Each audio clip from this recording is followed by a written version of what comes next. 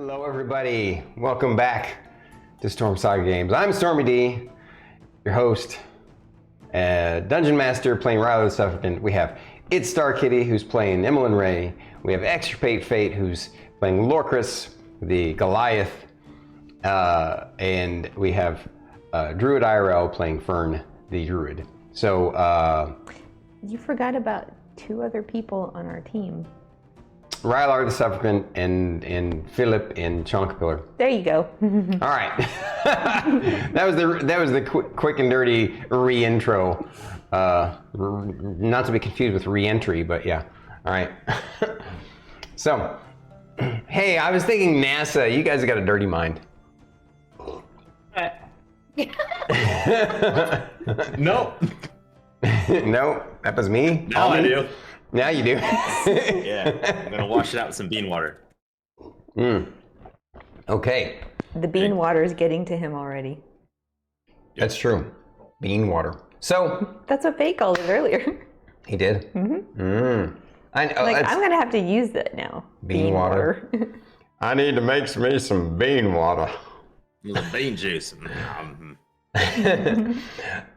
So, folks, wonderful folks, welcome to Stormkeep. We're going to have, tonight's going to be a continuation of the enticing action. There's Ares back in the house. I'm great at chess. Lose all the time. So, Hot brown morning potion, yes! Don't say bean juice. yeah, when you said I bean get that juice. reference. Oh man. Wait, are we getting naughty again? What's going on? No, No. it's a Beetlejuice reference. Oh. And it's amazing that she gets it because pop culture, movies, and the like is just beyond comprehension. It goes over her head. Yeah. She's not fast enough to catch it like Drax. No, it's because she's too short. Yes. Okay, Survived. so at work, I have a coworker. They actually pop into chat every once in a while. Their name is Chili in chat, and they always pick on me for being short because they are a lot taller than I am. And so they always pick on me for it. And so we were all talking about how we're all short, and so of course Chili was picking on me, and they come around the corner on their knees doing their best impression of me. Like it was really funny. That sounds funny. What was Chili still taller than you, even on their knees? No, Yeah. we're basically eye level. So yes. Wow, this person. Wow. I'm very short. What are you? 5'4"? 5'1.5". No Oh, way. Little petite. That's okay. I'm very, She's very like 3 short. inches shorter than me. I'm 5'4". Cool. My personality makes me very tall. Yeah, I was gonna say you take up a lot of space, girl. I know. For someone who's You see my 5'1". face? That's why Fate's just like, I don't understand, and I'm like, I try really hard to stay. I mean, if you're liking her to a star, white dwarfs are really small stars, but they're also super bright and hot. So, yep. Oh yeah. That was great. All right, I have to add. I wonder if she'll see that if she happens to watch the She'll VOD and probably see see that it in the and VOD. give him a smack on the shoulder. Hi. Oh, I'm gonna definitely go back to the VOD now. 5'1", damn. Hashtag it's probably already clipped. Thanks, Ares. Yeah, no kidding, right? Nerdthagoras. If you were a sim from The Sims, you would have a footstool you pull out of nowhere to reach the countertops.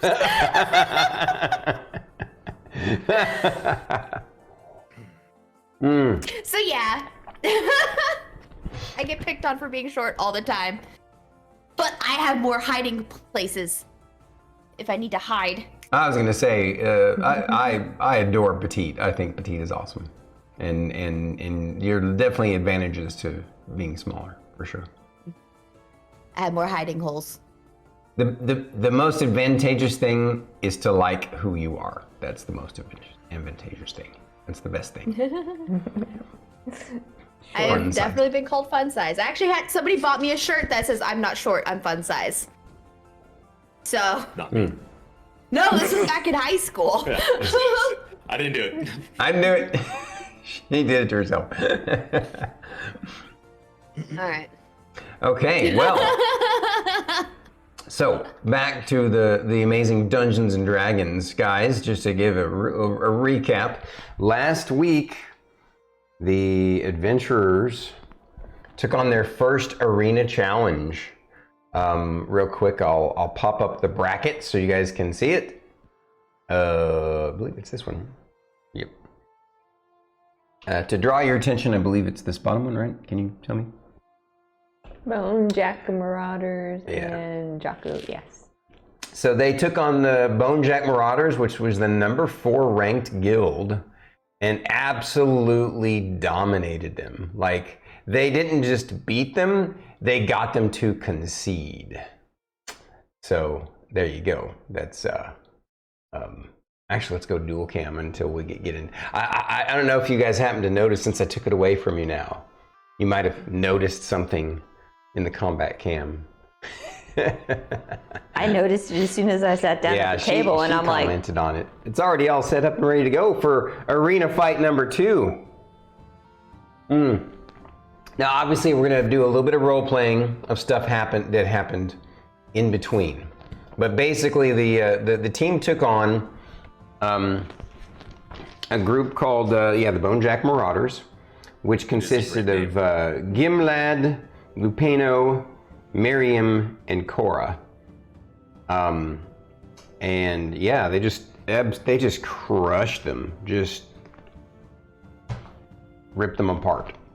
And barely, I mean, they took a few hits, but not really much. Nothing like combat in the field.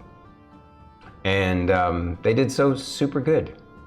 Thank you, Daddy Dagoth. You like that, Bonejack Marauders? So I want to say something about that. Mm-hmm. You know, if Fate, Stormy, and Dagoth do end up playing Sea of Thieves together, you guys should name your group the Bonejack Marauders. Oh, hell yeah! Hey, you know what? I will name a brigantine the Bonejack Marauder. I feel like Jocko's Relic Hunters is just as good though for like a pirate ship. That is true. Yeah, both are good. So I don't know. Okay, if I take those. But Bonejack feel Marauders free. is pretty good. Yeah. Though. Okay. Free plugs. Okay, so they can be the Jocko's Relic Hunters on the Bonejack Marauder. That is true. I love it. Yeah. Okay. If that's true, then if I join them, I guess I'm going to have to make a character named Jocko. Right? Yeah. All right, it's settled in. I guess I'm going to have to do it. By the way, we were also talking, just as a little bit of a teaser, I hope you don't mind me throwing this out there at them, Fate. We're talking that it was something that Dagoth suggested to me that we're going to probably get hold of. Make sure that all of us have a copy of Phasmophobia and pick a night and play that. And anybody who wants to join can join, for in the sessions that we do it. I think it'll be fun. By the way, Dagoth, it turns out that Fate does not own it, but I will hook him up for sure once we connect on Steam. So yeah. Hell yeah, Salty. If you want to, we can occasionally join us for a Sea of Thieves. I don't see any reason why you couldn't. Want to thieve the seas with them? There might be times that I can't be there, or Aries can't be there, or Banana Tom can't be there. I mean, Daddy Dagoth can't be there. Has Banana Tom joined you guys? Tom, have you joined them on the Sea of Thieves? Not yet. Okay. Not yet, but would love to have him on the ship. It would be cool that would be our new kind of MMO thing that we do occasionally. So it'd be fun. Down, we just make it happen. Yeah. All right, no worries. We'll try and work around everybody's schedule. So Aries, if it'll help you with watching their Phasmo streams, just laugh at them when they get scared, when they get so scared that they have to go running out of the house and they can't run away from the ghost. Oh, for Phasmo? I have a foolproof plan for Phasmophobia. Foolproof, huh? Called pulling a Fern. Just befriend the ghost. It's not gonna happen in Phasmo. They've made so many changes. It's gonna work. I promise. You just have to talk to it enough and it will be your friend. Yeah. That's a great idea. I want to see him attempt this. And the next thing you know, you'll see fingers on your screen. And bye-bye, fate. And then you can hear your friends, but they can't hear you. Yep. All right. So, okay. The group took on the Bonejack Marauders and defeated them handily. And I believe afterwards they were going to go have basically kind of their own kind of personal celebration. They were going to go chat about their what they experienced. They were going to go chat with Mr. Jocko, and I think their intent was also to talk to Fulcrum, thank you, because he promised to give them intel based upon how well they did. And yes, go ahead, Fate. I had this thought the other day, and I feel like you made it clear, but I, as a player, missed it. Mm-hmm. When the other fights were happening, like when we were watching, when Lone Riders went against Jelly Belly Slam or whatever. Yeah, I think it was Jelly Belly Slam. No, it wasn't Lone Riders, I don't think. Let me double check. Let me go over here to the bracket. Jelly Belly Slam. No, they went against Black Shield Regiment. Yes. Okay, I'm sorry. That's right. Yeah. So anyway. Either way,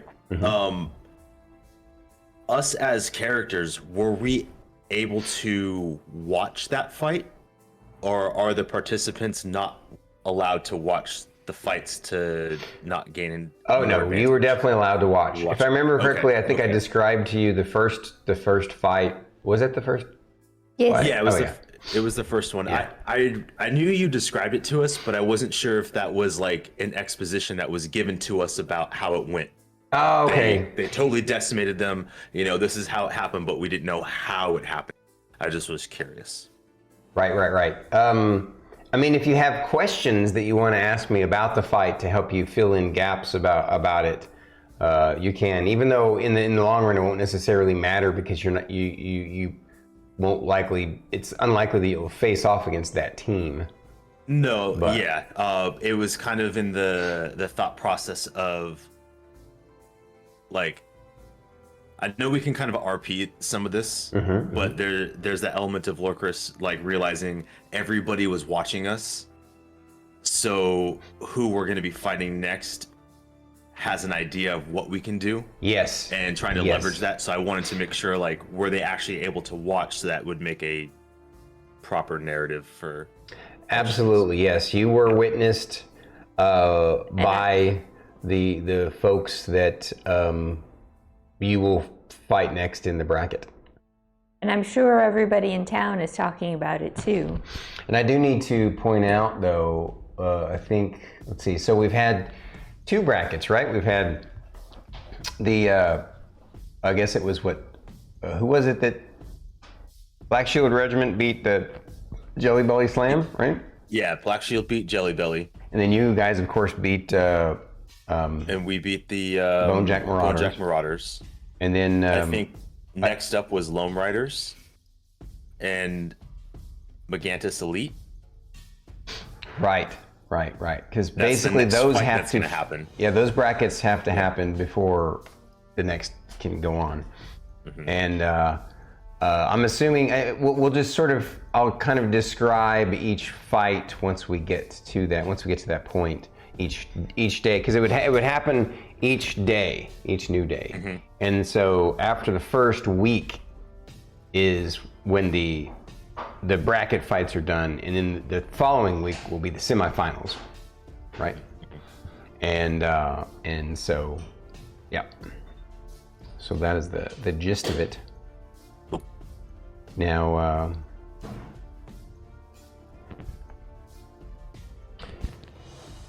yes, Talkless Town, maybe soon to be champs. I don't know. They got a steep hill to climb. She disappeared. What? Did she get abducted? What are you talking about? She's right there. Kitty. You're kidding, right? The ghost took her. You guys are messing with me. Do I have a problem with my camera? She was supposed to, tell it that to be friends and stuff. She's grabbing herself some coffee over there. I didn't see the fingers come through the screen. I definitely want to make sure that we talk tactics because I had a very good idea. He missed it again. Did he miss it again? No, I saw it. I saw it. I caught it. It was, you know what? I caught it just the right time. It was just enough to be like, what was that? And then the realization, but could I have missed it? Yeah. Yeah, no, that was good. That was good. You got me. You got me. It was very clever. Sometimes her deadpan comedy just blows me away. It's so good. I love it so much. But yeah, I do really want to make sure that we I have so many people adding me on chess.com now. All right, no distractions during D&D. What did you say? You do that, Stormy? What was that, Dagoth? It was earlier. I must have missed it. What we were referring to. Oh, I think he was talking about watching me try to befriend the ghost and see how that turns out. Just watch you do it. Yeah. I can't wait. Yeah. I can't wait to see that. Yeah, I've never played it, so. It definitely defies your expectations. I'll say that. Yeah, I mean, I've seen some snippets. I kind of understand, like I get the gist of the game, right? And some of the I vaguely understand the basic core concept and mechanical aspect of it, but I've never actively played it. Blaze is saying no chess during D&D there, Fern. Are you like Starkitty Fern that you're like you constantly have to be doing something? It's actually best for me to be focused on the one task at a time. But since right now we're kind of in the chatting stage still, I'm allowing myself to be a little distracted. But as soon as we go chat dark and we're focused on the game, I cannot have distractions. Gotcha. That's good. Starkitty's the same way. There was one year where, she got a little distracted doing other things while we were playing because she's she's one of those rare true super multitaskers. She can actually keep her attention on multiple things at once, and but it's better when she's focused, and so that's why we came up with a deal. And she, for D&D night, for D&D stream night, she is super aware and focused, and no worries at all. I'm a squirrel. Bro wants some coffee, and he wants to make sure that he saves you some. So if you would like to refill your coffee, so he doesn't feel like... You can have it. Okay. Appreciate it. He's very concerned about not saving you any. No, you tell me it's fine. Okay. I don't think I can deal with having more. Is this your little brother texting you? Yeah, he is because we make coffee and he's just always so concerned about saving Fate some. So he's just check the coffee level. Make sure it's enough coffee for him. Right on. When she comes back, I'm gonna go grab myself some milk because that coffee. I'm not used to drinking caffeinated coffee this late, especially after eating a Mediterranean dinner, and so my tummy is kind of doing a lap dance.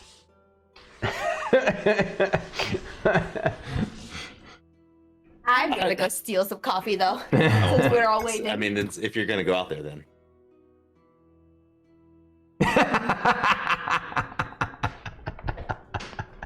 I mean, I was cool without it because I didn't want to get up. But if it's gonna happen, I mean, might as well. Yeah, I'm the same way, Dagoth. Like if I know I'm gonna regret this tonight. That just means I'm gonna stay up a little extra late, probably playing playing MTGO or something. I'm gonna. You guys miss me? Yes. Yeah. Yes. Who are you again? Yeah. Oh, I'm sorry. I don't know. Who am I?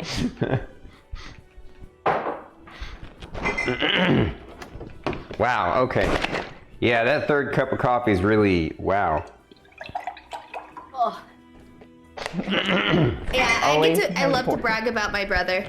He's Always so good. my warbard leader. Well, I'm probably going to be playing something different in the next campaign, Aries.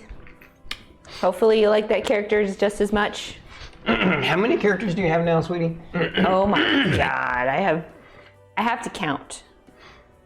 Go do that. Go grab your binder. Show off the binder.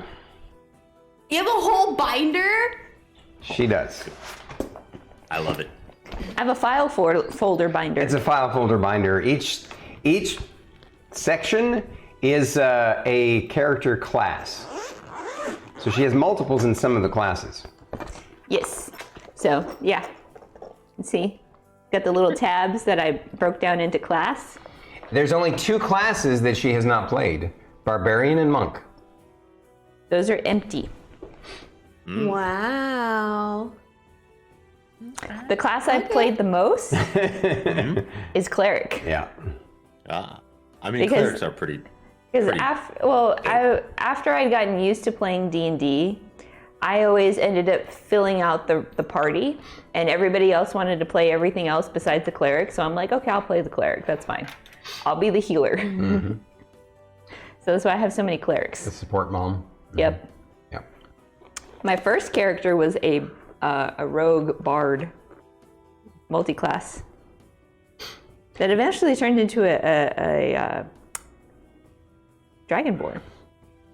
Mutated into a half dragon. Well, it's more than Dragonborn. So Dragonborn is obviously a new race that was created in 5th edition. In 3.5, that you had something that's called a half dragon, and you can actually start out as that character race. But I, for funsies, had her evolve into it as her character was leveling up.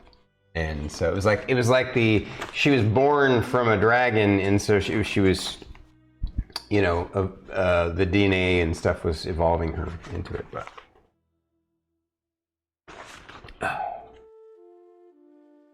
all right. My vampire cleric. All right. Now we're getting a bit distracted. Let's get back to it. I did make a vampire cleric. Yeah. We'll have to chat about that sometime. That's pretty funny. Let's put those away now. Oh, I thought you said you wanted me to count. No. Oh, well, okay. I meant okay, yeah. Yeah, I can count it later. I mean, I guess if we know the character classes and however many classes there are. Oh, anyway, I did say that, but yeah. So for the folks here tonight watching our D&D stream, and for the YouTube folks, we better get back on track. So the party members, I guess that's it. I guess I did the recap. Now we got to do the individual recaps. So here we go. One little more aside. Spud, I had a rogue in a previous campaign where I pickpocketed everybody in the party right in front of everybody else, and the people I was pickpocketing didn't even notice. It was hilarious. Yeah, this group of people was trying to shake down our party, and I just go, slip away, show up behind them. Everybody on my team sees me, and I'm just like, shh. Pickpocketed every single one of them. Didn't even notice. Hilarious. That's so good. Thanks, man. Yeah. Okay, sorry. No, it's okay. That was a great story. Yeah, he was even surprised that I wanted to do that. He was like, "You want to try that?" I was like, "Yes, I do." pulled it off. It does happen. All right, so, well, since you're in a talkative mood, Emillynn Ray, what stood out most to her last week? Stood out to me the most being the party leader and observing the battle from where I was. Our team has tactics, but we need to work on communication a little bit more. I've noticed that in like many battles. Note to self, we need to work on that. Okay. But what stood out to me the most was how, like our team can come across as like we got to take them out, but afterwards we were just like, "Are you okay? Is everybody good? Do you need some healing? Can we help you?" Yeah. Yeah, we were very sportsman-like. Gotcha. And I'm like, I'm very proud of my team for doing that. Mm-hmm. Oh yeah. Fate / Lorkris. Oh, that's interesting you say it that way because I have two things that stood out. One from Fate and one as Lorkris. So for Lorkris, what stood out to him was just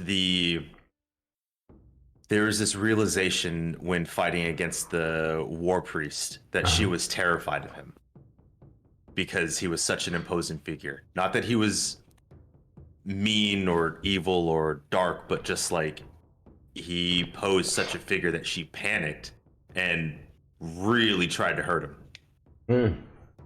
You know, and that he doesn't. He's like, I'm not upset about that. I realized what had happened and what that looked like. So he's just like, I would have done the same thing. So he's just kind of, it's clicking that what the perception of that we are and what he is with everyone else that thinks like we do versus what we've been fighting recently. Gotcha. And then what stood out to Fate is the fact that Rylar, Nat 1, dropped his rod, picked it up, looked at the enemy and was like, meh, no one else saw that, right? Because they're in the darkness. And he's just, yeah. Nobody else knew that happened. In the middle of the tournament, just like, yeah, what are you going to do, right? It's like, yeah, what are you going to do, right? Okay. Do you remember what he said? Wait, don't say that. Don't say anything, because that's actually, that's what stood out. I'm going to jump ahead of you just because you brought that up. If you don't mind, Fern. Go for it. I'm going to give you Rylar's stood out the most. Two things. One, that he had way more fun than he expected to. He was, remember going into it, he was kind of scared and not sure how he felt about this, fighting other adventurers. But once we got in there and did it, he had a lot of fun. And he got into the spirit of the competition, and he let himself. He let some of his, some of his personality, some suppressed parts of himself out free, which is why he was the parts of himself that he's learned from Fern and parts of himself she's helped him to see, this kind of, that he has this kind of this snarky, bit of a, I wouldn't call it a dark side, but this just, he just felt like, I guess part of it too is a long time ago, he, before you guys, he used to get kind of, picked on and bullied a bit, and so even though he didn't mean it in that kind of sense against these guys, you guys have helped him to realize and see that you can pick on somebody and it's from a place of love instead of a place of bullying, and that was kind of where he was coming from, because that's why he said, What did he say? he said Lorkris is harder than you in training.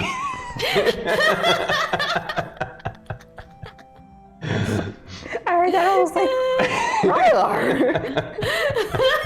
And Fern's like, oh yeah. All right. So that was what stood out. Right. Now, for Fern, what stood out to her the most? Okay, you guys. So I realized that I got a little too excited, like I do with every combat, and I just kind of, I got stunned in the middle of combat, which was actually kind of cool to experience that, But, also I forgot that we're fighting things that are smart. Because, I get so excited, but lesson learned, yeah?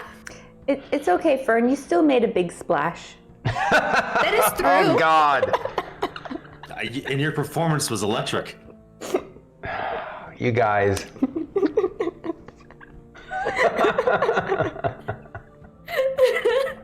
Rylar showed some dark humor.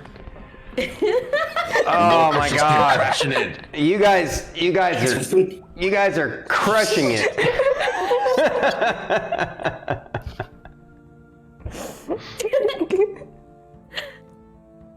But yeah. But little do they know we have more tricks up our sleeve. So Fern has a lot of sleeves. So Fern does have a lot of sleeves. all right. So having said all that and described all that, let's jump back into the adventure, guys. Thank you all for coming. Enjoy the show. We love you so much, and we're gonna go chat dark. See you at the intermission later. Okay, so we're gonna actually leave off like almost exactly where you guys left off. We're gonna start up with you guys leaving the arena, and now you have this kind of moment. Of course, you're in the arena. You help out your opponents. They get the heals from the clerics and from yourselves, and So we are all at full health right now, right? Yeah. They come in and juice everybody up and get you all back to normal, right? And as you're leaving the, first you all kind of, part of the show is to stand and draw on the applause, and so you guys do that, and your team members, and you guys kind of all hold each other's hands up together, and really just kind of soak in the adulation. I still try and give applause to to the other team too. Adulation, not adulation. And Fern is No, just that's what I said, like, that you could always you hold their hands up too.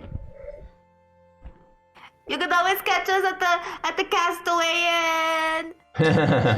You could come tell Miss Ray how beautiful and wonderful she is at the Castaway Inn. And of course, as you're walking off, the other team, they're like, they look forward to taking you up on your offer of a drink and food again, and they promise next time if we face off in the arena, we'll get you. But we're no. And then one thing you guys notice as you're leaving. Well, actually, I'm gonna have everybody roll spot checks. Spot checks. You mean perception? Correct. Sorry, I'm thinking 3.5 again. 27. 26. Wow. 21. Holy crap. And where are you at, Rylar? It was a 19. Wow, I forgot he has an insane perception. Even though he got the lowest team. roll, I got a total of a 20, but I only rolled a 12, so. Yeah. You all notice, based upon your research, you kind of know what the teams look like. The one you notice throughout remember I told you there's one section of the arena that's just for the participants, right? And the different teams, the different guilds, right? Well, basically, you notice that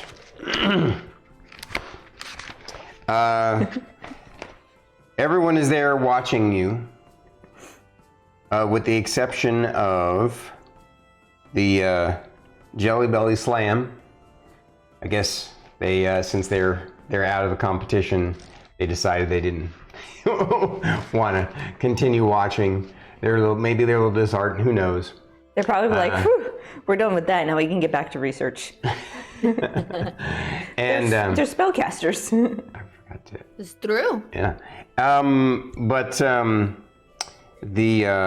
And also Steel Dawn wasn't there, because you've heard stories of what they look like. Remember how I explained that they have this shiny armor, all of them, and these black cloaks, black hooded cloaks. In town, they take off the hoods and open up the cloaks to show off. You guys you've been here for months and haven't ever seen them, because most of the time they've been, out in the field. And most of that time in the field has been in the Goldothian mines. And you just never had a chance to see them. And so you're kind of disappointed you didn't see them here. But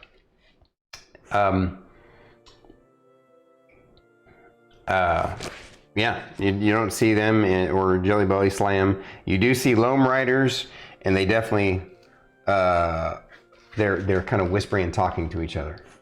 Somebody's taking notes. Yeah, they're basically, strategizing against you guys is what you. Oh, what you would guess. that would be me in the spectator section with my notebook going, okay, all right, okay. Mm-hmm. Little tactics. Little do they know. Little do they know. Wait, has the Loam Riders had their fight already? I don't think so. I forget. I don't remember. Let's take a look at the bracket again. No, we were the second fight. Yeah, no, you were the second day fight. The first one was Jelly Belly Slam versus Black Shield Regiment, yeah. right? So Loam Riders hasn't fought yet. Yeah. So. And I so want to be there so I can take notes. It actually,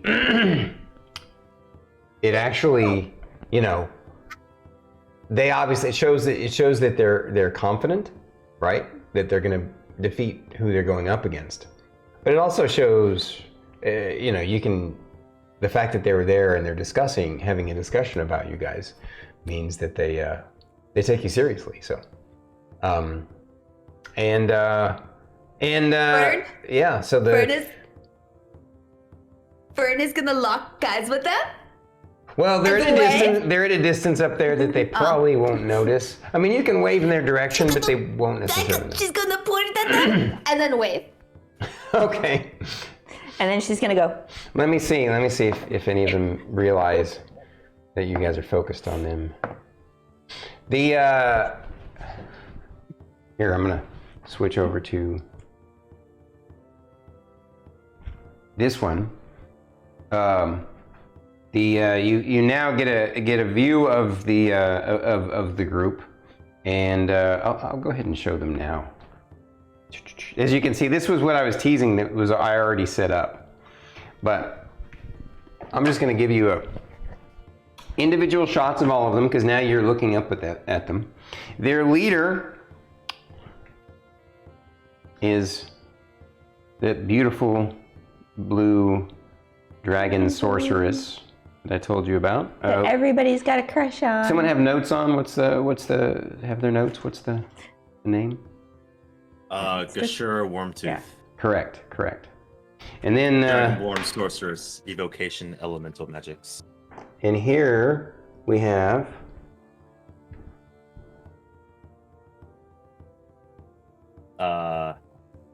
is it Ma?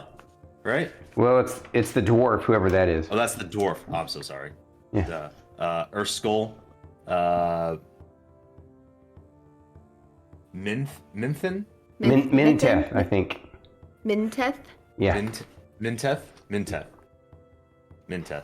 Yeah, Urskull Minteth. Dwarven War Cleric. Right, and then this is Vavoon the Vanguard? Vavoon the Vanguard. Fighter champion. Yeah. Mm.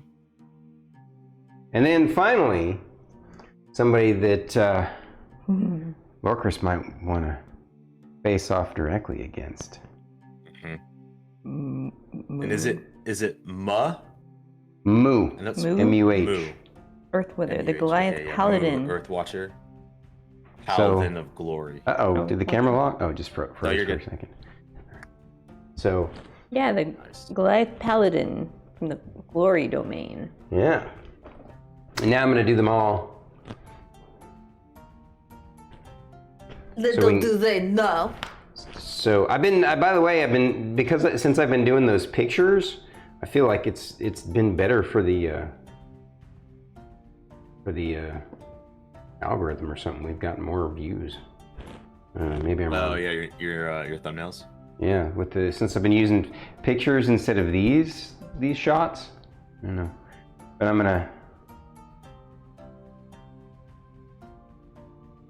Crap! Oh, the Goliath. 1 down, 3 to go. Yeah, he came to the fight a little drunk.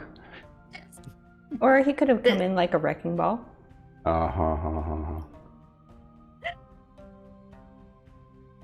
right, let me see if I can get a good shot. I have to think about it in terms of. Oh, you know what? Well, we'll do it again in a bit. Maybe my next song I should parody should be Wrecking Ball. Call it Charging Blow.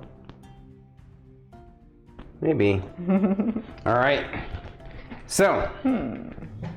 I must ponder this. You still have some other ones to work on. Yes, I know. I keep getting inspired, and I'm like, oh, I should do this one. I should do this. I have a whole list of songs that I want to parody. Okay. So that's what's going on. You notice them, and they notice you, and yeah. So there you go.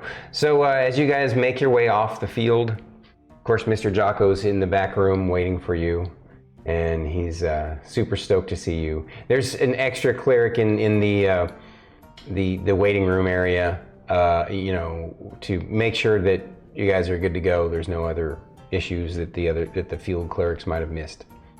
And if you get a clean bill of health, they send you on your way. And so where to next? I mean, Mr. Jocko's like we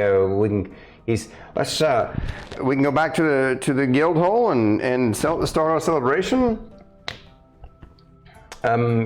Looks like you're going to be fighting the next group. Just so you know, he points out the next fight tomorrow has been decided, and it actually will be the Loam Riders versus, wait, what was it? Megantis Elite. Yeah, Loam Riders versus Megantis Elite. So that will be who you face off against. More than likely the Loam Riders, just based upon the odds and what people know about Megantis Elite.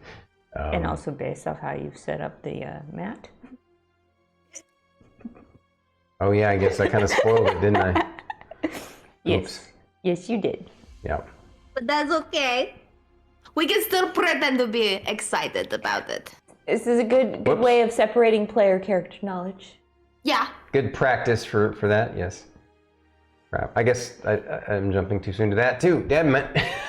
All the wrong buttons tonight. All right. Use your error. Okay. So what do you guys want to do first? Rest. We should totally go party with our friends that we just beat the crap out of and become very good friends with them. I'd imagine we'd go back and clean up first. Oh no, we're gonna go into the castaway and super stinky. Might as well do it now. Fern, I would like to change clothes.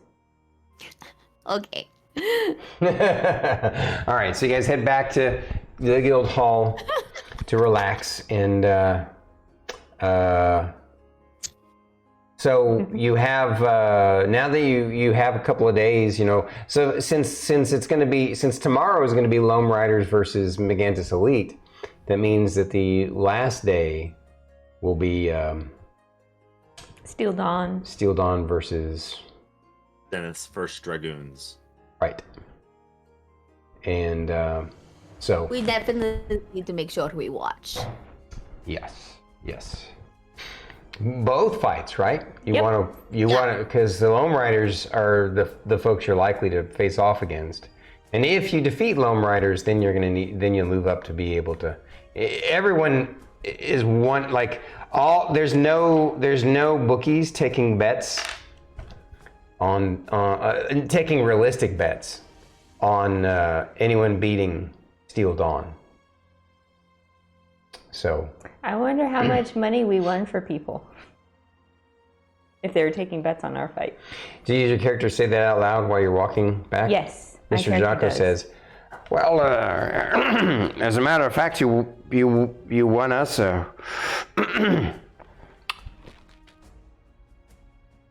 sizable chunk of change. I hope you don't you bet on us, Mr. Jocko? Of course, I'm confident with you all. So when you say sizable chunk, what are we talking about? Well, the odds were 5-1 against you. Oh. And you all brought in quite a chunky chunk of change from your last guess. Pun intended. Mr. Jocko, where'd you pick up that slang? I guess I've been hanging around you all too long. So here's the deal. I went ahead. I felt confident, and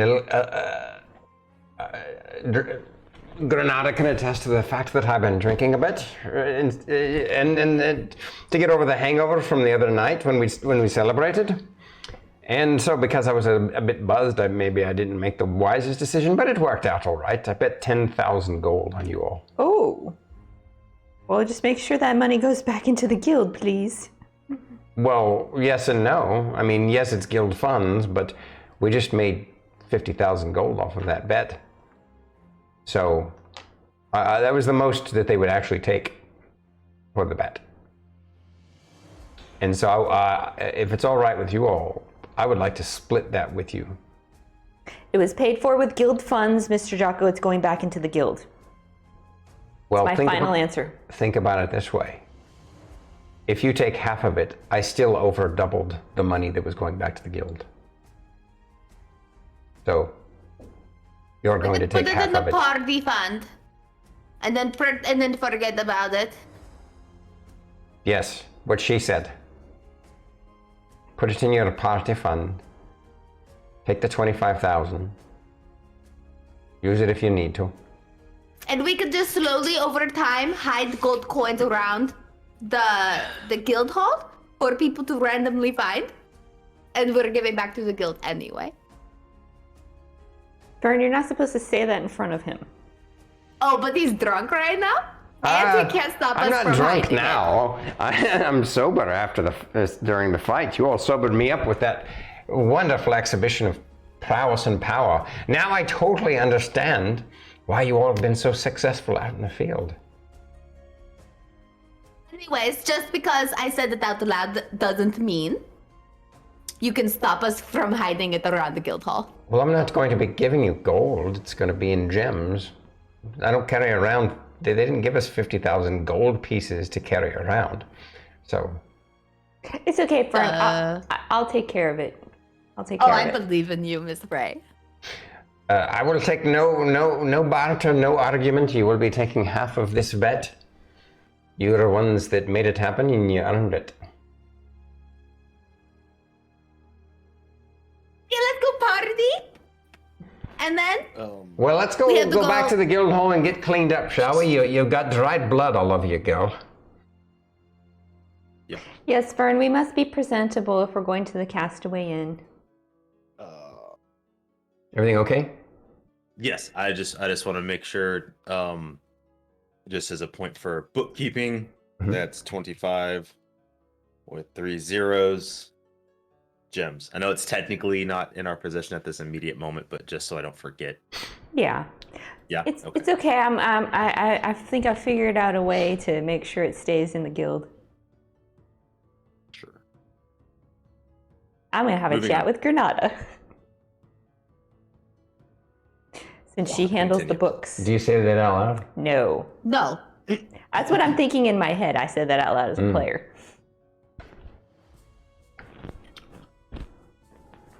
Well, okay. So you guys make your way back to the guild hall. Lots of folks cheering you guys as you make your way out. You know, the crowds that have starting to disperse from the arena. Some of them are coming out, and they come out, and a few of them are impressed, and they want to pat you on the back and shake your hand, and there's a lot of folks just very blown away. So. Fern is 100% the whole time going, yes, yes, yes, you can kneel down and worship. Miss Ray is perfectly fine. Like the whole time. Oh, I know that she's like the coolest person ever. Yes, you can start a fan club for her. I want her fan club to be bigger than that other lady's. I don't even remember what her name is right now. And Lorkris is basically just holding onto her robe and like slowly like tugging her along, like, come on. Not dragging, but just like keep moving, because I know I'm gonna lose her. I'm sure Fern has a lot of little kids running up to her too, going, "Can we see the Chonka Miller?" Yes, that's true. And then she would be like, here's a spider. And the kids run away squealing.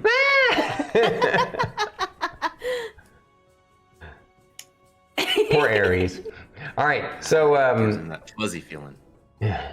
So you guys have made your way back to the inn, and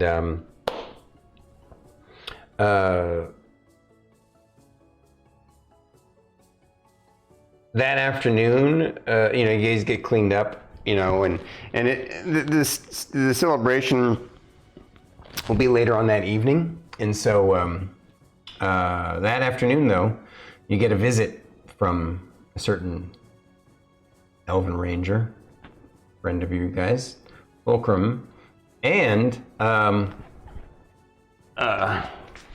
one of the other members of his group, which was crap.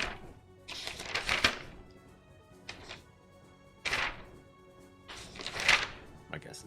No, it's going to say because Gloriana the mage. So I suppose, though, before we do that, you want to try and have your little conversation with Yes, Granada? after I get changed, I'm going to go track down Granada. So, dang it, where is it? Can you guys help me out? Who was, Gloriana was one of do you want them. the mage or the priest? Okay, Yeah, Gloriana was the mage. Gloriana was the mage? And then they had a halfling, tiefling. And a Runecord, the priest of Tyr. Yes. What was her name again, Fate? So it was the And one a that was not having a romance with The cleric. Frederick. So it was the cleric she came with The to tiefling. visit you guys, to congratulate you guys. Before we get to that, though, you're going to go over and chat with Granada. Yes. Well, aren't you all just a proper sight for sore eyes? It was quite thrilling to watch you all at work. I see now why Mr. Jocko has such confidence in you all. Is she in a room? Is she out in the open? What's She's going on? she's back in the office doing some work. Okay, I'm like looking out the door. Mr. Jocko's not around, is he? I believe he's upstairs in his quarters. Okay. We're gonna have a chat, you and I, that he does not need to know about. Oh, is that so? Yes. What is this? So you know and I know that Mr. Jocko bet on our fight, and we won, so we made a pretty penny, right? Mm-hmm. He's trying to give us half of those winnings. Okay. I'm a little upset because he used guild funds, and I want those funds to stay in the guild. You know what I mean? Well, I suppose if you look at it this way, he used his salary of the guild funds. And just so you know, between you and me, he's set up what he calls his special Team 1 safe that he collects for you all. So even if you refuse what he's offering you, he's going to stash them away for you regardless. He's going to stash the half of these winnings away for you. And as much as I love you all, he is my boss. I'm going to have to do what he wants. And to be honest, I agree with him.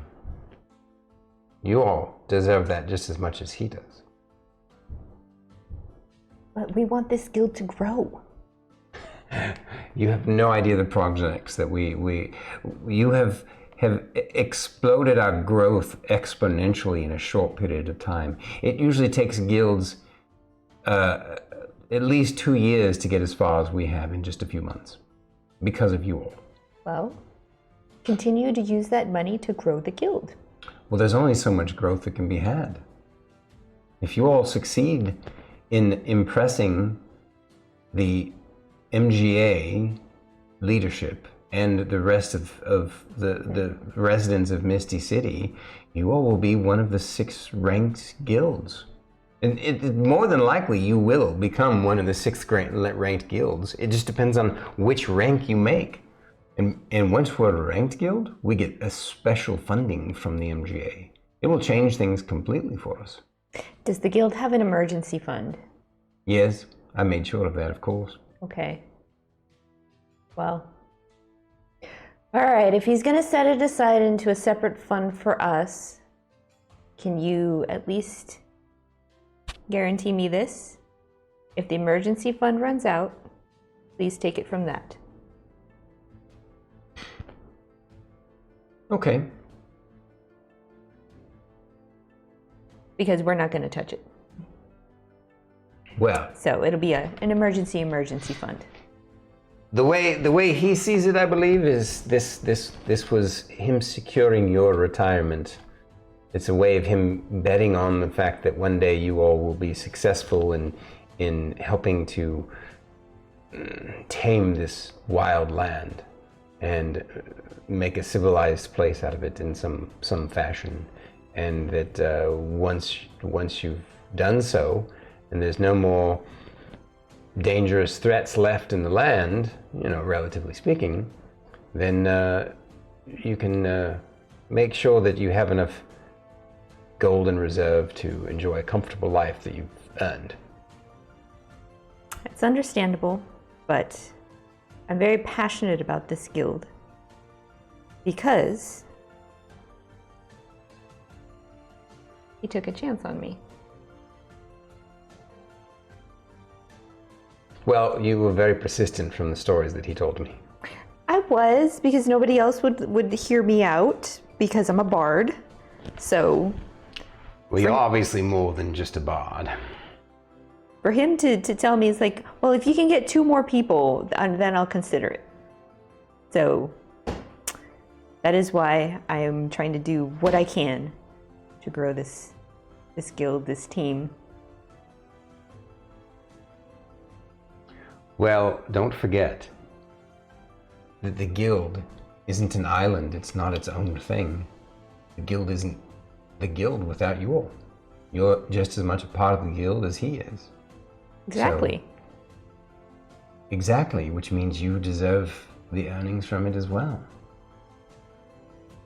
This was found money, effectively, because he bet on you all, and I mean, it's still a hefty profit, even for the guild. Did Mr. Jocko tell you when he was trying to negotiate our contracts that we were trying to negotiate lower, and he wrote it into our contract higher?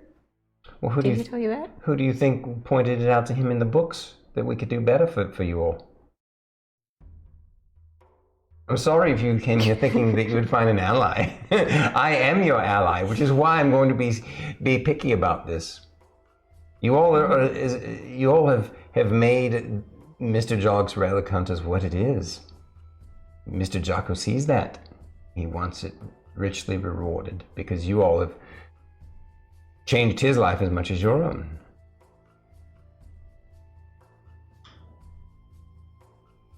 Mm. Sometimes the best way to give is to know when to receive.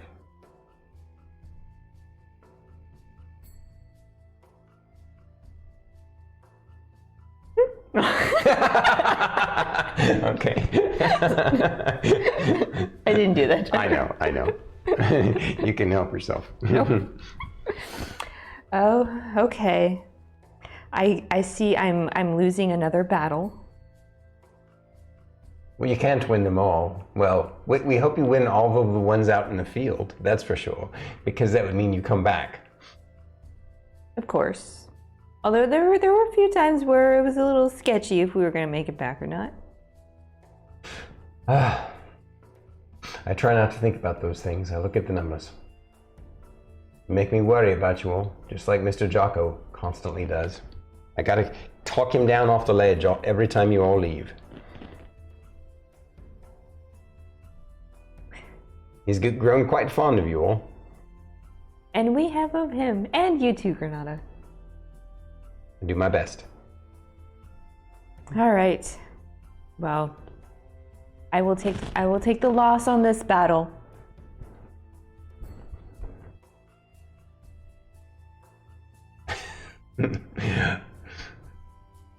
All right. I bow and then I smile at her, walk out going, okay. I'm brooding. So, shortly after that... energy right there. What was that? I said that's some big Edna mode energy right there. Pretty soon after that, when you meet up with the rest of the team, you know, you let them know. I mean, I guess... I walk in. Well...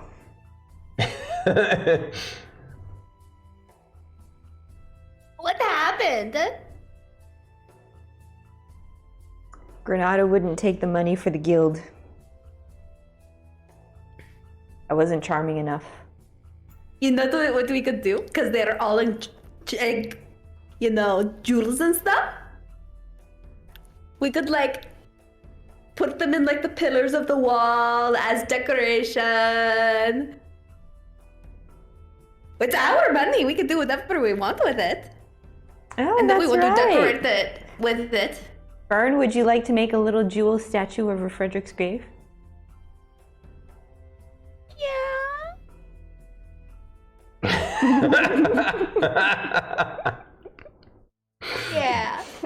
Well, he has to give you the jewels first. I think that's happening anytime soon.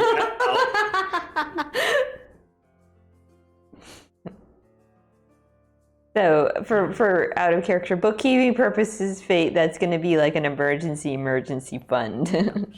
Yeah, that's fine. That's fine. And then he can't be mad about it since I was the one that put it out there.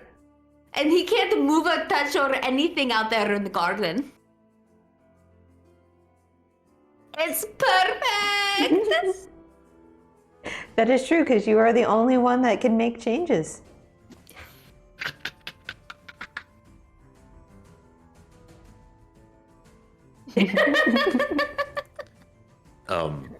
That gives me Hatchet Man vibes. How does that give you Hatchet Man vibes? Think about it. You're the only one that can dig up that earth. That's very unsettling.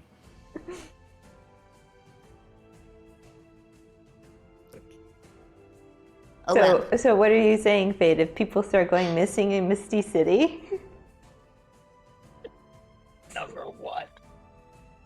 Number one. Misty City true crime, huh? Okay. Tangent resolved. So, a couple hours later, Fulcrum and Gloriana's the mage. Gloriana's the mage. Who's the other one? Denna. Denna. Okay. They come in to visit you guys. Congratulations on your victory. And they're like, yes, amazing job. Thanks! We see now why you have been so successful in the Goldothian mines. Witnessing you in action was quite the treat. You all have an unorthodox fighting style. It's incredibly disruptive to your opponent's game plan. Fulcrum's like, Indeed, that was. Plus, you bring down the hurt on them pretty hard, so good job. Just wait until we fight the Lowriders. I have a good idea. Oh, is that so? Well, if you would like us, as I explained to Lorkris, I would give you all any potential information that you might want, up to a certain point, that the information that we have on them, if you want, will actually help you strategize if you have some ideas. Oh, I do plan on watching their fight tomorrow. That would be a wise idea. What are the ideas that you have, or what are the questions that you have about them? So my idea is like right at the very beginning, and when they're all super close together, I could cast Wall of Thorns, and they can like circle around them, where I try to catch them all inside of the Wall of Thorns, and the wall attacks them, and then they're trapped inside of a circle. And they have to crawl their way through all of the painful stuff and things, and that gives us enough time to prepare. And then Miss Ray could do a fireball or something.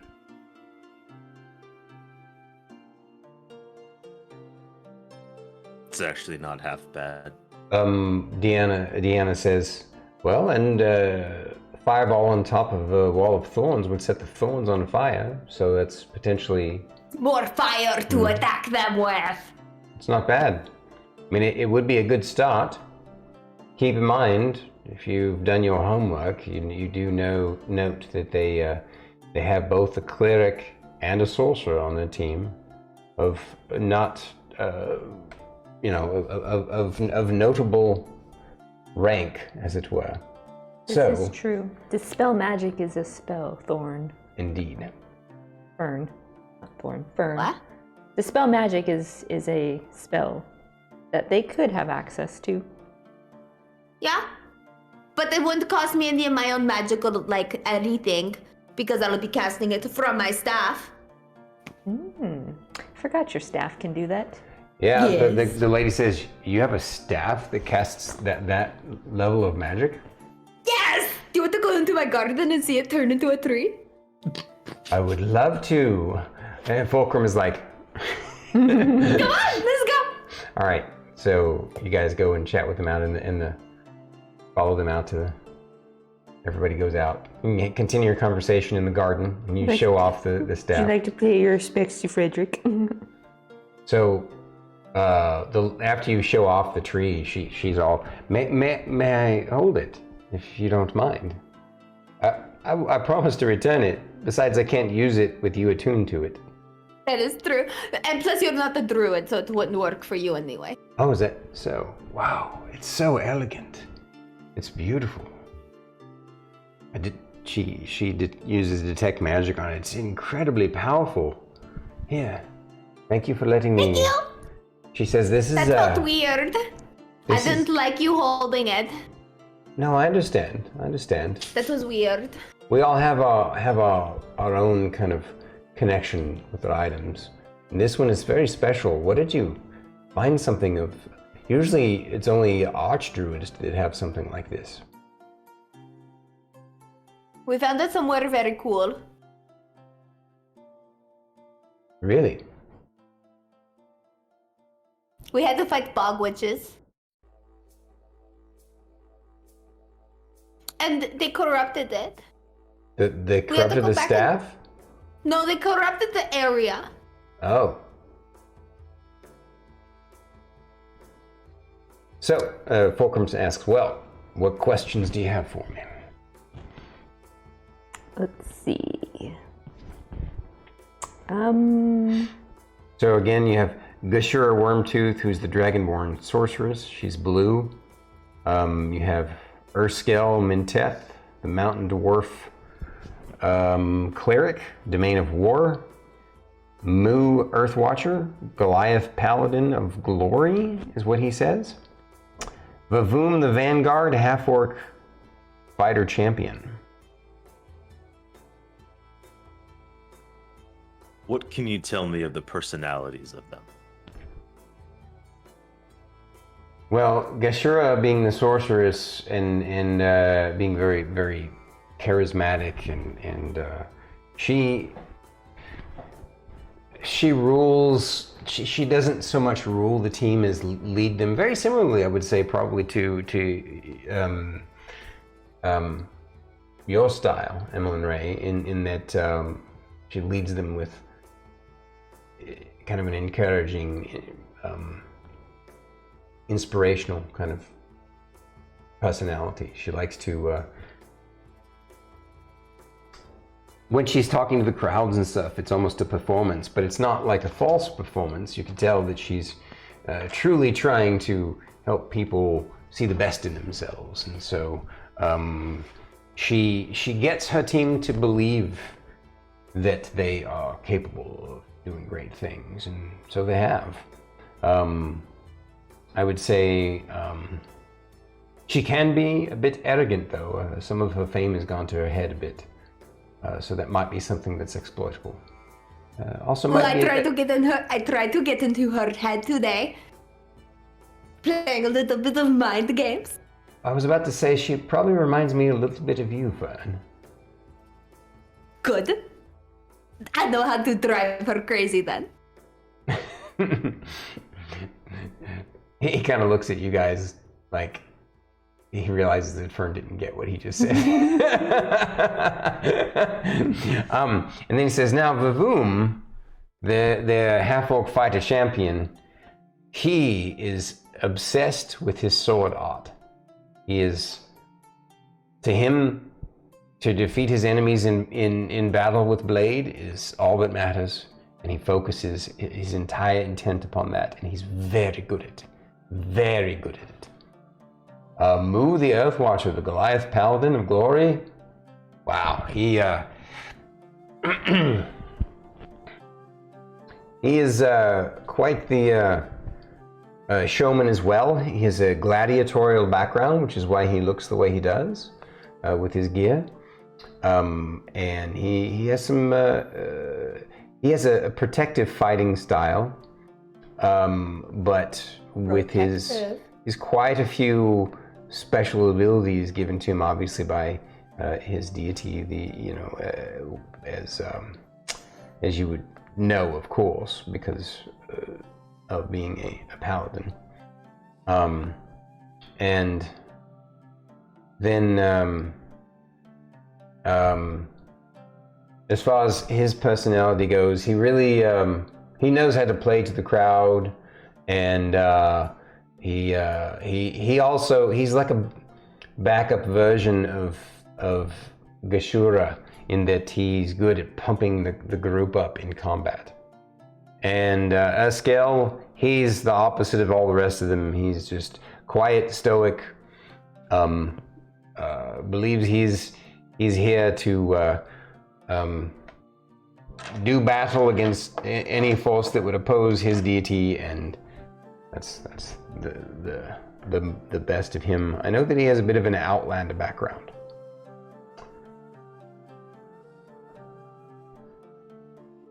In your opinion, who would be the most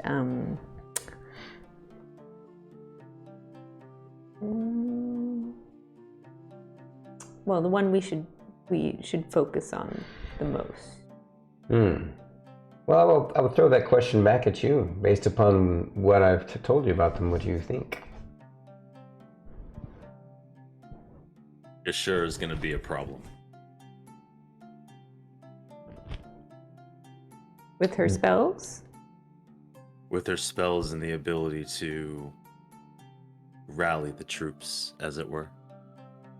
We know how effective you are at it. True, but if we start spread out, then maybe her spells won't be as effective if she's got group spells.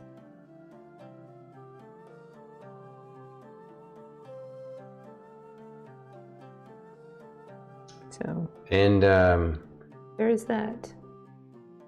So the other lady, Deanna, says, yeah, from what I remember, The last time I saw them in a challenging fight when they tried to take on Steel Dawn, they led with their fight was, they basically tried to set things up such that they were able to draw Steel Dawn in to where she casted Delayed Blast Fireball. That's something to watch out for. It's a very powerful spell. Basically, she would fence them in with Cloud Kill and Circle of Death, and the group would kind of try and draw them in. Of course, it made no difference. Steel Dawn decimated them in the long run. But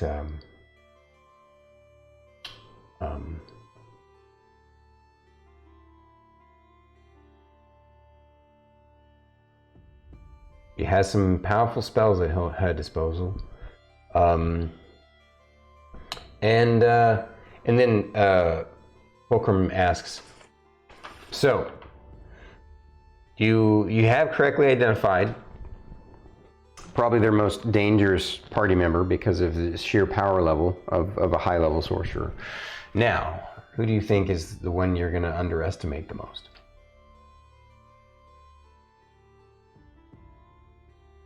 The cleric.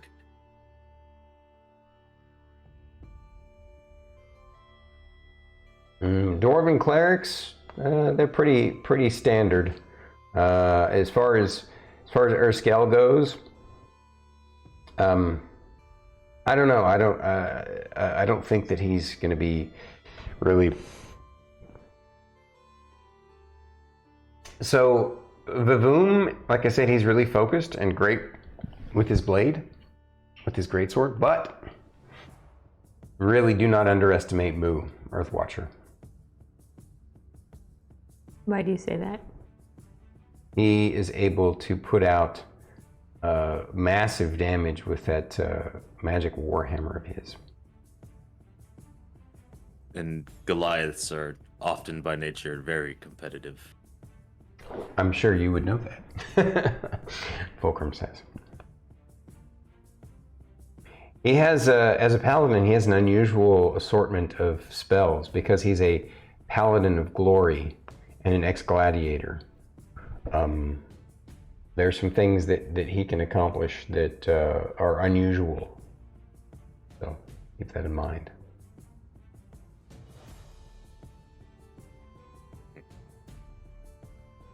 But just like your party, you guys have a druid and a paladin. Basically, you have like, and then, I mean, you all have a little bit of healing, except for, I guess, Rylar, from what I've witnessed. Well, their team as well, right? I mean, they have a cleric and a paladin, so they have two effective healers. There's no healing coming from the fighter or the sorcerer, but they can dish out the DPS. So they can dish out the damage.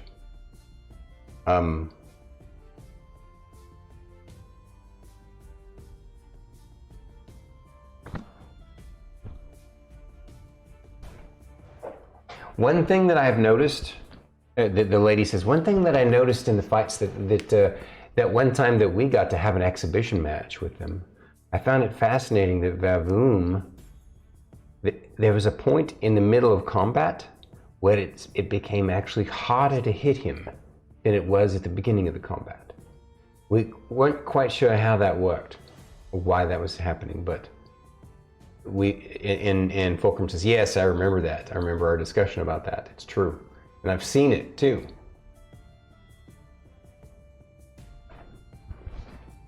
What do you suppose that attributes to? We're not sure. Some item that he has? Some special ability. It's not a special ability I've ever seen from a champion before, so no idea. Those are the main things that stick out on our mind that we wanted to share with you guys, though.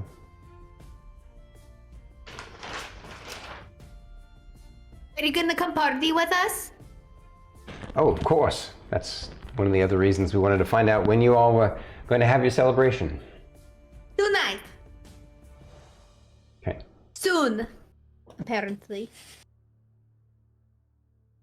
All right. So is there any particular role-playing that you guys want to do with them and or before the celebration tonight and or during the celebration?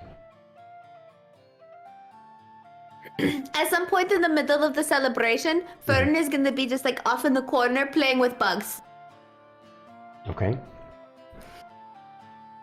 And then trying to befriend anybody by sharing her bugs with them. Okay, right on.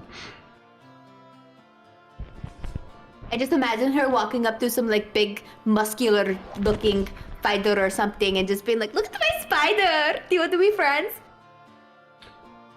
Yeah, that does happen during the celebration and from one of the teams, and he sees that and he recoils in horror and runs away. But you're so big and strong. What are you doing? Fern is going to follow him around the rest of the party, trying to talk to him. He eventually, about how, like, you're so big and strong, why are you afraid of a spider the rest of the time until he leaves?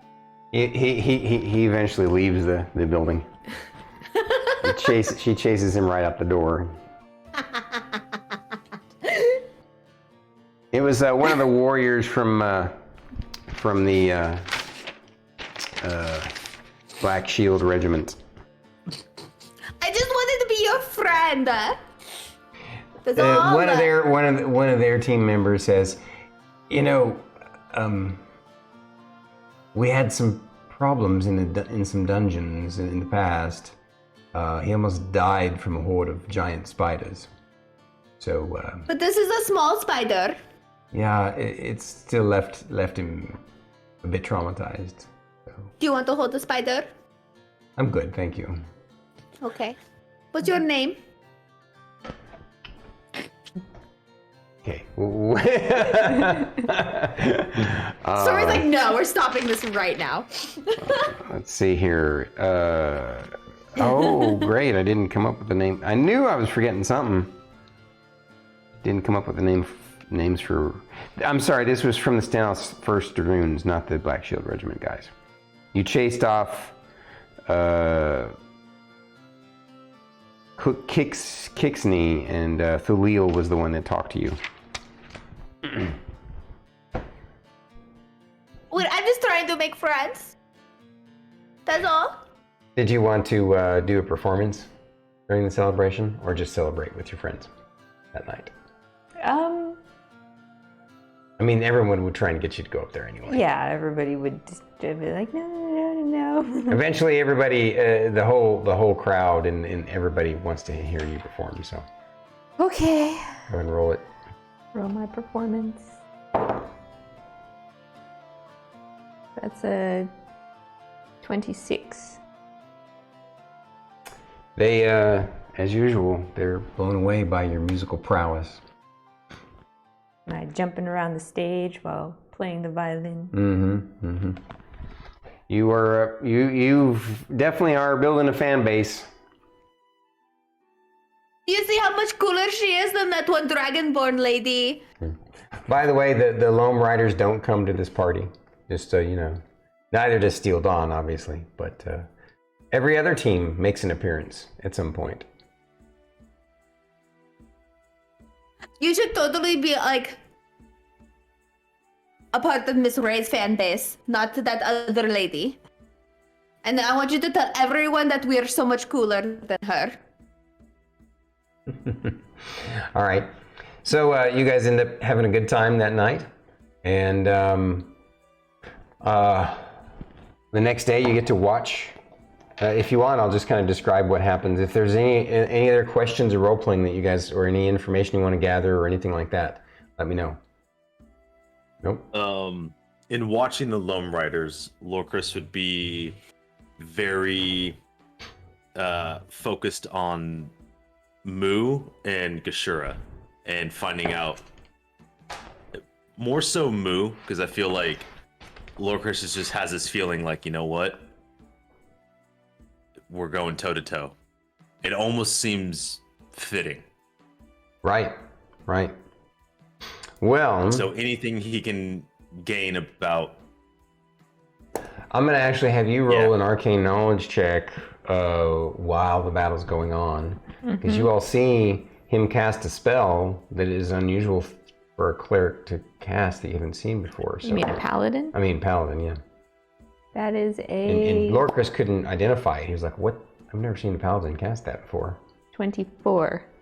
You identified it though. He apparently can cast haste. He cast haste on the party members.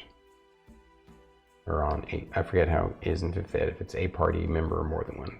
But yeah. It depends on the spell slot. Yeah, I believe like it's as it increases, scales up to more and more people. Right, thought so. I think. Yeah, am I right that your paladin doesn't have that?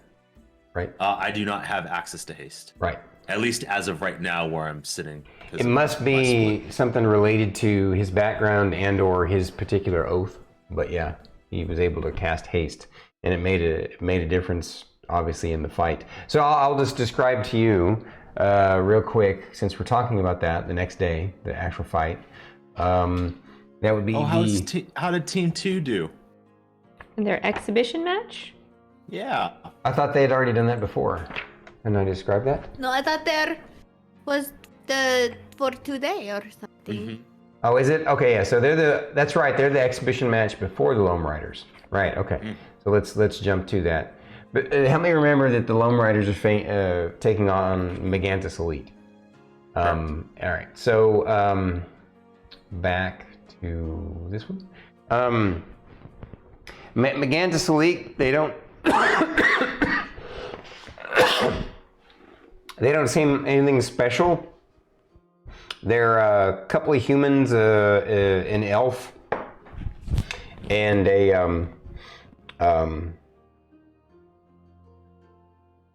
actually, did I write it down?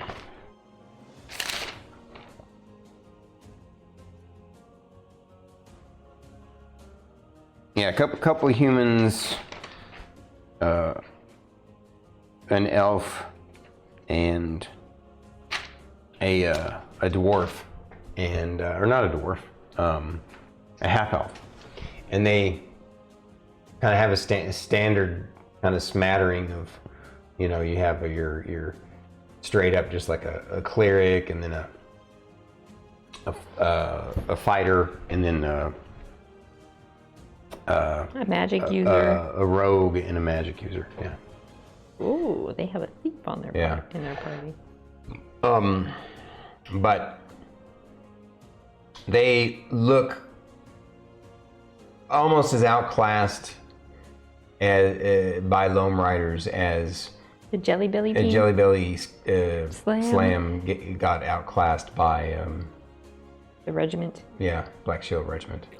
In fact, actually, I would say it was even more of a. Actually, no. I will say this: everybody, including you guys, were surprised at how well Megantis Elite did. For a while there, it looked like they were they got hammered really bad at first, and it looked like they were turning things around. And then, my God, Loam Riders just got fired up and showed them what was what. And I'll tell you that a few of the things that they did, like I said, you saw Moo cast haste. You also saw him cast Guiding Bolt and Searing Smite, just like you do sometimes. One of the party members got held, or excuse me, one of Loam Riders got held, but then Moo unheld him with the Freedom of Movement spell. And man, he uses a shield along with his magic warhammer, and it looks like he really hits hard with that warhammer. Like, and it's a nice looking warhammer. Obviously more than just, obviously magical. A lot of their gear is magical.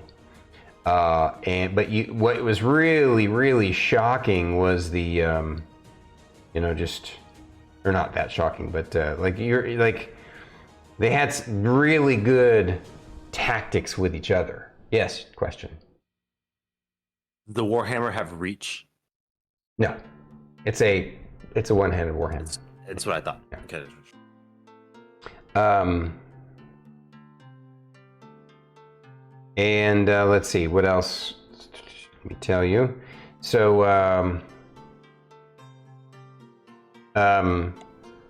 you also noticed during the fight that there was a moment where the Megantis Elite tried to gang up on their spellcaster, which is an idea you guys are thinking about.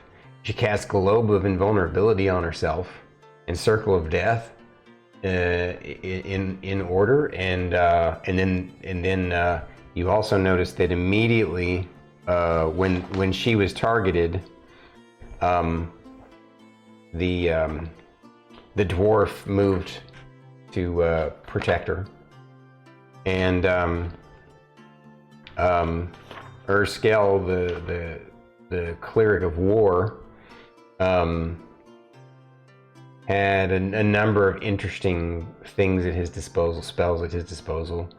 The most notable one was a very high-level one called Blade Barrier, where it is just swirling blades around him. And yeah, like I said, it looked like at the beginning of the fight,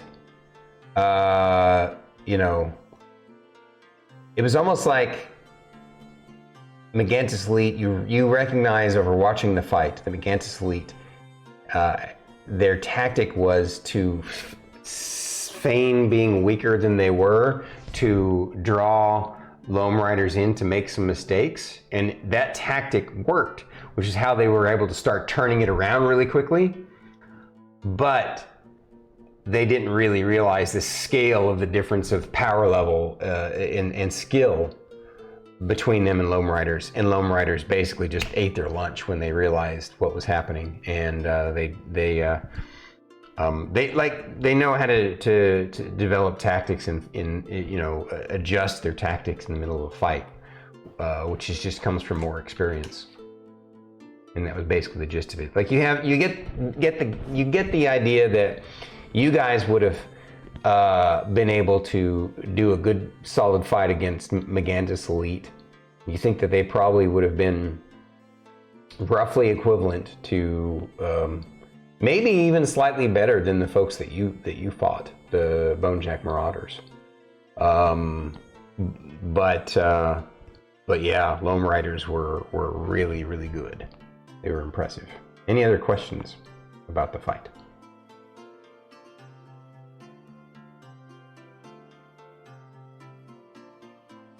Fern has some basic, like, magic questions for Ray. Go for it. Okay, Miss Ray. Yes, Fern. So, you know how the dude cast, like, haste on his friend? Mm-hmm. Or whatever. Let's say we turn him into, like, a rabbit like we did that one thing. Would that make the spell drop? Like, would he still be concentrating on it? Or what? Is that the thing? Do you need help with the answer to that? Does that work? So polymorphing something that's hasted doesn't take the haste off of it. Okay. She answers you that way, in that way. But could we do, like, dispel magic or something and make it go away? You can. Yes. And, because, remind me, because I remember talking about this before at one point at the, you know, at campfires or something. Doesn't, like, if they are no longer hasted, doesn't it make them, like, super tired? Doesn't it give them, like, a level of exhaustion or something? Or am I thinking of something else? Double check that for me. They might have done that with the 5e haste. I don't know. Oh, it says when the spell ends, the target can't move or take actions until after its next turn as a wave of lethargy sweeps over it. So yes.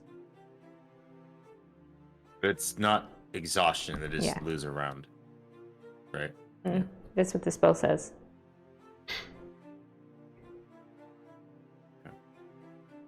It's like their body has a hard time adjusting to the new regular speed.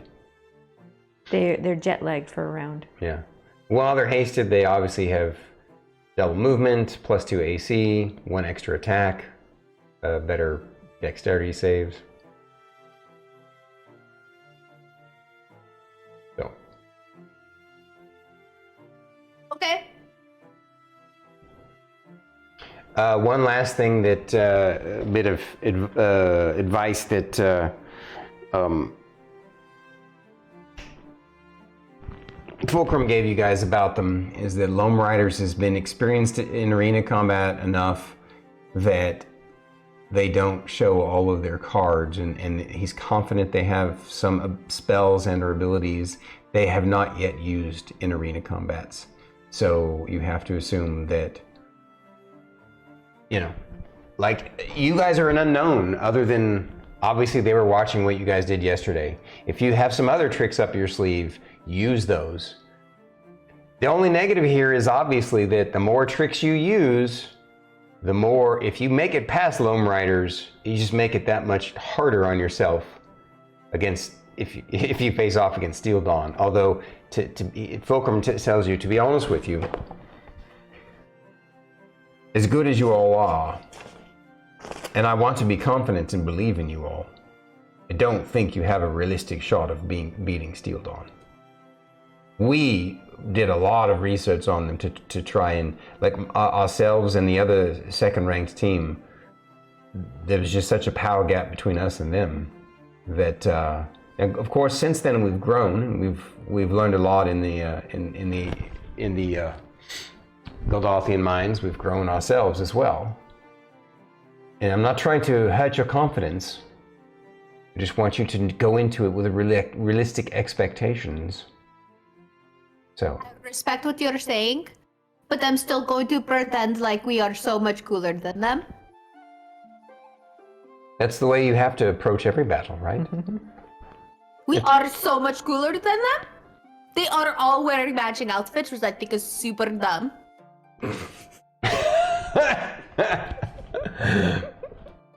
They probably just get a set bonus.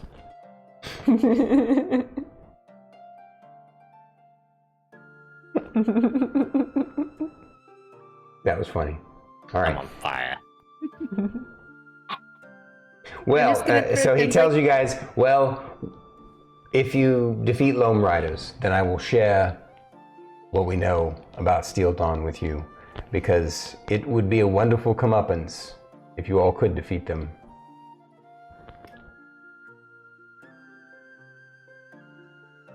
One fight at a time, please. One fight at a time. All right. So anyway, so yeah, so the fight against the Loam Riders, you watched it, you witnessed it, and then the last day of the week, you get to witness Steel Dawn come out onto the field. You guys are close to where they come out to the field, like right above them.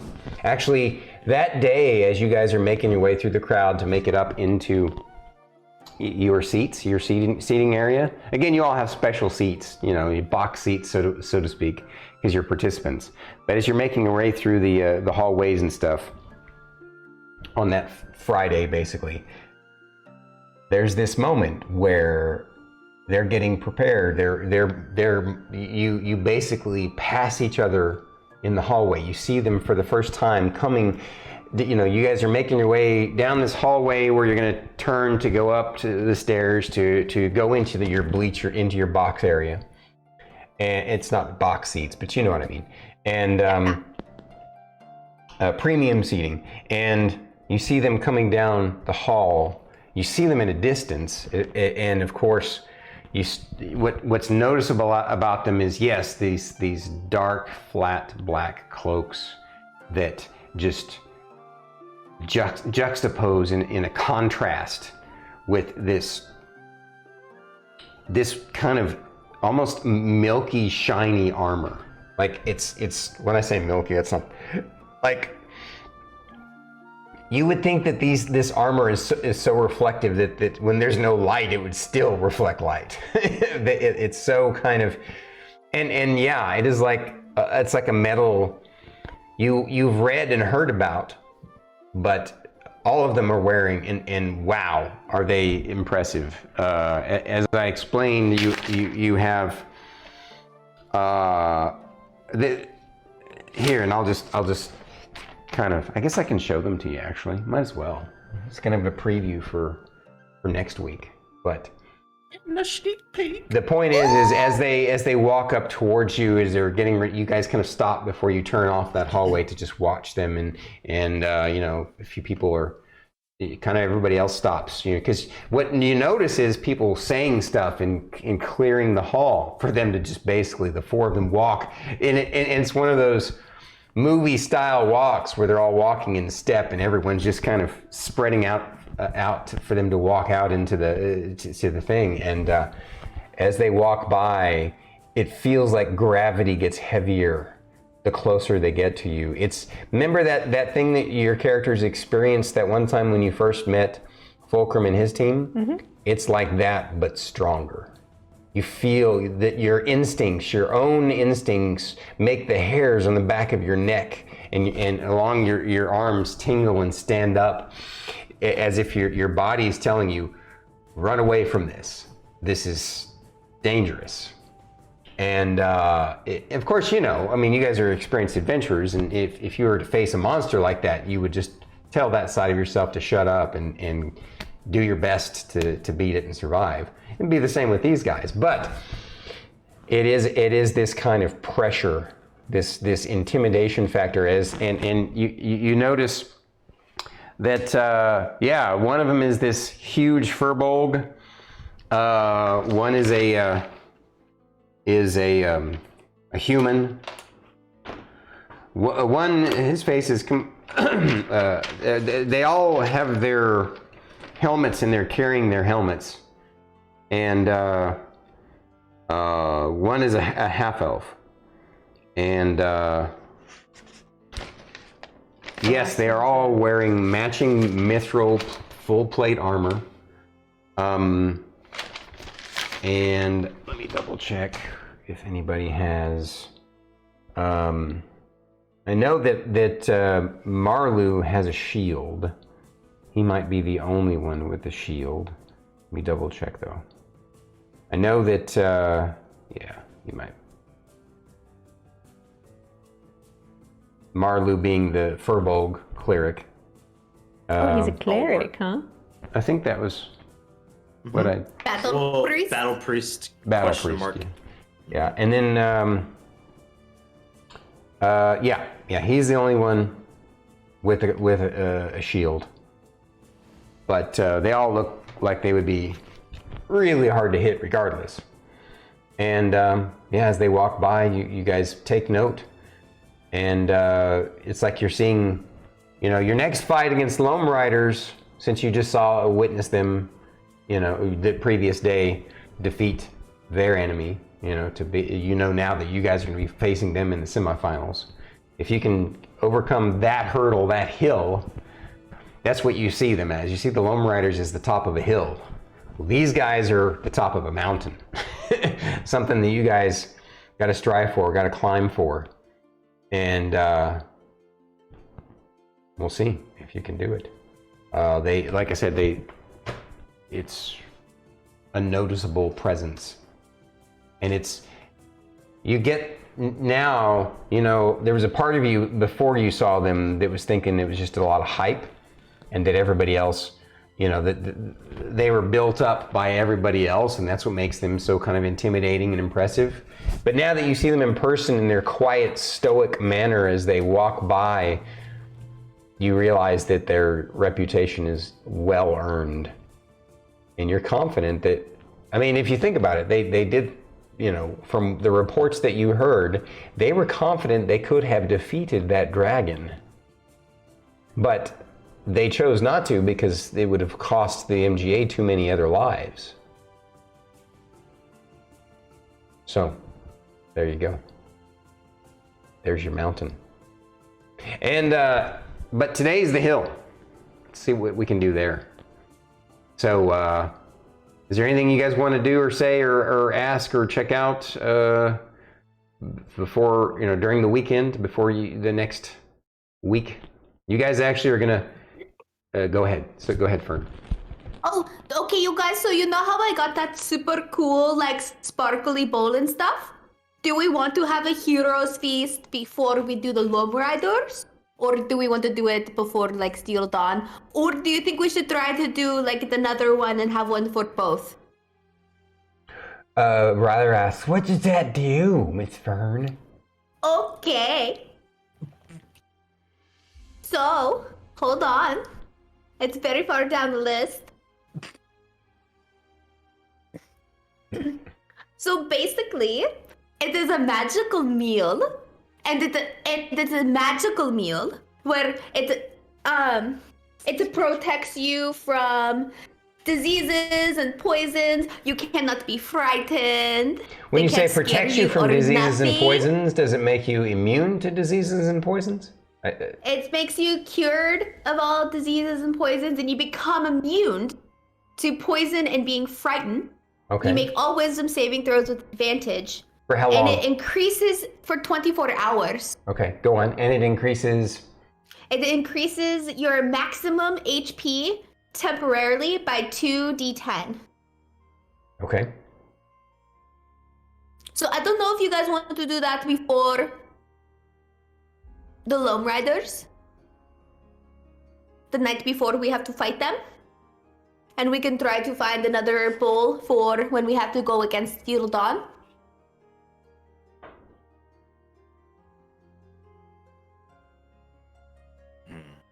I don't know, you guys. Because it's pretty cool. They can't scare us. They can't poison us. It makes us extra strong. Considering how difficult it is to get one of those bowls, I think we should wait. You think we should what? Wait. Unless we could, well, we can try to find another bowl before. Rylar's like, I agree. Maybe it should be like a special thing that's both a celebration of beating the Lone Riders and as a kind of a sign of respect that we're taking on the big guys at the end. It's called Heroes Feast. It's called Heroes Feast? Mm-hmm. That, I mean, you know, I like Rylar's idea. If we beat the Lone Riders, then we'll be kind of heroes. And if we're going to be taking on the Steel Dawn, then we'll have to be as heroic as possible. So that's the time we should do the food, right? Fern, do you have any other spells that can help protect against poison? No. Do we really think you're going to be casting poison stuff? Well, Cloud Kill is a poisonous spell. And even if you hold your breath in the Cloud Kill, it's still going to affect you. Well, if she casts Cloud Kill on us, I cast Cloud Kill on them. Maybe we should consider doing that first. They may not expect someone to do it against them. That's true, but do you think... It's just that I have a lot of really cool spells, but I also have to concentrate on all of the really cool spells. So I have to be really careful. But I could try to cast it. What do you think? Should I cast it first, before she can? I like your Wall of Thorns idea. I was like, I do too. I think that's super cool. Maybe, so you have to concentrate on the Wall of Thorns? Yeah. Oh. To be fair, I do like the idea of Wall of Thorns and a Fireball. And if we can utilize both of those spells without wasting our own abilities. Rylar was like, ooh. But what happens? What happens if we don't get to go before them?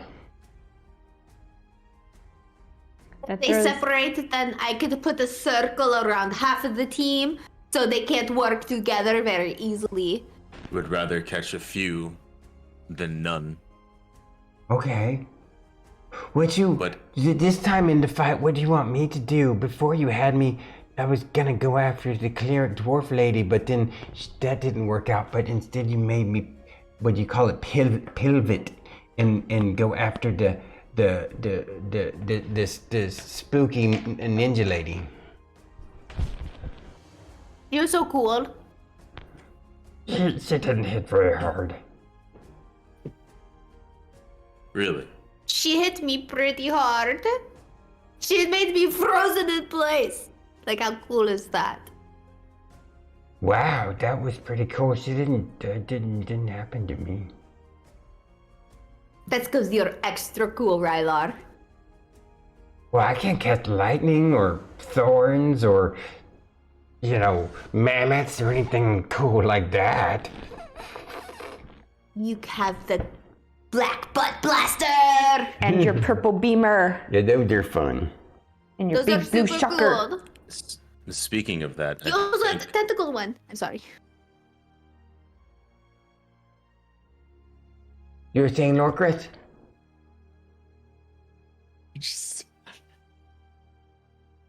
Did your life flash before your eyes? Yep. Or did he get elbowed in the face? No, she smacked me in the face with her hair. Oh. And it got in my mouth as I was talking. Really? Yeah. Yum.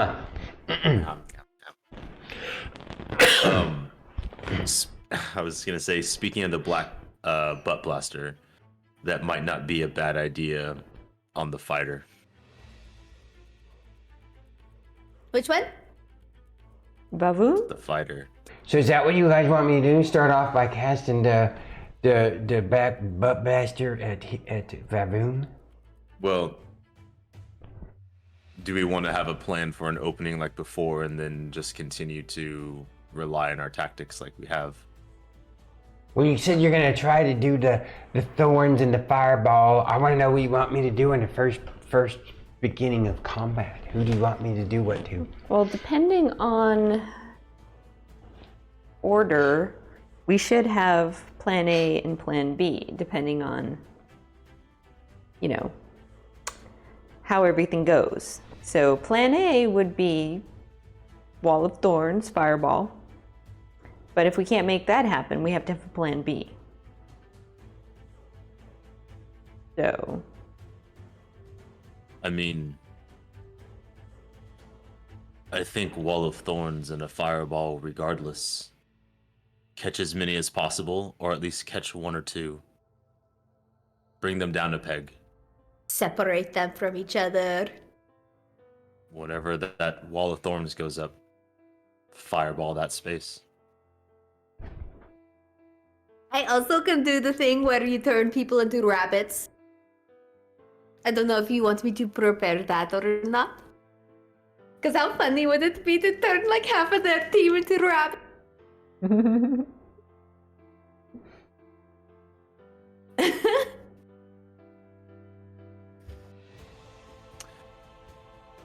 Depends on their will save.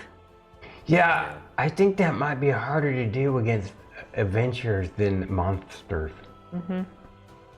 That's true. I have a feeling I should focus on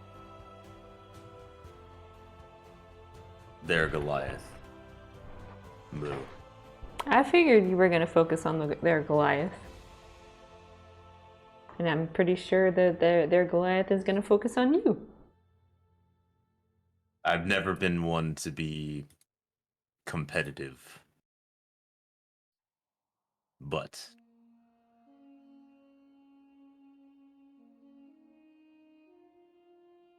I'm sure you'll He's be fine. fine against him, Lorkris. Well, we have to think about one thing, and that's that he's didn't they say his background? He was a gladiator, so he's actually used to fighting people more than monsters. This is true.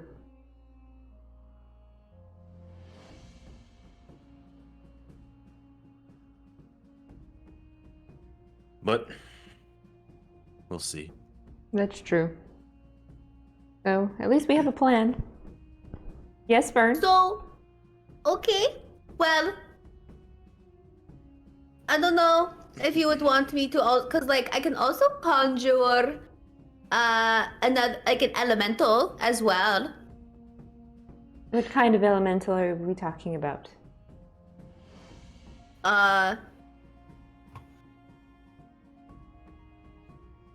Air, earth, water, or fire. Rylar goes, ooh, ooh, ooh, ooh, ooh.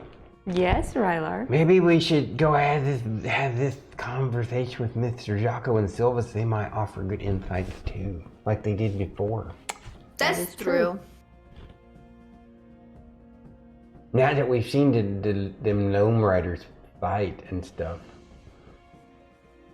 Hey guys, I gotta admit I'm kind of scared to fight those Steel Dawn guys. They seem so strong they might accidentally kill us.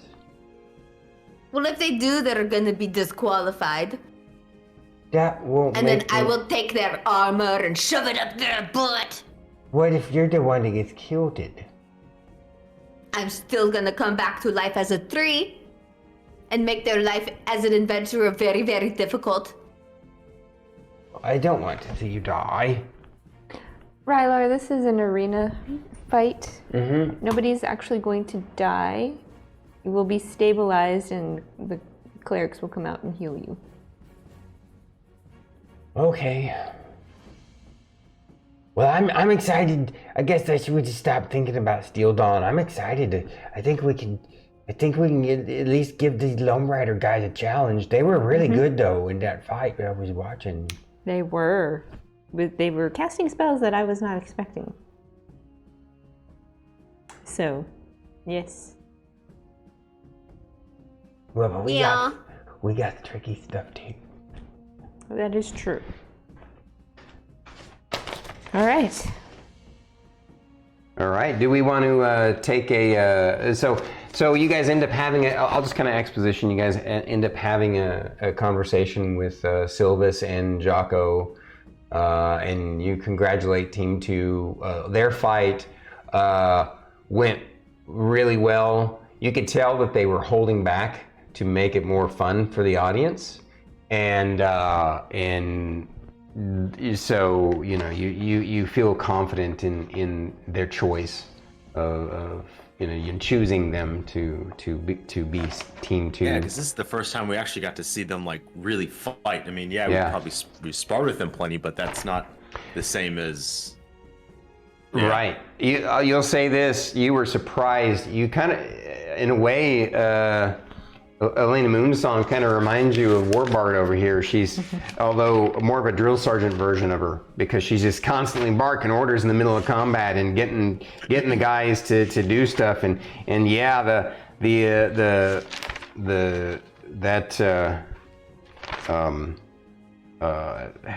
half dwarf, half Goliath.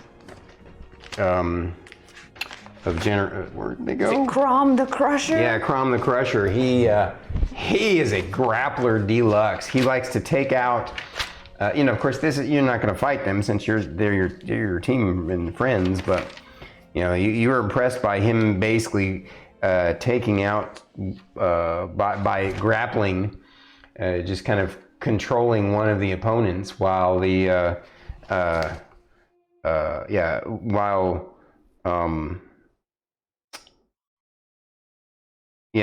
was Gilly the Grappler. Sorry, Crom the Crusher was a human barbarian with the bastard sword, and boy, he is.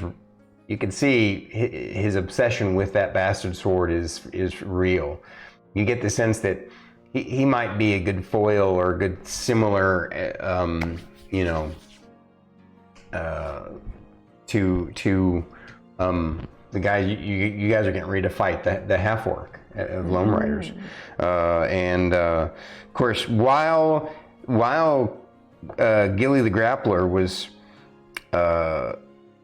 in his nakedness was wrestling their fighter to the ground and buffing and healing the party, you had Vagula the sorcerer, who was just dishing out all kinds of necromantic damage to everybody, doing all kinds of crazy spooky spells and stuff.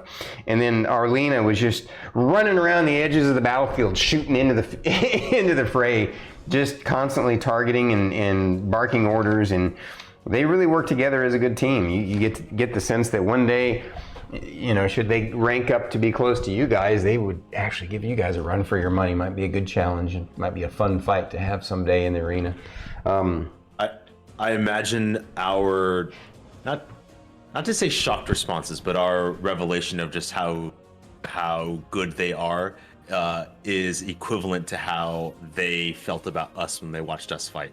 It's that same level of like, oh yeah. Yes.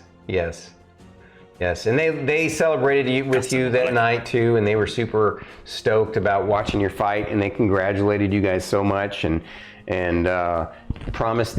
made you promise that they could have drinks with you separately like usual. You know, they have a personal celebration with you guys, and you guys ended up doing that over the weekend. And and so you guys on the weekend, you had a celebration with all the folks at your own guild hall.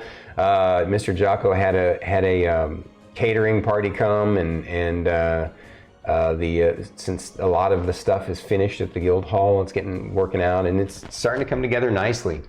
And but now it's this conversation that's been happening is that Sunday before the Monday that's you're going to be your semifinal fight against the Lone Riders, and it's going to be you guys first. So I think now might be a good time, if there's no other role playing or action or questions or anything.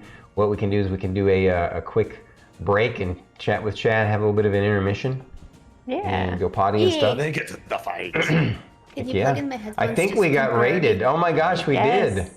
Thank you, goblets and warlocks. Arigato gozaimasu. Welcome. Jugan, what's going on? Welcome. We'll go with intermission scene. Actually, I'm gonna go with. Shout out goblets and warlocks. Yes. Yeah, Ezo did. Ezo already shouted him out. Yeah, thank you, Ezo. He's still sticking around this late. Thank you, buddy. And of course, Banana Tom, you're still here. Suspicious Ninja, if you're lurking, thank you so much for the resub. For the resub, yeah, that's right. Sus Ninja. I have to pee so I'll be back. I have to pee so bad. Yeah, I'll bet you. Go ahead. Wow. So I think we'll be able to. Yeah, let's try and make this break no more than 15 minutes, so we can jump into the fight. I don't think they can hear you. They both took off their headphones. They both took off their headphones. Yeah, that's right. Enjoy their break. Do you need a break? I do. All right, I'll let you go first, and I will entertain the troops while you were gone.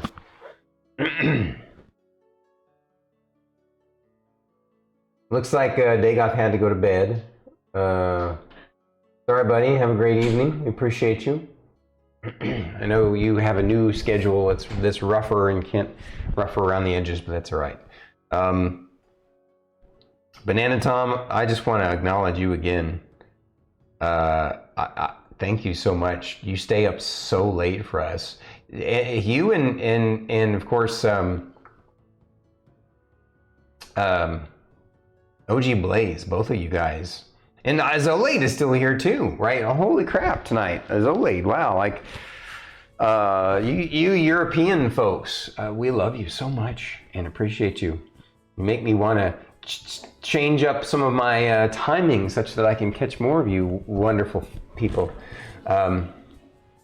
Goblets and Warlock says, my players just leveled up tonight too. Right on. So, if, you know, shh, don't tell them, but these guys might do that too tonight. If they beat Lone Riders, they're probably gonna level up. I don't think they all have their headphones on, and StarkItty's in the other room, so.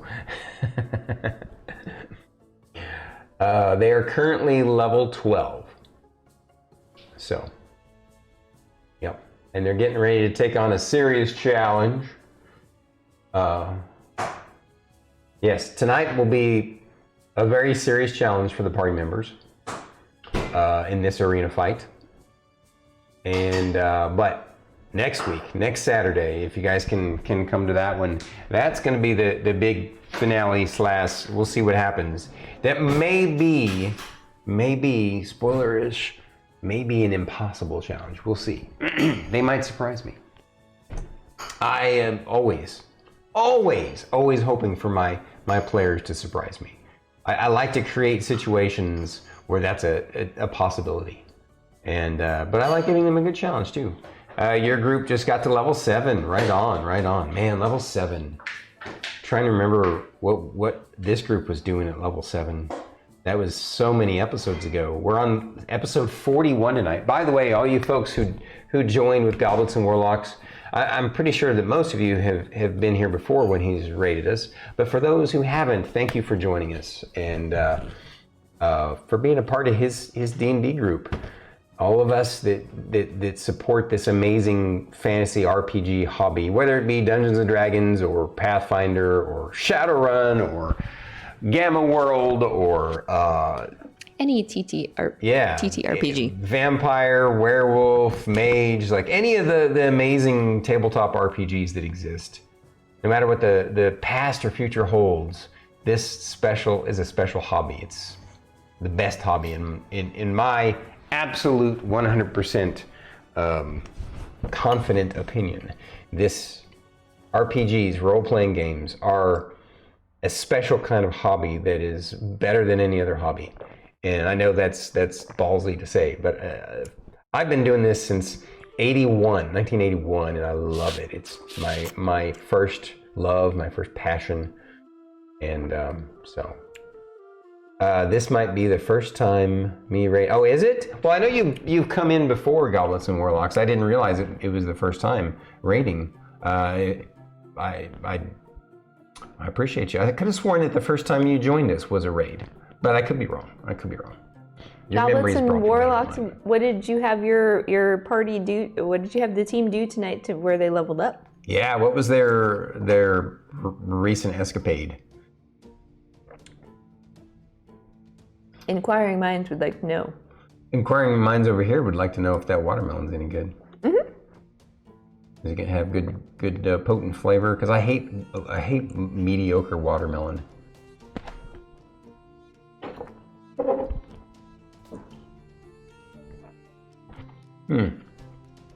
Oh, you were snooping D&D streams when you found me. Okay. That's pretty good. It's. Oh yeah, it was the goblet. Oh yeah, that's right. That drew him in. Our goblet drew you in. We had it out on the mat. Stormy only wants hardcore ultra watermelon, no mediocre watermelon. I don't want my watermelon to be watermelony. I'm just kidding. I don't want mediocre watermelon around here. The campaign make a mean watermelon cake. The Descent into Avernus. You're using. I've been intrigued by that one. Is the Descent into Avernus the one that includes the revamped Tomb of Horrors as a piece of it? Am I getting that confused? Am I remembering that correctly? That they repurposed the original old school Tomb of Horrors as a chunk of the Descent into Avernus campaign, or am I getting that confused with a different one? Because I know there's one of the campaign settings in 5e that does that. It's just they just got to the spot for them to be level 7 to go into Land of Avernus. Oh, okay. I think I'm confused. Okay, all right. There is one. I forget, what is the name of that one that includes the includes that? Well, also, I guess I should not say anything because I don't want to ruin it for your group who's still here. So yeah, forget I say anything. Tomb of Annihilation. That was it. Yes, thank you. Stormy has to add a banana monster that only Druid can fight, and make Fate eat poisoned acorn bread. Well, with that, Ezo, I'm gonna go to the bathroom myself. I'll be right back, guys. A banana monster or a banana peel?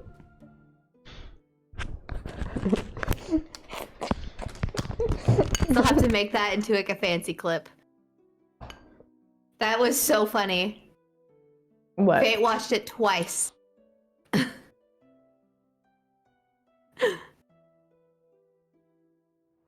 I just have too much going on. Yeah, between work and school, there's a lot going on. And streaming. And trying to do clips. No bananas!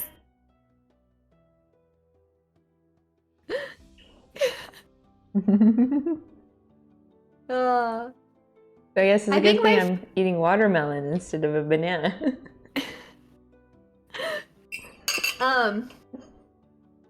I think my favorite thing that I have done is make a whole channel dedicated to Banana Tom's dog in my Discord server.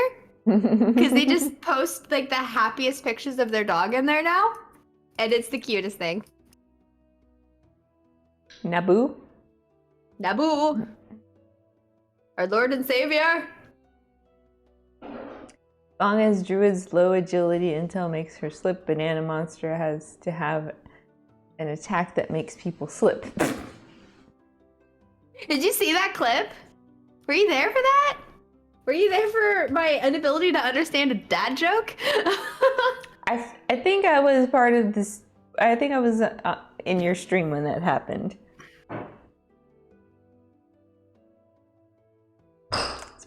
Pretty part in the campaign where a new player would be hard to join. Oh, really? Goblins and Warlocks?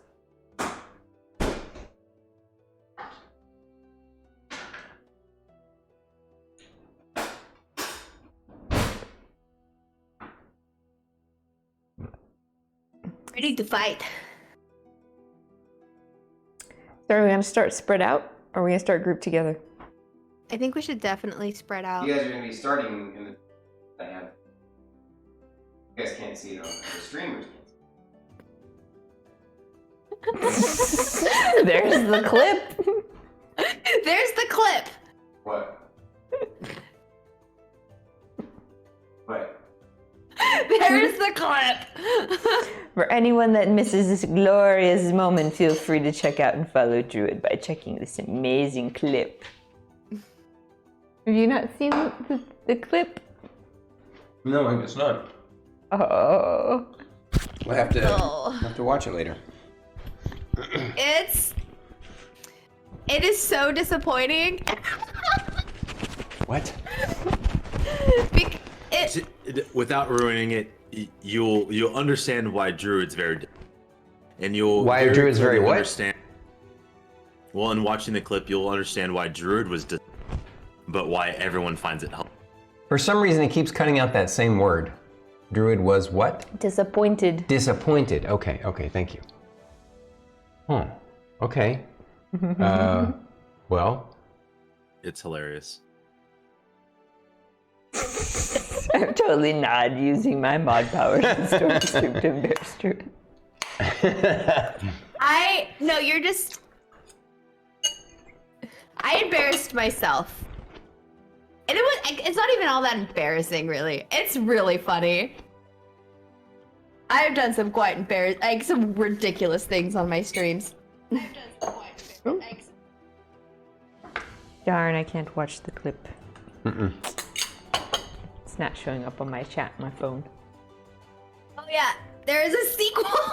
The HD version. We'll have to watch that later. We'll watch both of those. Speaking of, the next couple of days, Drew, we need to go over. We didn't get to go over those shorts that we're making. So yeah. I'm gonna be making the Google Drive to send you over stuff tomorrow when I get off work. Cool. Awesome. All right. Well.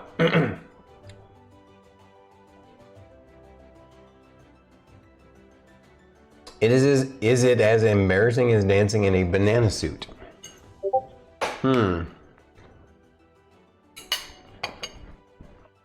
Is it as embarrassing as cosplaying as a goth Pippi Longstocking? I don't know. Peanut butter jelly time, peanut butter jelly time. Wait. Did I ever? I don't know if I ever uploaded that video to YouTube. I don't think I did. What video? I should probably find clips. I should probably find it and then make some clips from it. The goth Pippi Longstocking cosplay I did.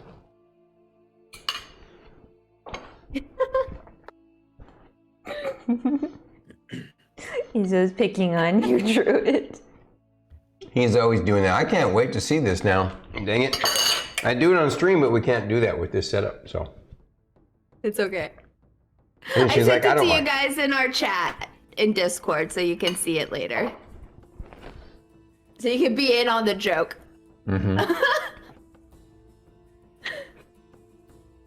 Okay. Well, one more minute, we will wrap up our break, our intermission. Actually, I'm gonna do it right now. Let me grab some more drinkage.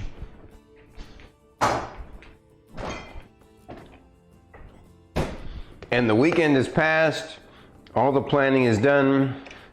All the chatting has commenced. The day of the second arena fight is here. With that said, that's the wrong one. Oh my gosh. Thank you for the gifted subs, Goblins and Warlocks. Goblins and Warlocks. Arigatou gozaimasu. Thank you so much for the gifted subs. I'm honored. I don't even know what to say. Thank you. I need you guys to roll for initiative. Yeah! One more time, I'm gonna for the folks. I'm gonna show them off their foes.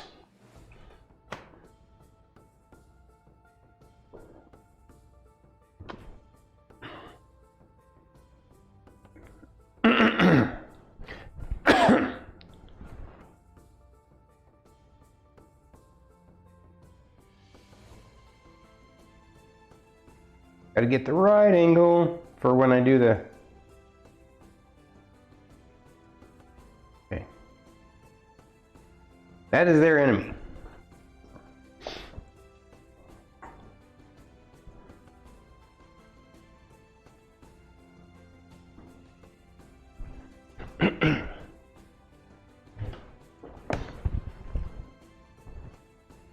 Oh, you have that Goliath mini too? Yeah, that's a great one. I love that one. Okay. Izzo, thanks again for the shout out for Goblins and Warlocks. Yes. Thank you, Izzo. You're the best, buddy. I appreciate you. And if you're not following Goblins and Warlocks, definitely click on that link. Check him out. Check him out.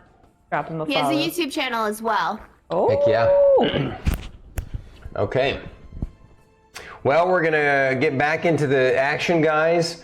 Thank you all. Enjoy the rest of the show as the party gets into combat against the opposing Adventuring Guild Lone Riders, the second ranked, the rank 2 guild of the MGA and Misty City. Here they go. Wish us luck. All right. So, I have already pre-prepped by setting things up in my notebook and rolling initiative for these guys. So, Fern, what is your initiative? 8. 8. Okay. Hang on a sec.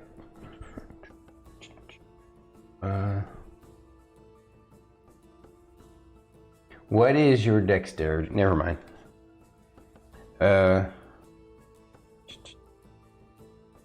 We'll figure this out. So 8. Lorkris. 19. Ray. 18. One person I haven't rolled for is Rylar. Wow, okay.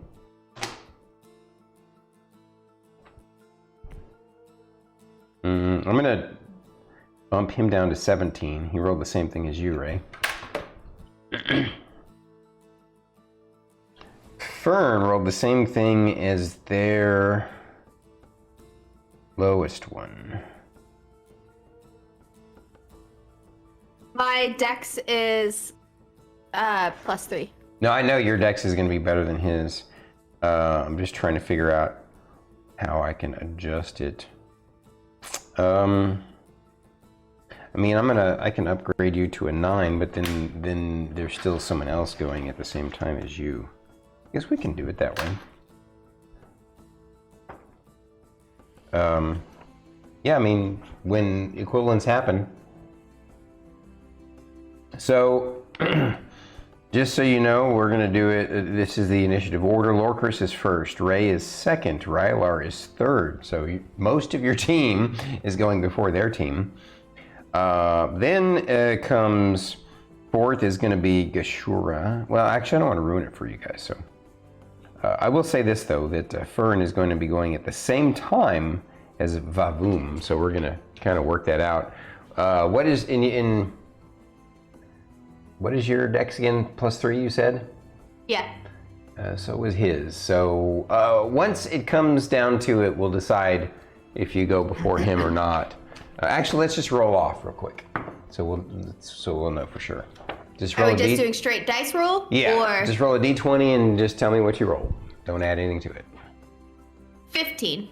All right. So I'm gonna bump you up to a 9.5.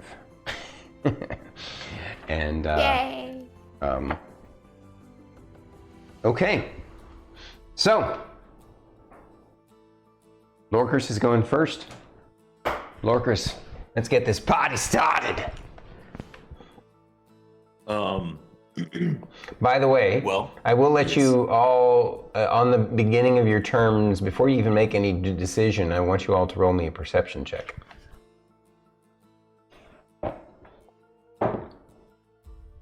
On your turn. 19. Oh, What'd you say? 19? 19. It appears as though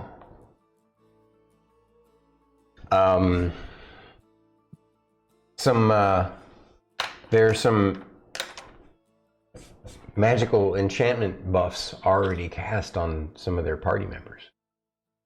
They must have done it just before walking in here. are they allowed to? We Is allowed that in to the do rules?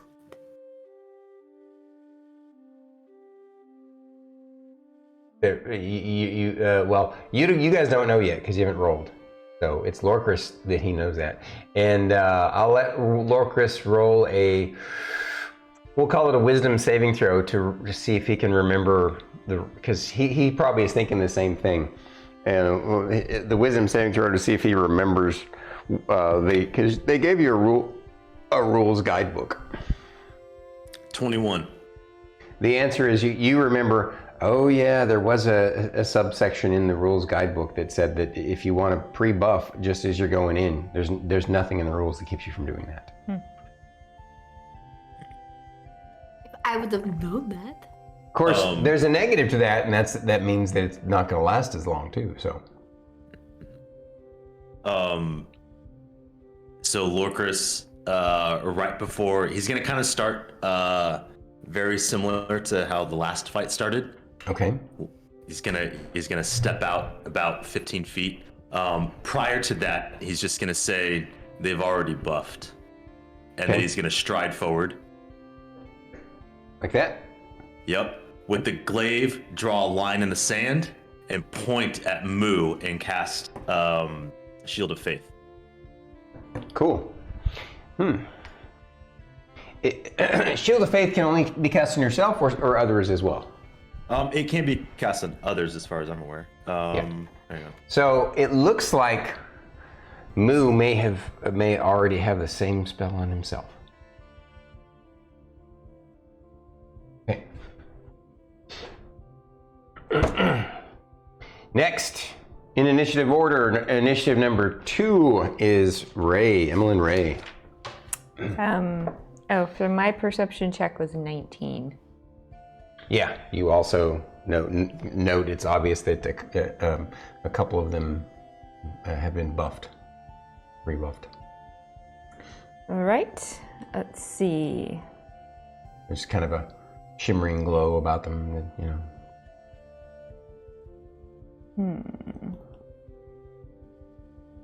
Not all spells have a visual effect, but some do. Okay, well, I'm gonna say, it's like, I agree with you, Lorkris, I see. I'm gonna move. And you also remember that was in the rules, that was okay. So you move up the full 30? Yes. Okay. And I am going to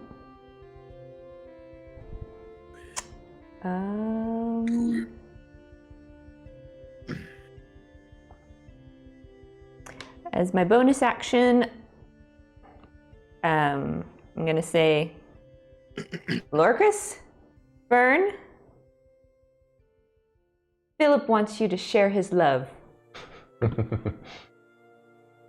Yeah. And then I'm going to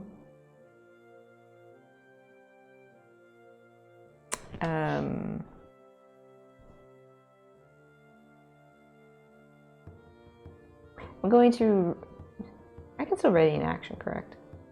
Oh, yeah, because you only did a bonus action and a move. I'm going to ready an action to Eldritch Blast the sorceress as soon as she casts a spell at one of my team members.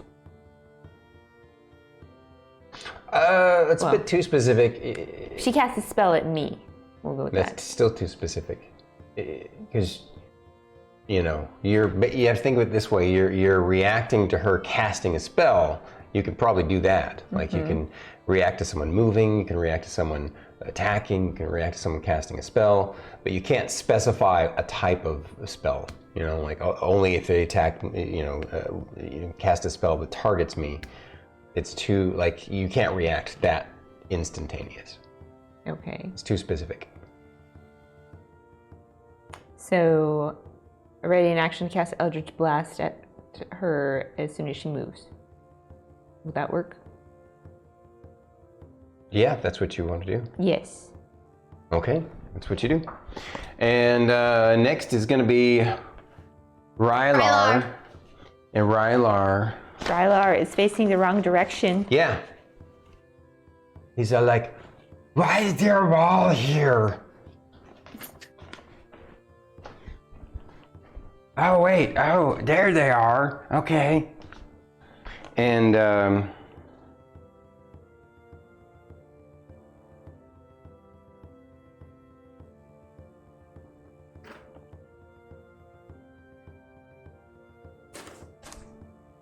5, 10, 15, 20, 25, 30.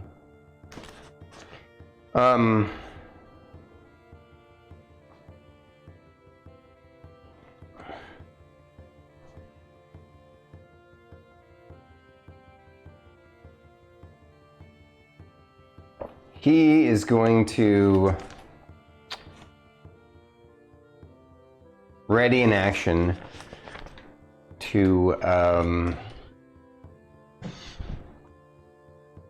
shoot the first enemy he sees move.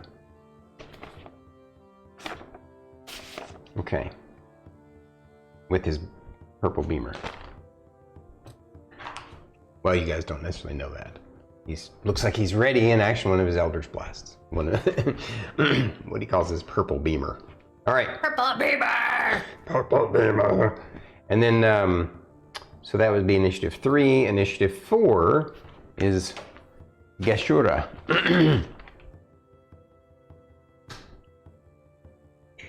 Back here.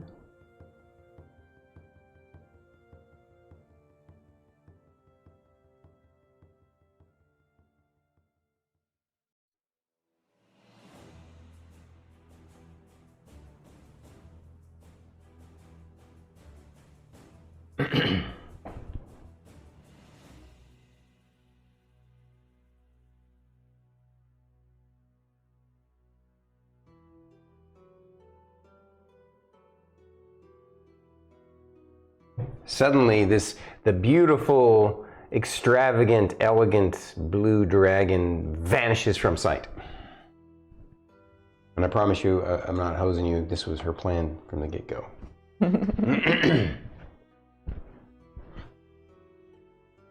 And that's why I was like, wow, that worked out badly. All right, so next is going to be initiative 5, which is going to be Moo. It's okay, it's the cantrip, it's not a wasted spell slot. That's true. Right. That's right. Because I had a feeling somebody was going to do something like that. Okay. Moo, Earthwatcher, the Goliath, Paladin of Glory. He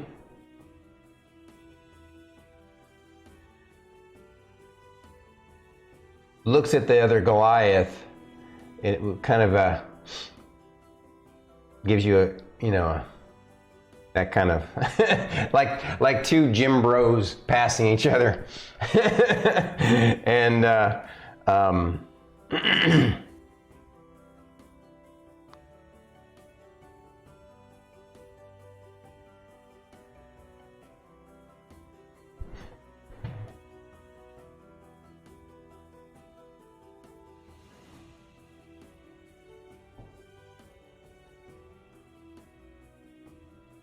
He moves up here and quickly downs a potion. Well, Rylar's ready in action would have grown off. It sure does. Before he downs the potion. Right. I forgot, does Rylar have 3 purple beamers now? Yes. 2? Level? He is at 12th level, just like you guys. I think so. I believe so. That sounds right. Yep. 3 beams at 11th Warlock! level. Goblins and warlocks. True or false? Yeah, that's what right. the spell says. Yeah. Unfortunately, 2 of the 3 beamers completely miss the guy. And, but 1 hits. 1 strikes true. And, actually, because of the way it works out, you guys notice something. So he starts to stride forward. As soon as he moves, Rylar hits him with 3 purple beamers. 1 of them hits, and it suddenly knocks him back into the dwarf. You've never seen this do this before. And kind of frustrates the guy as he takes a little bit of damage, but he shrugs off the damage. But that wasted 10 of his move, effectively. So now he can't get as far. So 5, 10, 15, 20. And then he downs the potion.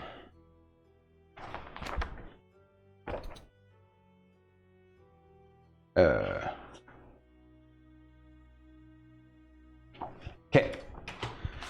And then next is initiative 5. That was initiative 5. Initiative 6 is going to be Fern.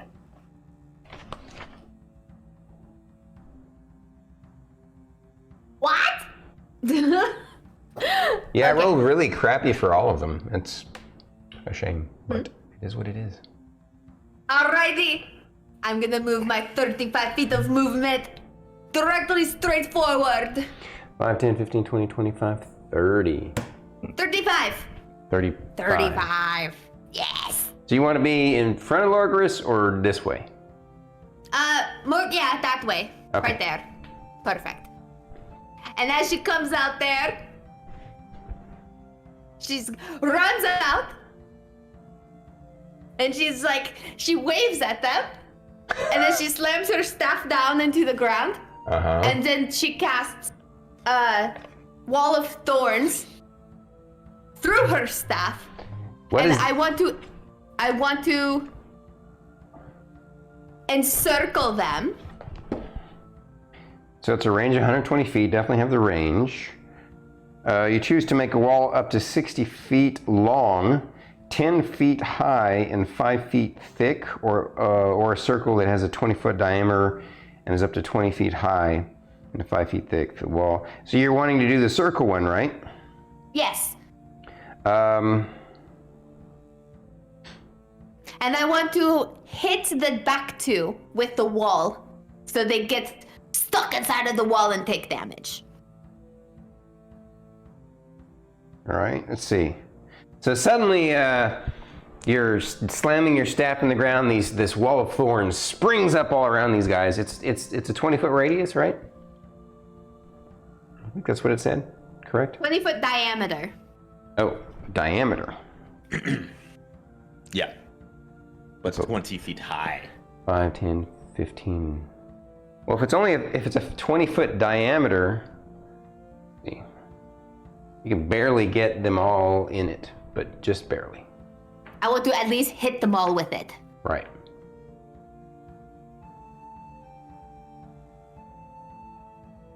It's basically a 10-foot diameter, 5, 10. 10-foot 5, radius, 10. you mean? I mean 10 radius, yeah.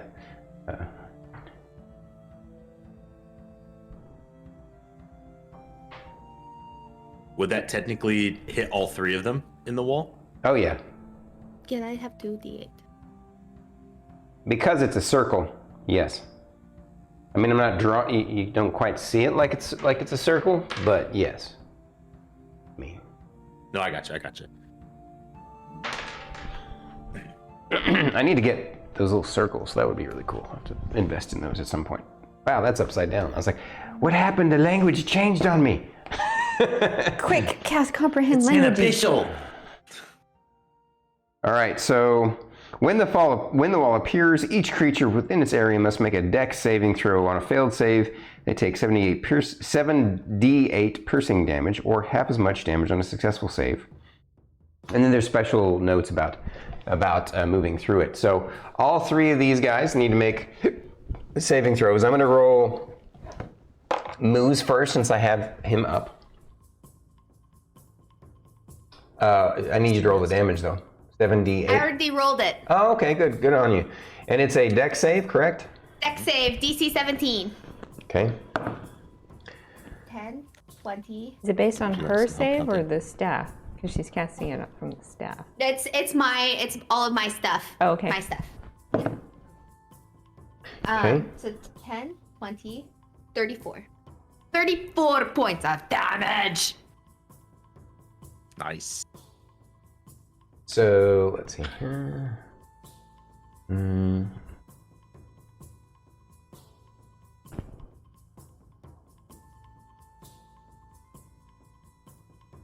boom. Wow. At least I wasted them on that. It was 2 natural 20s for 2 of them. One of them failed though, but at least, like I said, I wasted the natural 20s on saving throws instead of hitting you guys. All right. So he succeeded. These 2 failed. So you said how much? 35? 34. 34. All right. So 35. Half of that is going to be 17. So. I thought 2 of them rolled natural 20s. Isn't that what I said? Yeah, then you said Moo succeeded and the other 2 failed. Oh, I'm sorry. Yeah, Moo succeeded, and the dwarf was the one that failed. Okay. The dwarf, which is Erskine, he takes the full brunt of the 34, right? Yes. Yes. All right. So that's going to be, and then the others take 17. And then I'm gonna bonus action cast Shillelagh. Okay. Of course.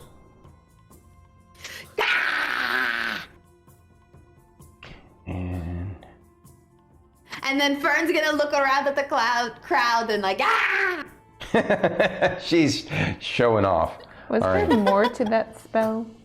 'Cause I thought Yeah, there is. So a creature can move through the wall, albeit slowly and painfully. For every 1 foot a creature moves through the wall, it must spend 4 feet of movement. Furthermore, the first time a creature enters the wall on a turn or ends its turn there, the creature must make a dex saving throw or take the 7d8 damage again.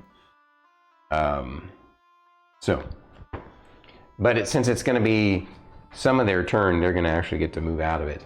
But they got to make another saving throw? no, that's only if they,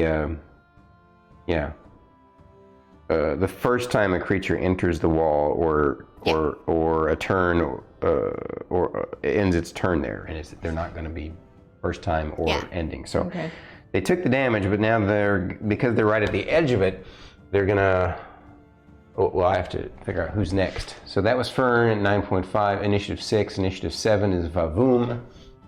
He's going to, since he's right at the edge of it, I'm going to say that it basically takes off 5 feet of his movement. It's effectively. So he'll have a 25-foot move instead. 5, 10, 15, wait a minute. Vavoom is he's a fighter, not a barbarian. 20, 25. And he is going to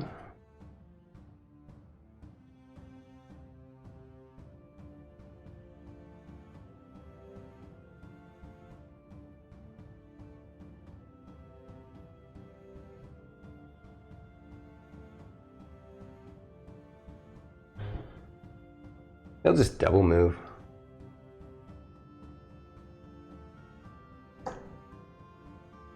Wanting to close the distance.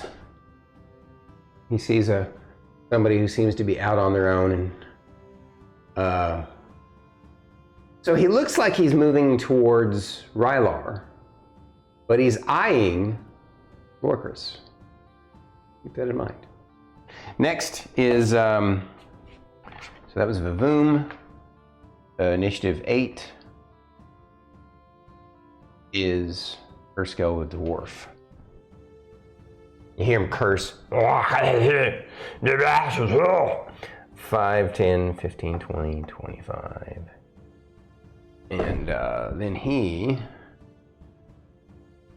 Erskell Minteth, man, the way this guy talks, he sounds like he's got like a dog trying to speak common, like a wolf or something. And some of you remember in your background checks on him that apparently he was literally raised by wolves. So he's getting along with Gwar. Maybe. Oh yeah. Yeah. Fern has something to talk to this dwarf about. After we beat them up. Like, you should come meet Gwar.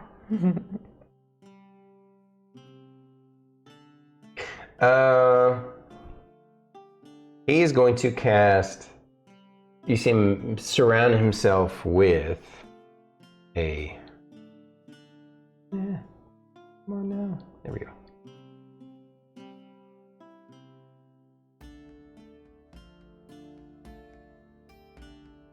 I'm going to describe it real quick here.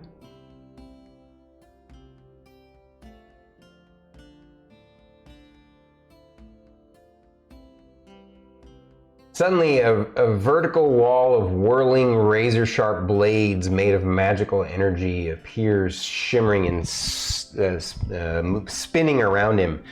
Oh, no, they changed it. It's not a moving wall like it used to be. Never mind, that's not what he does.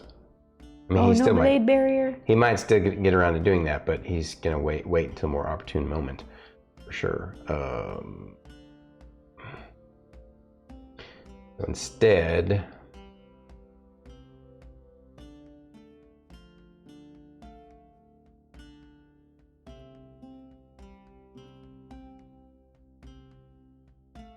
he'll just cast Spirit Guardians on himself, which is basically what we were trying to do. And his obviously looked the traditional kind of like bluish, spooky. His look like bluish little kind of angelic cherubs, indicative of the deity that he follows.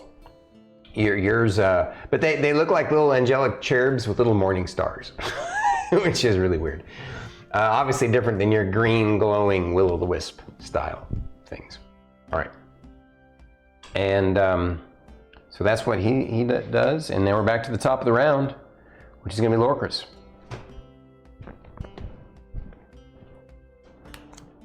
Thank you. Mm-hmm. Oh, okay.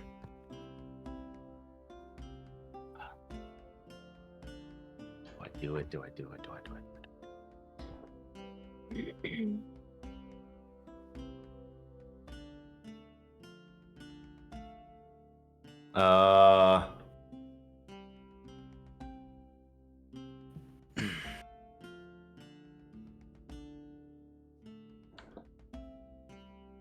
Could close the gap.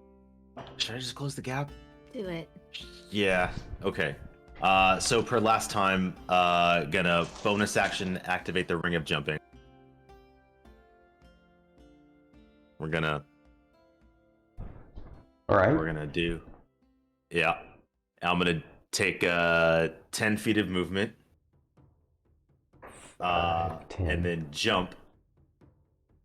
So jump distance is tripled.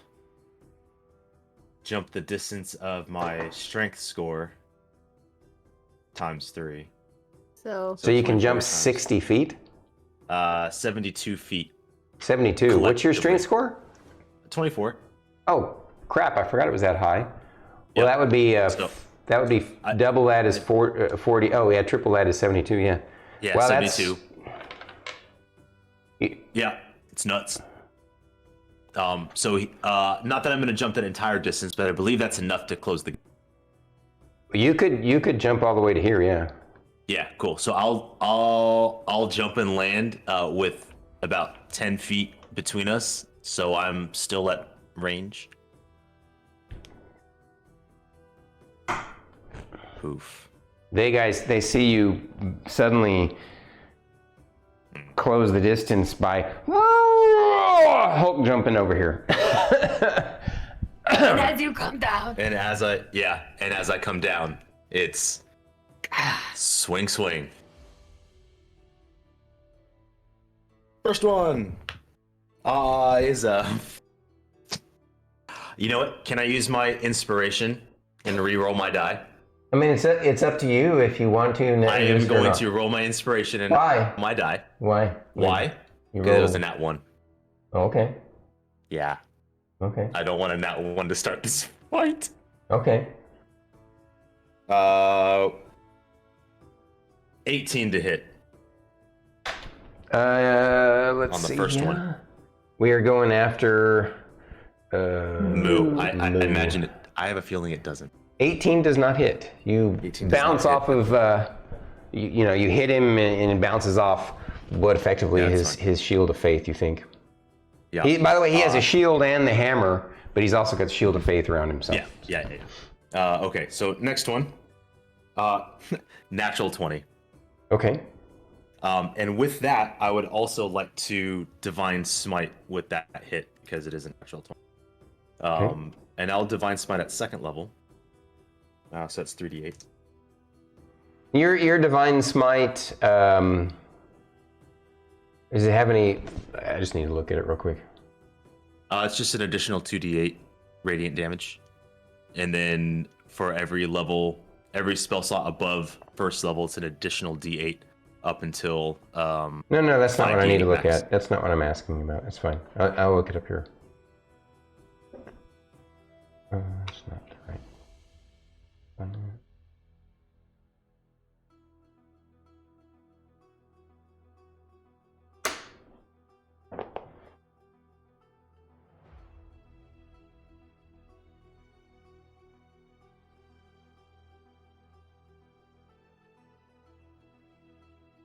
Oh, I see. You're expending a spell slot to do this extra damage to him. Yep. All right, and you keep extra good track of this spell. I take it you're going to take out one of your first level spells first? No, I did a second level. Oh, you're doing it at second level. Okay. At second level, so you can do extra damage, right? I gotcha. Okay. Yeah, I'm not going full tilt yet. I'm wanted to make a little bit of a splash, if you will. Right. Well, I definitely think that you got their attention.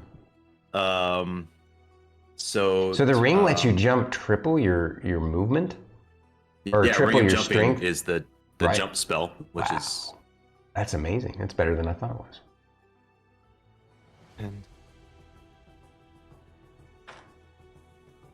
And 24 plus 9 is 30.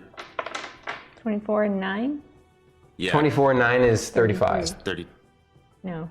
24 and 9 is 33. Sorry. 33. Yeah. 33. 33 total damage. 33 to Moo. Okay. Hang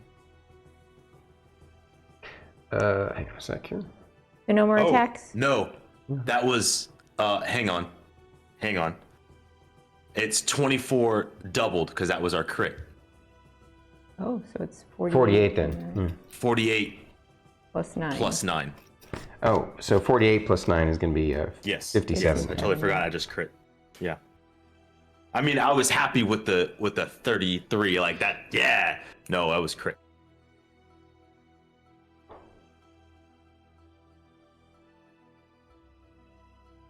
And I will be using my reaction this round. Oh, hang on. Wonderful. Hang on. I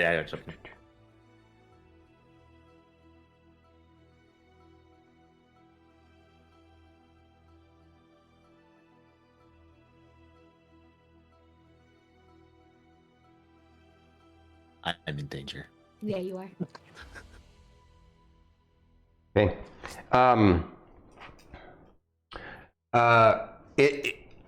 It's really weird. It appears that the so let's see, half of 57, 25.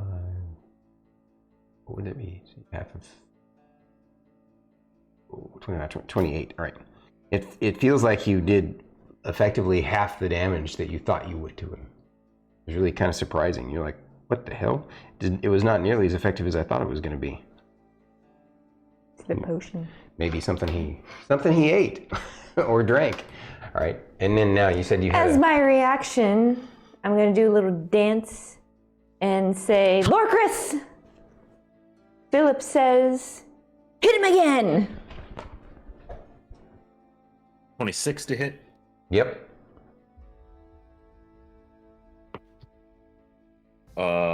Ew, that's poo-poo.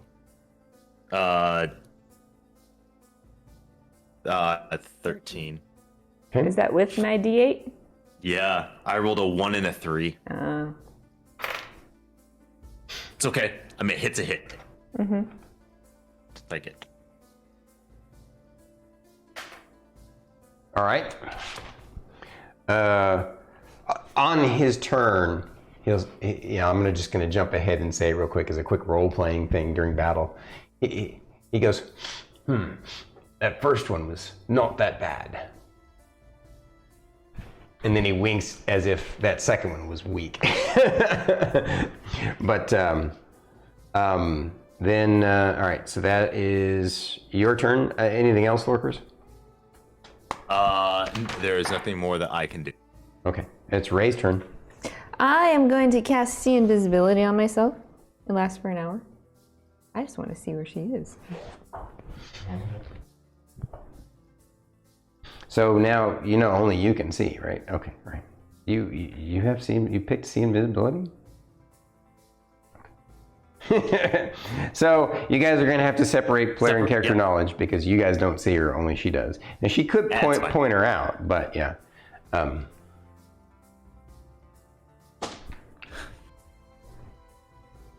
Wait, she was here. She would have only gotten that far. I think. Yeah, that's right. So you guys see her tap her forehead, and a kind of a glowing center eye appears on her right here, and she goes, oh. And do you say anything? I look over in the direction of the dwarf and I just smile. Oh, of the dwarf? Okay. Well, I mean, she's over there. I'm trying to make it not look like I see her. Oh, okay. All right. Fair enough. Then I guess you don't do it the way I described. Never mind. That's fine. Continue. Anything else? Any moves? And/or bonus actions? I am gonna move. Right there. Really? Okay. Yes. Are you gonna wait on the bonus action? You can get two at once. I mean, I guess you can technically, can't you? What's the range of it? They have to be within 60 feet of me. Within 60 feet of you? Yeah. I can get him. She already has one. He's right within 60, right? Yeah, he's right within my range. Yeah, he's 55. Sweet. All right, I do another little dance, sing song, and say, Lorkris, Rylar, Philip loves you. Okay. You hear people in the crowd, who is this Philip she keeps talking about?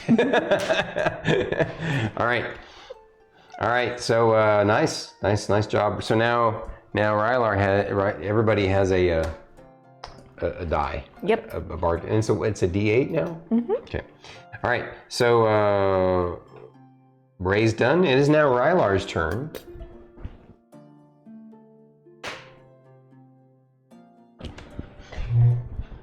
He's trying to get in on the showman. Rylar's trying to get in on the showmanship action, and he saunters up a little bit, 5, 10, 15, 20, and he looks right at this guy, who's stunned, by the way, shocks that he saw this Goliath go, and is now kind of focused over here.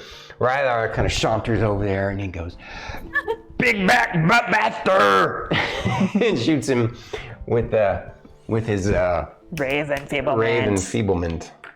Yeah. Just imagine him with his little bucket hat, with his little mace over his shoulder, with his like wand in the other hand, just threatening. All right. Let's see. They Constitution saving throw. Well, Rylar's gonna roll a ranged touch attack. Well, not touch, just attack. Or ranged spell attack. Sorry. 3.5. Against Vavoom. Vavoom. He's got a. Oh, I wrote it down right here. Yeah. Oh! Unfortunately, Rylar, trying to be all showy, instead hits the wall back here with the black butt blaster, and he goes, oh! And yeah. So really, it's a touch. It's a ranged spell attack. Yeah. Darn it. Okay. All right. So Rylar's done. That's initiative 3. Initiative 4. Well, I mean, Rylar can use the D8 I gave him to an attack. Add it to an attack, I believe. You know what? Even better than that, he's going to use his luck point. Actually, let me think. Yeah, he's going to use one of his luck points, which he rarely uses, because he really wanted to show off. In his head, he imagines that he missed, and so fate turns things around by using a luck point, and har har har, by the way. And he rolls again, tries to hit again, and that's much better. 20. That's definitely going to hit. And the guy now has to make a saving throw. It turns around. And misses the saving throw. Oh. Wait, 15? Yeah. He's got +9 on his con save, but I rolled a 6. So, and Rylar's spell save DC is 17. Wow. So, let me get a little effect over there. I don't think I have a... Do I have one? Which one is this one? I guess I don't actually have one specifically. Oh, by the way, I do have this. This is the invisible one. I'll have it on her, right? You know where she's at. Mm-hmm. You're the only one. Now this guy, it says exhaustion, but I only picked it because it's dark. I'm going to turn it upside down. Now he's got basically, does half damage from physical attacks. And Rylar's done for the turn. Next is now Gashura. Of course, he's kind of eyeing you. Let me see, roll her spellcraft. You see her get a wide-eyed look on her face. Like she recognizes what you cast. And she's So like... I'm smiling. And,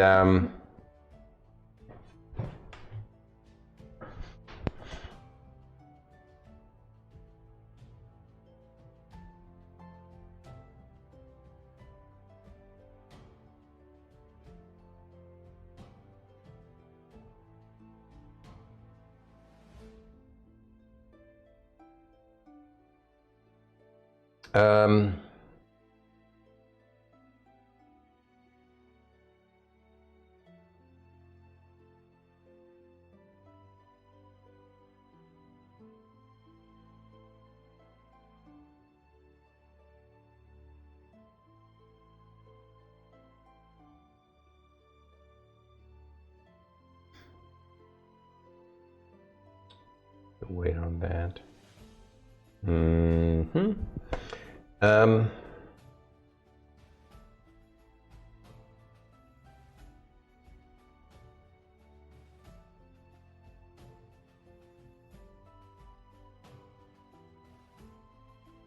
Getting a little bit nervous because their mage can see her.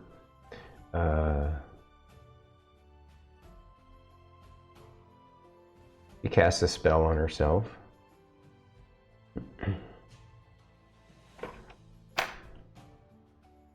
Doesn't casting a spell break invisibility though? Not this invisibility. Yeah, greater invisibility allows you to take. An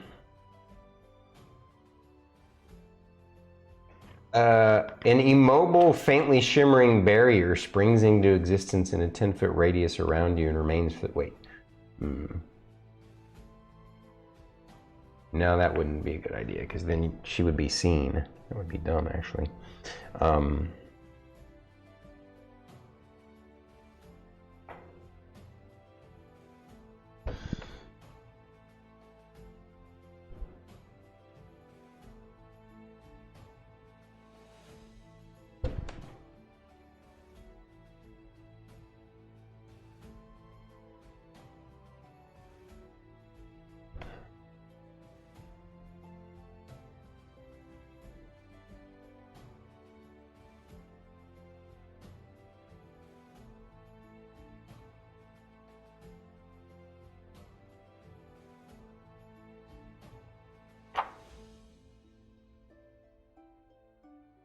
Man, I love how smart Google is getting nowadays. I just started typing in circle before. Normally I go 5e and then the spell, that way it primes it. I just started typing in circle and it literally brought up Circle of Death 5e first because I'd been searching 5e stuff before. Damn, Google. Damn, Google, you scary. Yeah, exactly.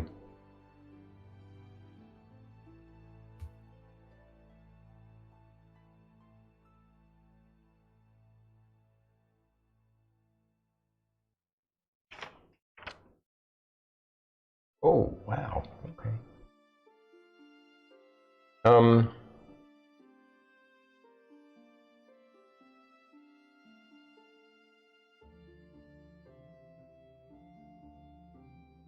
Okay. She points and you see her casting the spell. You guys see the spell effect as if it's appearing in thin air, realizing that someone invisible is casting a spell, and they're more than likely going to move after they've cast the spell. But what you see is suddenly actually no, I guess because it's at a point within range, you would only see the effect start. So a sphere of black, kind of with a little bit of purple, dark purple negative energy ripples out in a 60-foot radius sphere from a point that she chose. Basically, so it's a circle of death that's going to hit all of us. Well, I'm trying to see if I can do it in a way where it doesn't hit her own party members.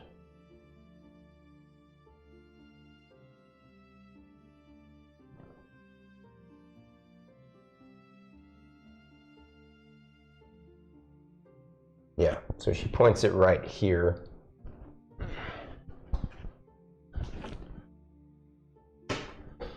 Which is just enough to hit all you guys, but just far enough that it doesn't hit her team members. This giant, like basically it's like a necromantic fireball with double the range, with triple the range. It just this globe starts here and grows. This loud eruption, almost like an exploding black hole happens, and you all are hit with this wave of negative necromantic energy. Everybody who's not immune to negative energy, I don't think any of you are, but roll me your Constitution saving throw.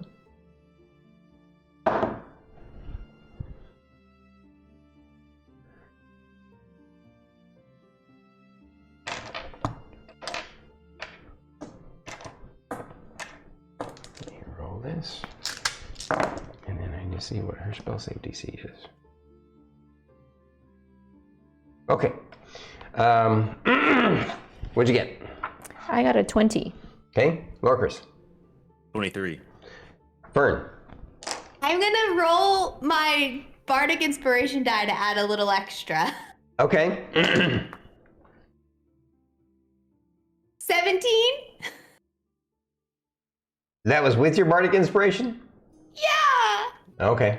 Unfortunately, it doesn't get there.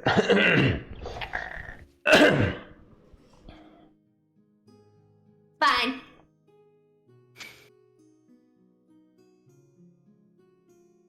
And you did roll a d8, correct? Yes. Okay. Making sure. Becomes a d10 at 15th level. So, I rolled probably average. You and Rylar both take 29 points of damage. Everybody else takes 14.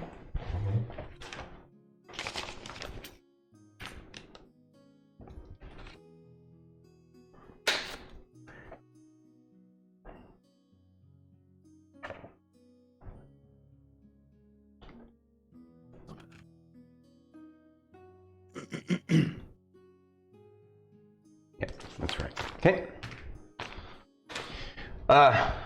And you see her move over here. Do you, would you like to keep up the ruse that you don't see her? So I'll let you roll a bluff check, you know.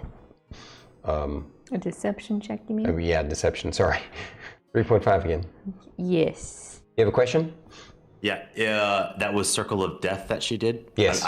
Is that a lingering AoE effect, or is that like a time like it's like a fireball. It's like a negative energy It's an fireball. instantaneous spell. Yeah. It just it goes off once and that's it. I know you were using the dice as a center point, but since it was still there, I was like, does that stay or does that disappear? Cool. Thanks for saying something. 23 for my deception. Woo! Okay, yeah. So you just watch her with your peripheral vision, not letting her know that you're seeing. Well, she still suspects though because she recognized what spell you cast. So, but I do get where you're going with that. All right. So that was what Gashura did. Mm-hmm. Initiative 5 is Moo.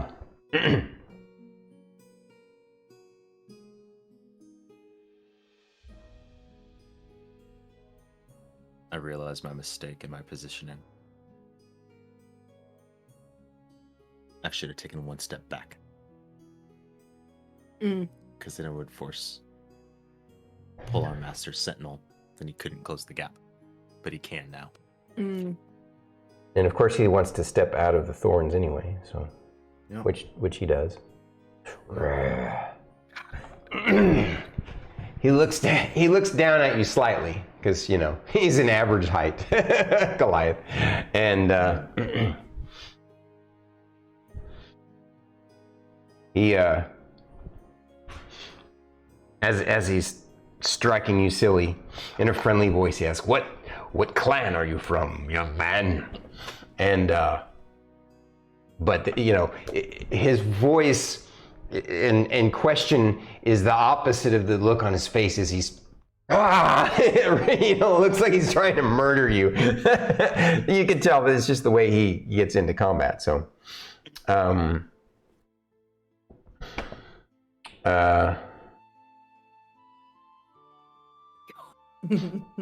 See Ray planning. 2 attacks against you. Yep. AC is 20. 22. 22. Okay. Shield of Faith. Right.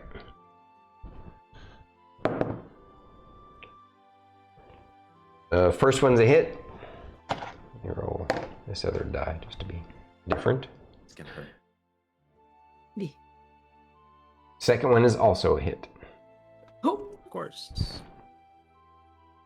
I would expect nothing less, honestly. Well, I did roll pretty good, but you know.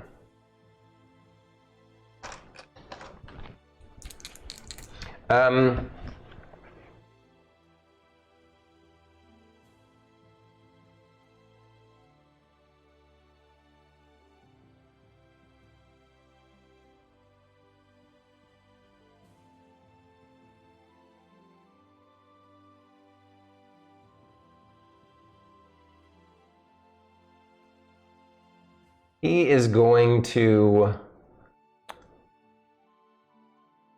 Wow, yeah, he's going to Divine Smite with a 4th level spell slot. So that adds... That's how he wants to play. 68.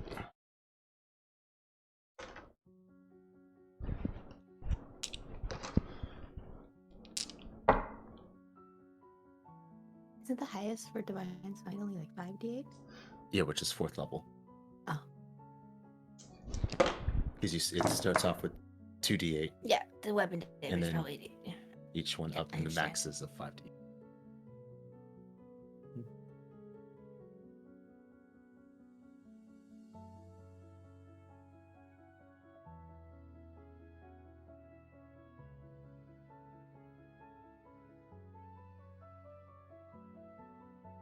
Not spectacular. It didn't roll so great. 41 points of damage. I think I did that right. Oh wait, that's just... Oh, it's 6d8 for the radiant part. I need to roll... 68. No, the max is a 5d8. It's funny, this thing is telling me that 4th level slot for 68. So use 1st level slot for 3d8 radiant damage. 2nd level for 48. 3rd level slot for 5d8. 4th level slot for 68. Okay. Are you divine smiting, or are you using like a searing? He or has something called Improved Divine Smite. Got it. Never mind. Never mind. And now I You're need to right. roll the actual damage of the weapon. That was just the rolling of the radiant damage. Now I did include the strength in weapon bonus already, the plus 16. I already included that. So this roll is it. Just another 4 damage. I rolled 2 2s. So the actual hammer hits weren't that hard, but the radiant strikes Oh, really. I see. Okay. And he goes. You can tell he's dissatisfied with his strikes against you. He's As a response, Mhm. As a reaction, Lorkris is gonna cast Hellish Rebuke in kind. Okay. So you haven't Dex- you haven't done a reaction yet this turn? Nope, I made the mistake of staying within 10 feet. I should have stepped back 1 to force him into my polearm for Sentinel to stop his movement. Mm-hmm. But I was within 10 feet, which allowed him to close the gap without attack. I Right. realized I made a tactical error. Okay. But I would imagine Lorkris would have, it's definitive Lorkris would have made that error. We're going toe to toe, and he kind of didn't think, he got a little ahead of him. Yeah. So, I mean, yeah, this is Fern. only his second fight fighting other humanoids, other people. in this manner, yeah. I mean, he So- probably had some fights back in the mountains in the past, but not that, Yeah.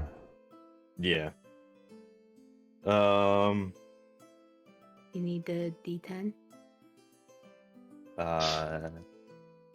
No, I'm good. Okay.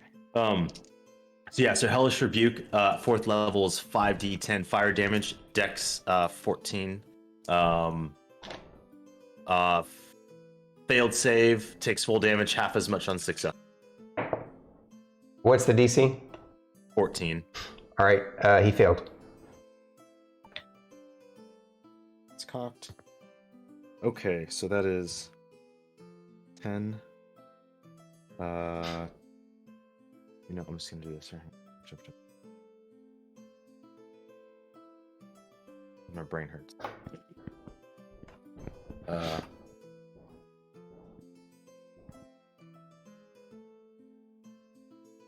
35 fire damage. You rolled 5d10, Yep. and you got I 35. rolled 3 6s, a 7, and a 10. Holy crap, that's way above average.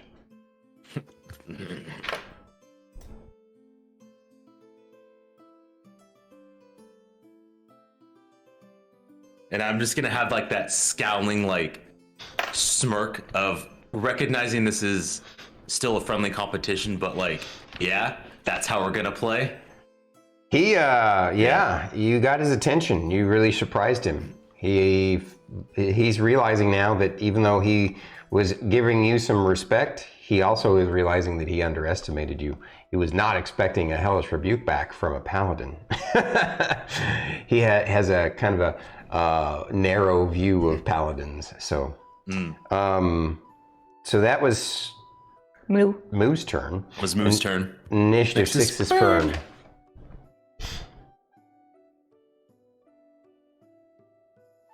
I'm going to cast. I don't want to get hit again today. Thank you. I'm gonna cast Erupting Earth on the guy who's in. I didn't hear what you said because you were yelling so much. I'm gonna cast Erupting Earth on the dude that's enfeebled. Oh, okay. Vavoom, the half-orc, who hasn't really got to do squat right now, you're gonna do Erupting Earth. All right. What is first? I want you to, after you describe the spell, what it looks like, then tell me what its effects are. She turns and looks, and she like punches up into the air with her staff, and as she punches up, an entire fist comes out of the ground and punches him. And he has to make a dexterity saving throw. Okay. DC 17.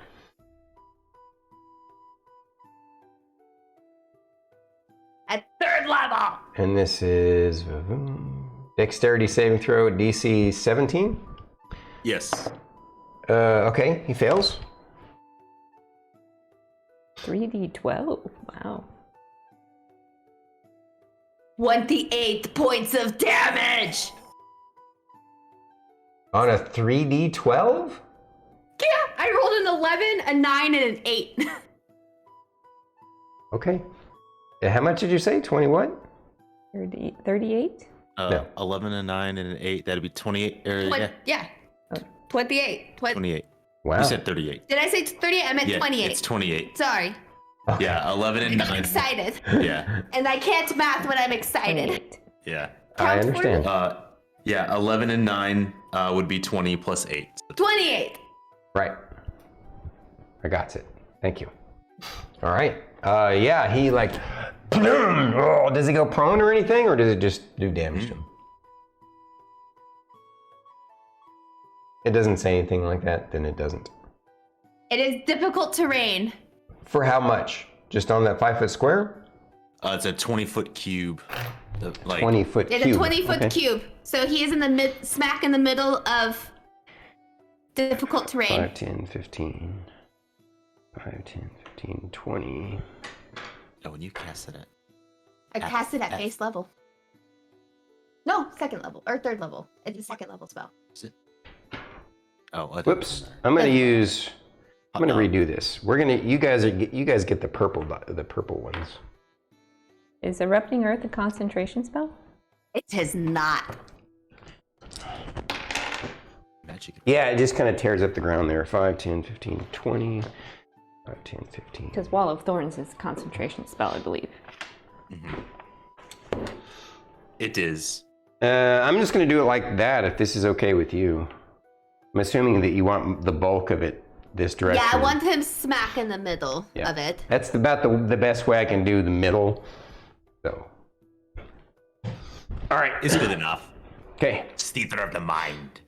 Okay. And then I'm gonna move my full movement, like, to the left. This way? Yeah. Just straight? So just, yeah. 35. Yeah. Okay. Okay. Fern's turn is done. Initiative 7 is Vavoom himself.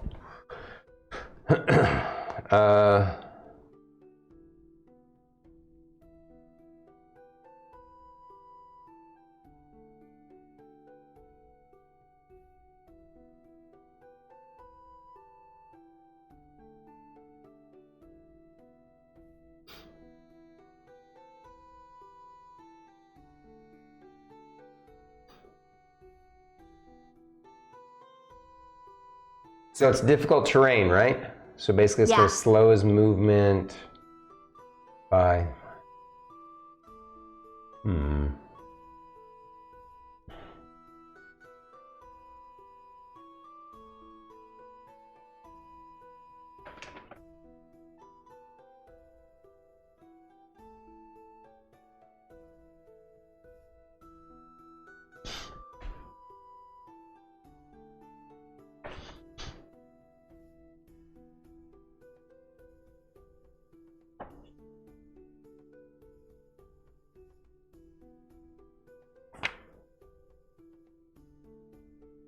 He yells out in Orcish.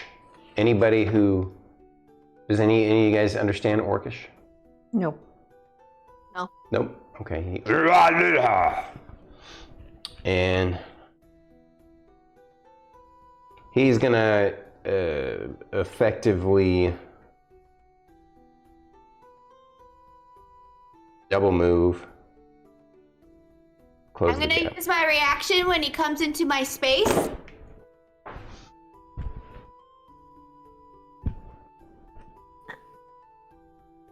Circle spores? Yeah. Hey, yes.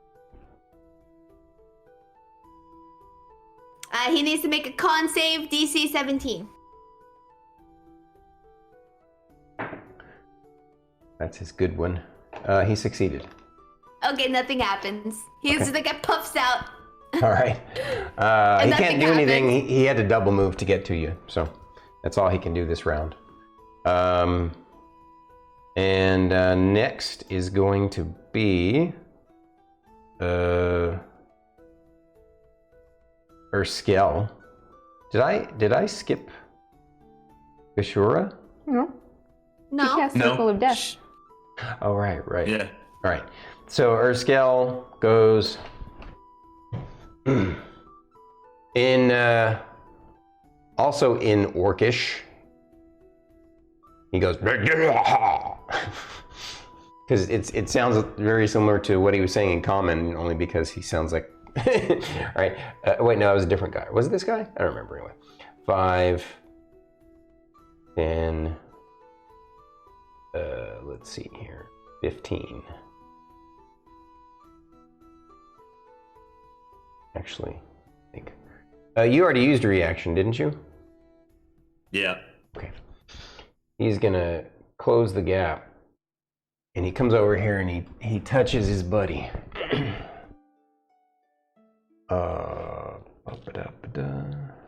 Gives him a little motivational pat on the butt, football style, and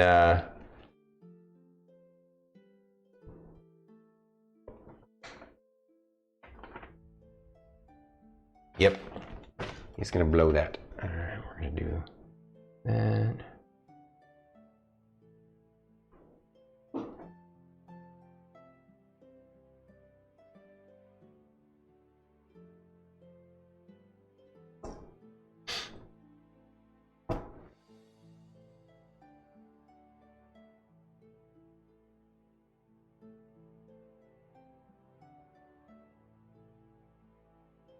He looks like basically he just rejuvenated your opponent back up to full.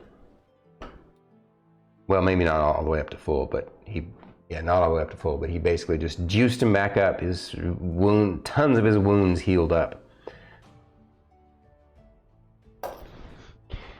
And then it is now top of the round, right? Are we sure Gashura? I feel like I skipped Gashura. No, she cast Circle of Death. Did.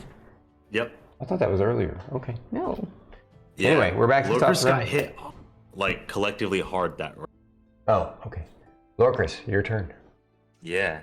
Lorkris, being this up close and personal and not liking that he can't keep them appropriately at bay, gonna use his old noggin for Lorkris is gonna take the disengage action. Okay. And he is going to step back kind of at an angle. So if a little bit more to your left. Yeah, one more step back. Here?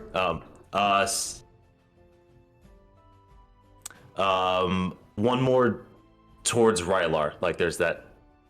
There. Yeah. Mm-hmm. All right. And then as a bonus action, he is going to. Yeah. Third level, Searing Smite. What? Oh, that's right. It casts it on your weapon or whatever. Yeah, it's a buffing one. Yeah. Okay.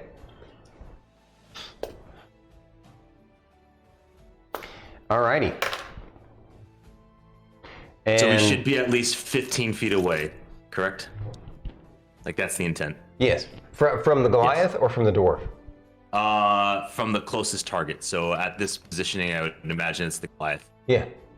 20 Yeah, feet from the dwarf, 15 from the Goliath. Yeah. All right. Nice. So you did move, disengage to use up your attack action, and only a bonus action. You still have a reaction left. Correct. Okay. So nicely done. Lorkris is done. Ray. All right. Seeing that Fern has got somebody up in her face, I'm going to cast Confusion. It's a 10-foot radius sphere centered on a point within range. What's the range? 90 feet. Okay. So cast it here, 5, 10. Again, you're just trying to get him without hitting her. Yes. Okay.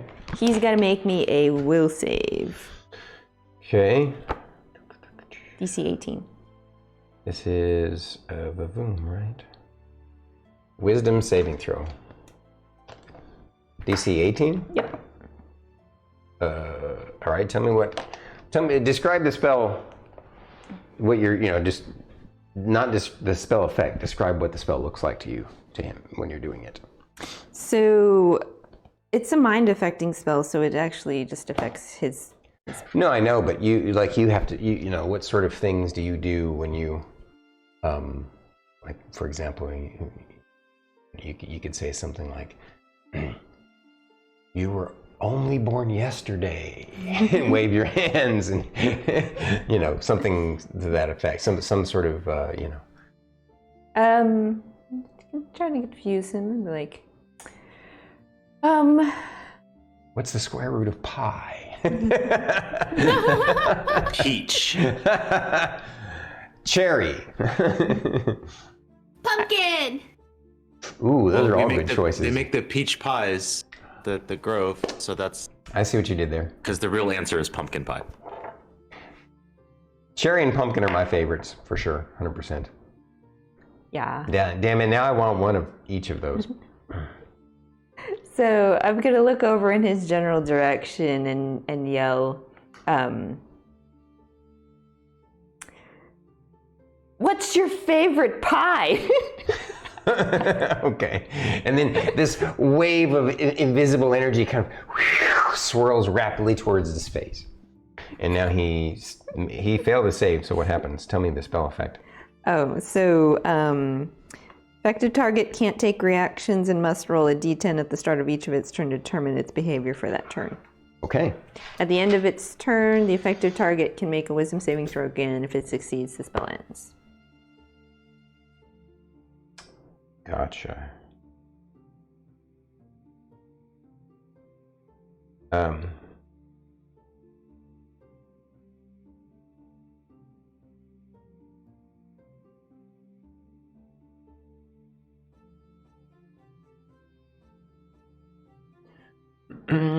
And as a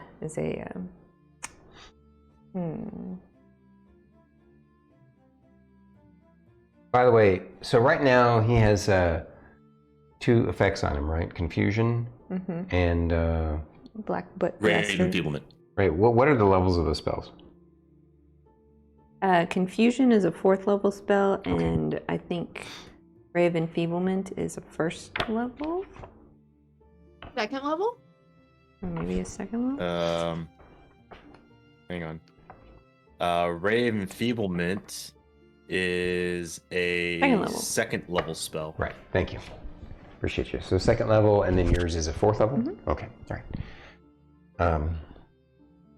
All right, you were about to say something and I interrupted you. I'm sorry. Oh, as a free action.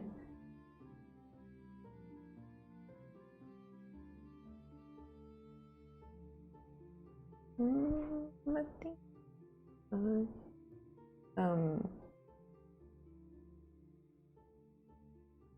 What spells do we have in Rylar's ring again?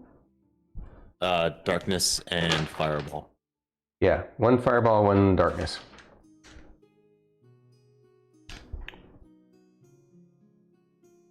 Fireball 2. Fireball 2.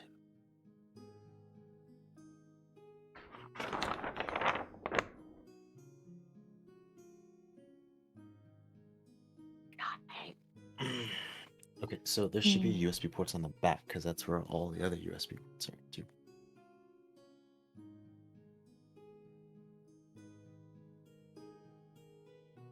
Or you can also look here on our thing. There's USB spots on the.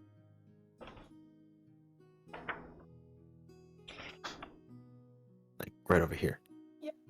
Got it? No, that doesn't look naughty, not at all.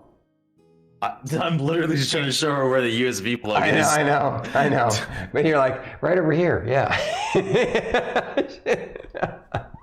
Everything normal. This is family friendly. Mm-hmm.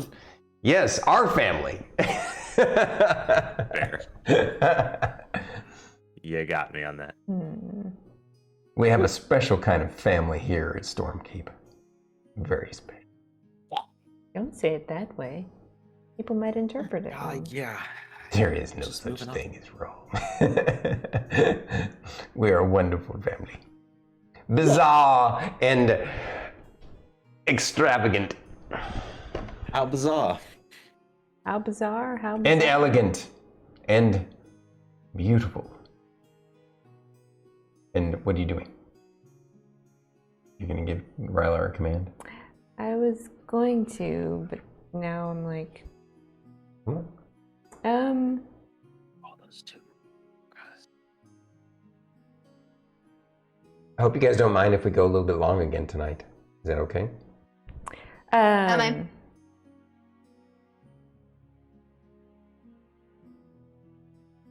Rylar is...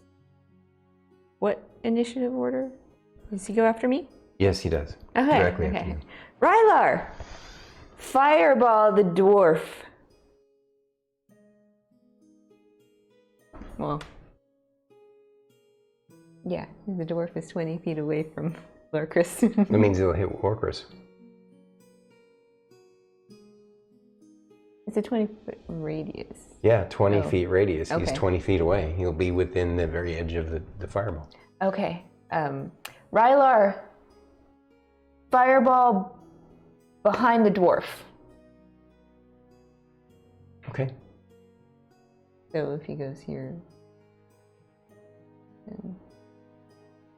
Please pay attention to the direction that the dwarf is currently facing. Oh. Yeah. Okay, yeah. Either here or here. It'll hit him if he does it directly behind him. Well, this would be directly behind him.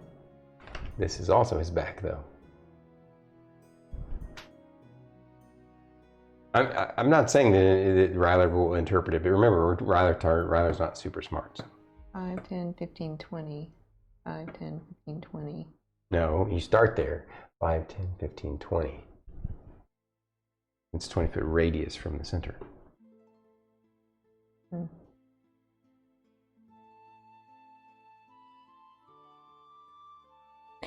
Well, then never mind. I mean, you could, you know, you can make it work. If that's what you want him to do. Well, yeah, that's what I want him to do, but if you're gonna face it. You could always say in front of the dwarf. Okay. Well, I mean... Or just past the dwarf. That can still be interpreted Or anywhere it could be here. like, and don't hit Lorkris. That works too. Yeah, okay. But that seems like a lot to say. Yeah, it's a free action. You're just giving him you're just speaking at the same time you're doing stuff. Okay. Rylar, fireball or behind the dwarf, just don't hit Lorkris. Okay, very good. Next is Rylar. Rylar's like, I can't do fireball. Oh wait, the ring. He makes a sound effect, even though the fireball doesn't make a sound effect, and he explodes it like a little bit farther out, but just enough to hit both of these guys. So now they both need to roll a reflex save. I believe it's just an 8d6, right? Yes, 8d6. Just only 86. What? Oh my god. Really terrible roll. Holy crap. Sorry. You didn't shake the dice up enough.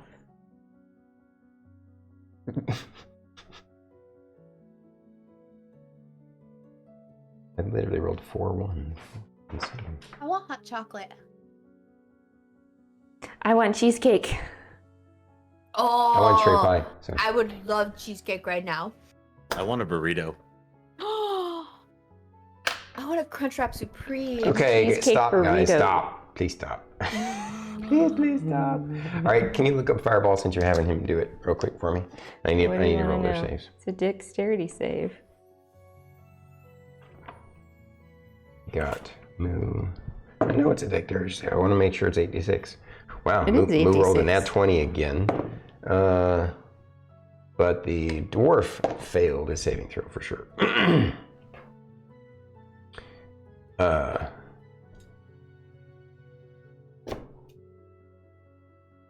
Does that fireball hit the wall of thorns? It does. Yeah, it probably sets it on fire. It does. Fine.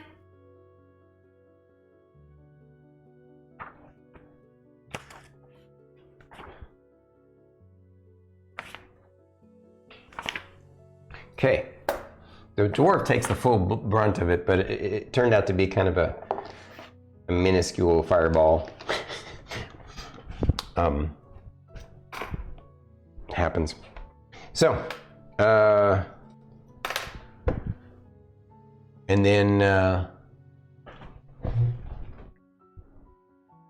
he's also going to come up behind this guy. You get away from Fern. I will bonk you with my purple beamer. All right. Next is going to be Gashura. Gashura.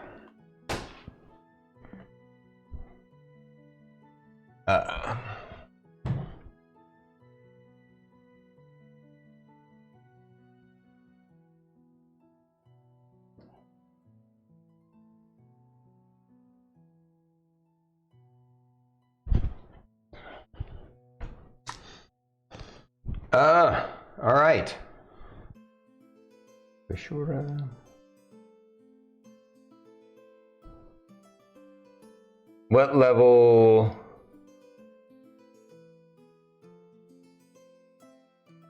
All right. You said your thing was level 4? Mm-hmm. I need to read this real quick. So you recognize what she's doing. She's pointing at her friend and casting a spell. Dispel magic. Yeah.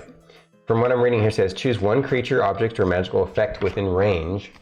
Any spell of 3rd level or lower on the target ends. For each spell of 4th level or higher on the target, make an ability check using your spellcasting ability. The DC is 10 plus the spell's level. So. I hit a DC 14. Okay, that's what I thought. All right. And her spellcasting ability is that.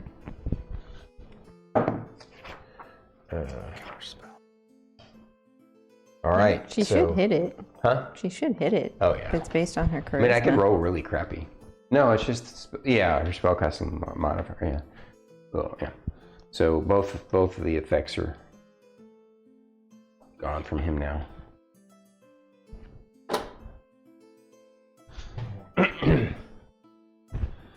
And that is her turn.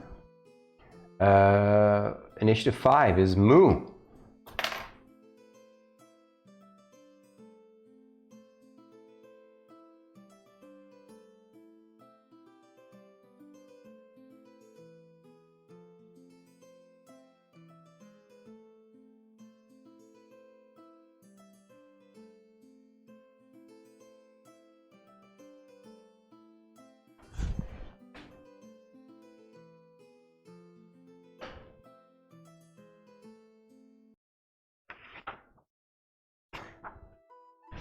He looks you right in the eye, and he's like, "I got you."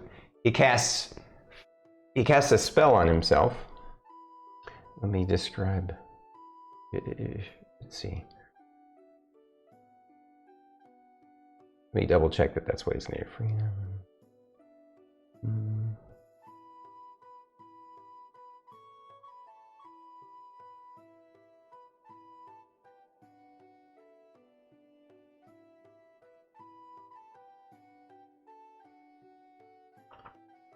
Okay.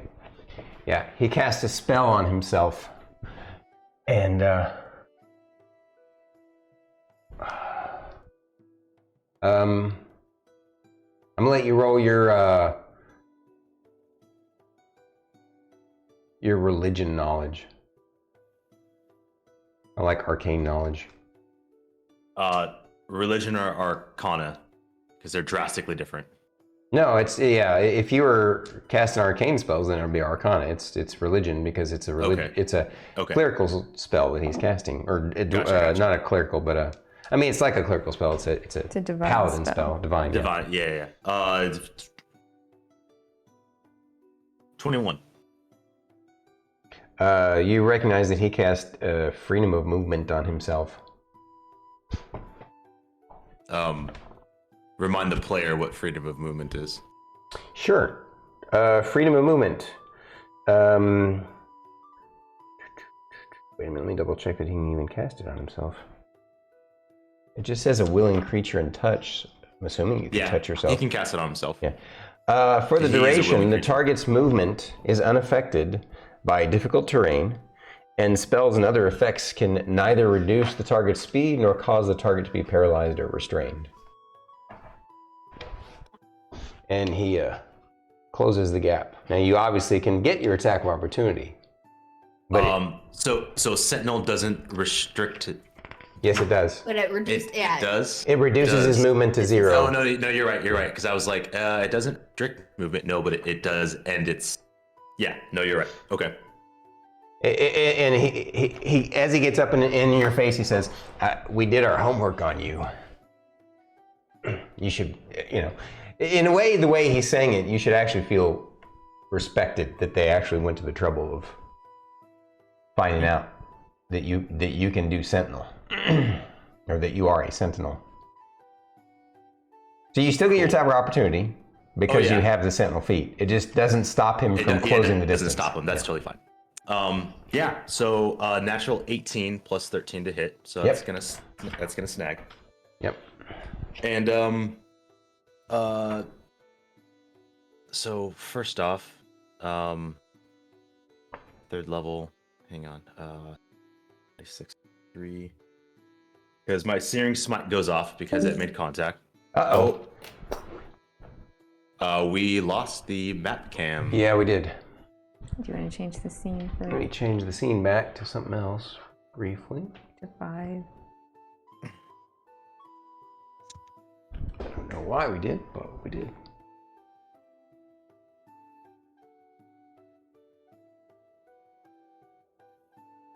Range.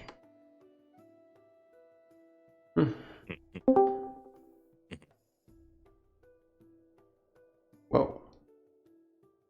Interesting. Can you guys see it again? Well, I guess not. Change it to, do Control 2 for me, would you please? Sorry. Yeah, swing for the fences. Yeah? It's up to you. I'm good. I'm good. I think it's the keypad control too. And I got plenty. You're gonna have to get up. Yeah. Bloody fences, mate. Huh? It's up to you. Oh. You do what you want to do. He's not showing up. Do it.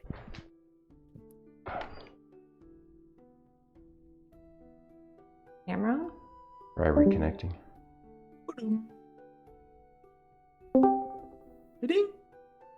There it is. Woo!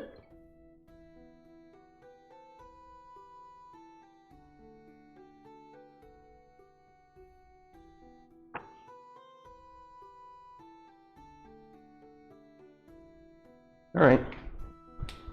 Oh, wow, I'm all crooked, aren't I?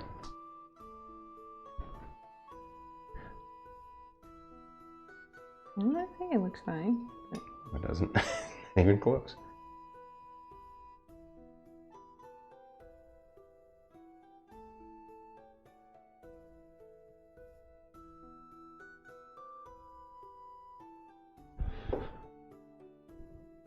Okay.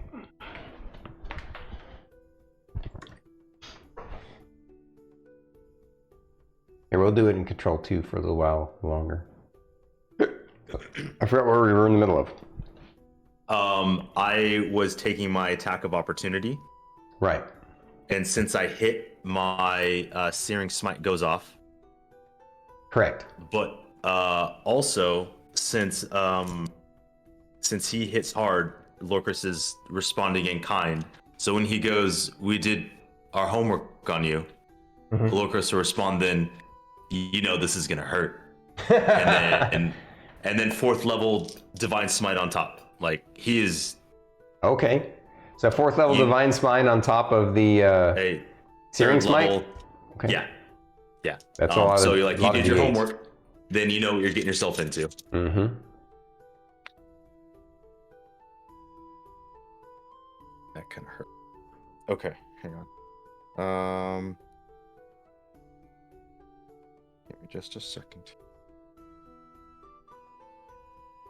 Okay.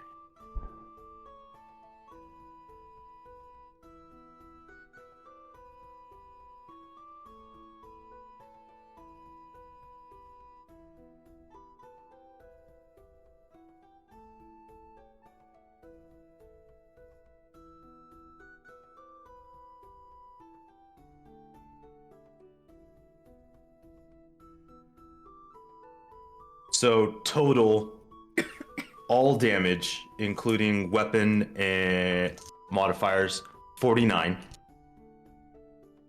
49 points of damage. Okay. And then, because of Searing Smite, at the start of each of its turns, so that won't happen until the next round. Wait, what was the damage again? 49, you said? 49. Okay. You find it frustrating that you're somehow something is going on where it seems like you're doing less damage than you thought you should. Remember the potion he drank. So I'm sorry, you were saying? And so at the start of each of its turns, so until the spell ends, like he's engulfed in flames. Okay. So at the start of each of its turns until the spell ends, the target must make a save. On a failed save, it takes the fire damage. Again, successful save. Help me remember that, if you can keep track of that. That would be cool. All right. Yeah. But he won't have to do that until the start of his next turn because he already took fire damage from being hit since I did it on a reaction. So, well, he's done for his turn because, like I said, he cast a spell and then moved. Mm-hmm. So, it is moved. Move is done. And then 5. Initiative 6 is Fern. Okay. Remember to face your mouth towards the mic, please. Yeah. Okay. I'm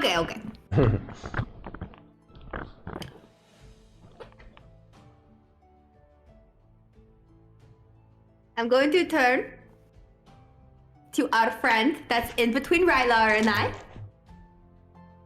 Gonna look at him and just be like, you shouldn't have come this close to me, okay?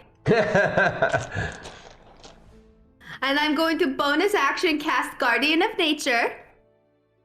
And I'm gonna do the primal beast form in honor of Guar.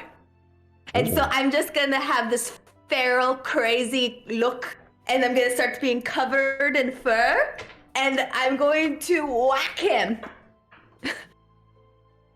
One of these days, we're gonna. Okay. What is you bonus actioned to do what again? Guardian of Nature. What does that do? So I chose to do Primal Beast. Okay. So bestial fur covers your body, your facial features become feral, and you gain the following benefits. Okay. Your walking speed is increased by 10 feet. You gain dark vision with a range of 120 feet. You make strength-based attack rolls with advantage, and your melee weapon attacks do an extra d6 of force damage. Wow. Okay. Nice.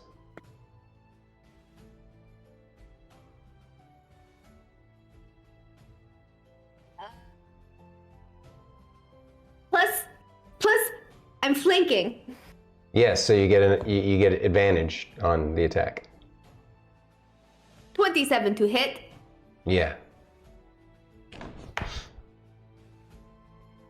1d8 plus a d6. 1d8 plus a d6, that's it? Yeah. Okay. I did it more for flair. Are you including the magic of the staff? Okay. Making sure. Yeah. 9 points of damage. Okay.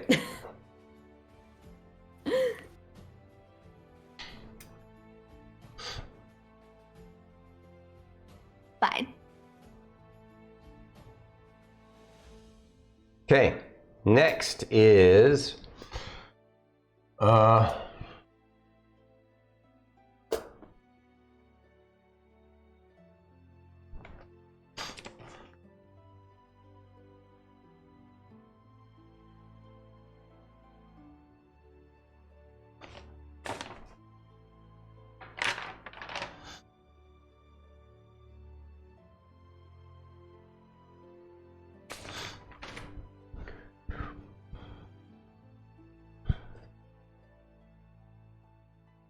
sorry, that was Fern's turn, so it's actually Vavoom's turn. Okay.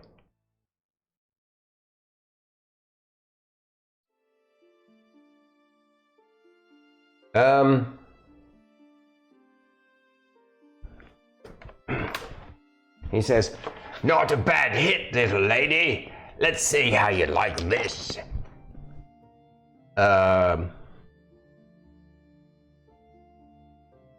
He attacked you 3 times.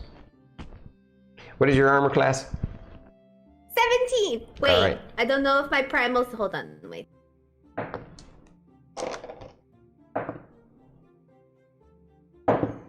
Yeah, 17. Okay. He hits you all 3 times with his great sword.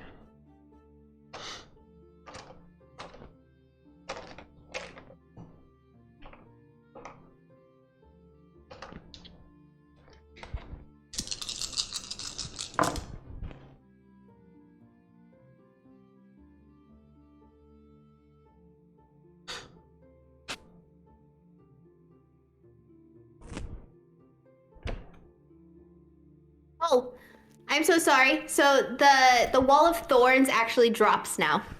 Oh, because it was a concentration spell? Yeah. Yes, and I'm gonna have to roll con saves for.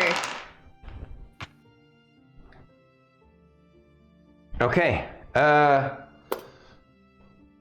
He wallops the crap out of you with his greatsword 3 times, slashing you across your body multiple times, doing a whopping 55 points of damage. totally gonna drop. Well, that's 55 total, but each hit. No, total damage 55 for all 3 hits. Yeah. So, but she'd have to either make a DC 10 save or half the damage dealt for each hit for concentration. So stack damage doesn't. Oh. Okay. All right. I didn't realize you were. Yeah. Wait. So that's Primal Savagery is a concentration spell. I'm sorry I didn't make that clear. Okay. All right. So then let's see. The first one is going to be 18. So DC 10. Okay, I make it. Another 18. DC 10.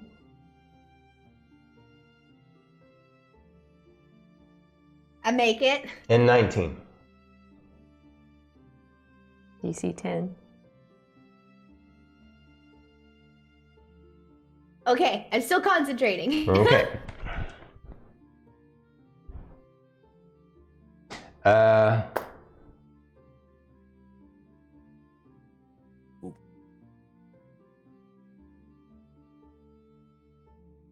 Refresh my memory. You guys may not remember the second wind. Is that something you have to use your whole action, or is it a bonus action? I need to look that up real quick. Second wind is a bonus action. Okay. He's going to do a second wind bonus action.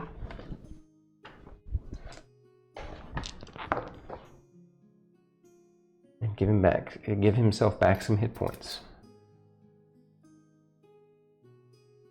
These guys are not making it as easy as the last crew. All right. So Vavoom is done, and Urskell is now done, and Urskell's turn now.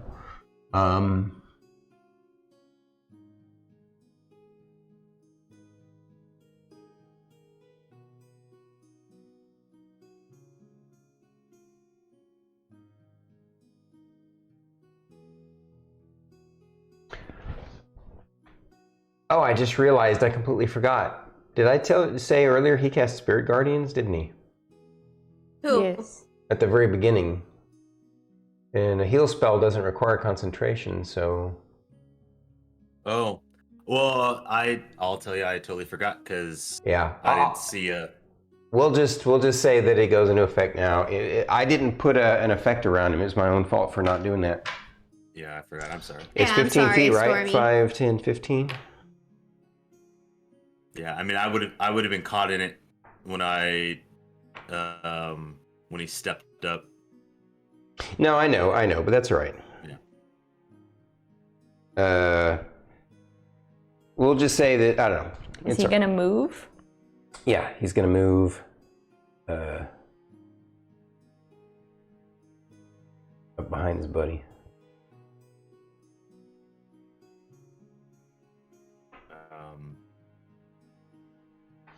And so now it's what, 48 unless you make a dex save, I believe, right? What level did he cast it at? Just the base level. Base level for Spirit Guardians? Yeah. Yeah. Base level Spirit Guardians is 3d8. Oh, 3d8. All right, so 3d8. You roll a saving throw? Wisdom saving throw, right? Yeah. Take half as much. Yeah. Yeah, so roll damage, I'll take either full or half, depending on the save. All right, what'd you get for your save? It's wisdom, right? Yeah. Don't forget to point your mouth towards the mic. 22. Okay, you obviously succeed. So you're going to take half of 21, which is 10. Take 10 points of Spirit Guardian damage. And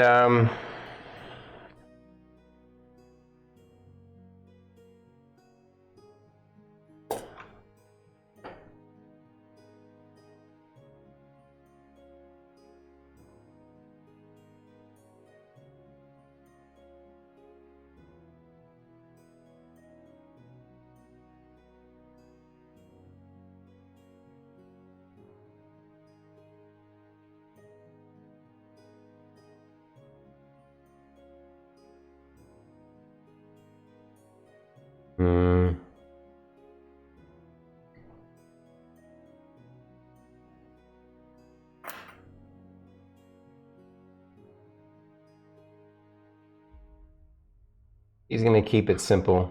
He's going to cast a first level Cure Wounds on his buddy. That, if I remember correctly, it's the roll plus the spell modifier.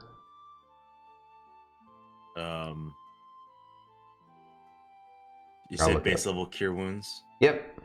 8 plus 1d8 plus your spellcasting modifier. Yeah. And then you add an additional d8 for each level above. Right. First. All right, so he gives him back. Ooh. All right. That is Urskel's turn. He's done. Back to the top of the round, Lorkris. This fighting these two guys is a pain in the ass. A PETA.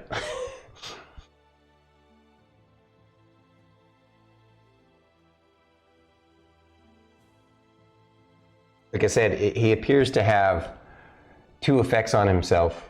One that makes it harder to take damage. The other makes it harder, the Shield of Faith that you recognized.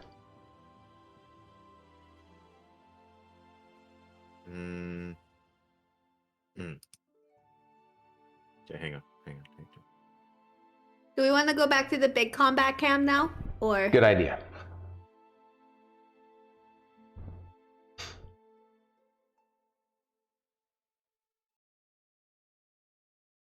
I'll have to find that in editing and take that out for the YouTube folks.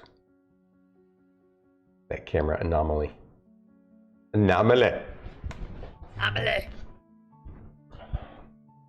Yes.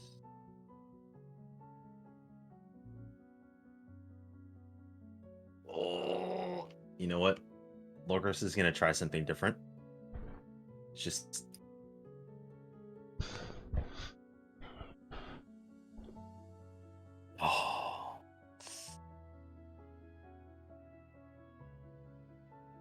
I'm so torn. I'm gonna try it. You know what? This is time for experimentation, and Lorkris is seeing that he's in a situation to get out of. And Lorkris is gonna cast blindness, deafness at 3rd level to hit both Moo and Urskel? Yeah. Okay. So it's a Constitution saving throw 15. All right. First against, I'll have Urskel do it first. Constitution save, you say? DC Yeah, what? 15. 15. All right. You hear the dwarf. Ah, I can't say, damn it! And for Moo.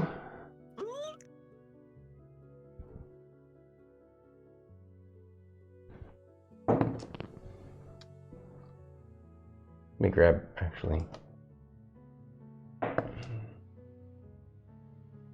Moo also fails. I rolled a 2, so.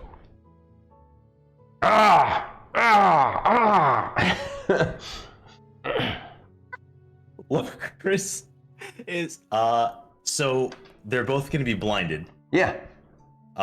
It's not concentration. Right. For 1 minute, at the end of each of their turn, they can make a Constitution saving throw. Right.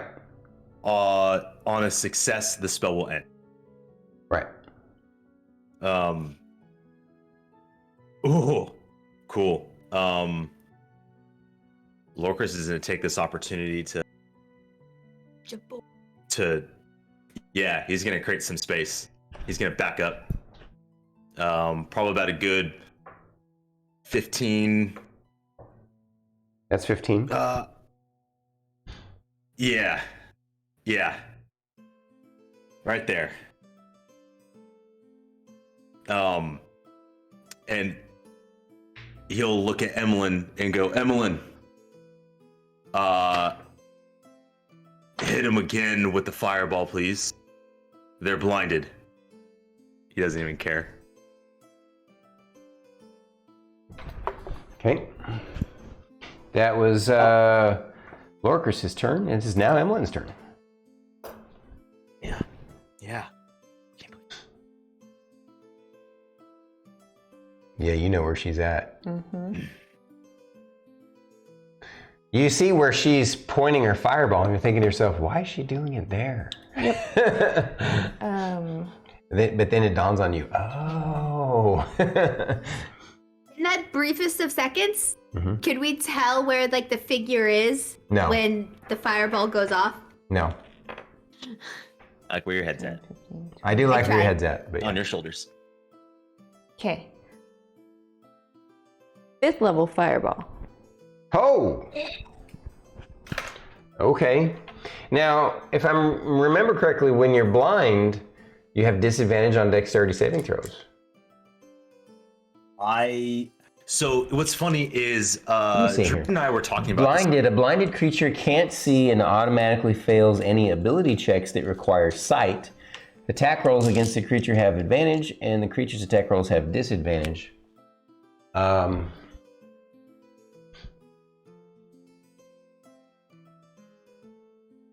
So I was unsure if them being blinded in any way would allow them advantage on dex save. But it's a... But they can't see where my fireball is coming from. Exactly. That was my thought. I'm gonna say, like, let me look it up. Let's see. We have the interwebs to be able to look it up. Does blindness affect dex save?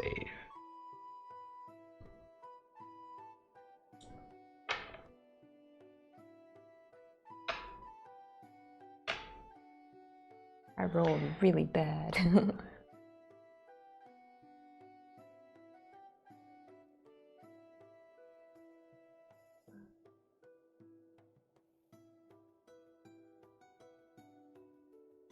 So there are two things here it says. All right.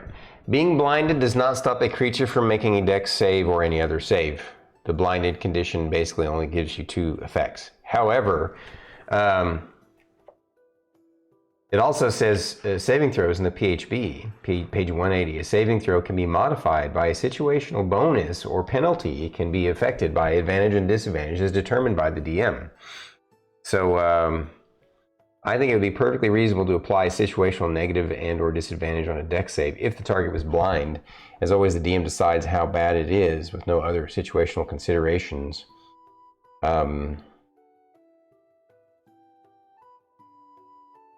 Yep, I like that. I agree.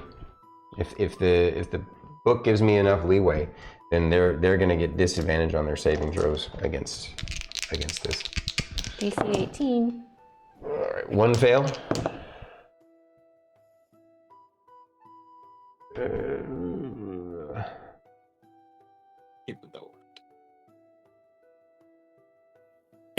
It worked because I doubted you. I was like, this They both isn't failed. gonna work. I hit her too. Oh, But she wouldn't have disadvantage. right. No, I wanted to get all 3 of them. And what's the DC? 18. Yes, she succeeded. Total of 30 points of damage. Nice. Okay. So On 10d6.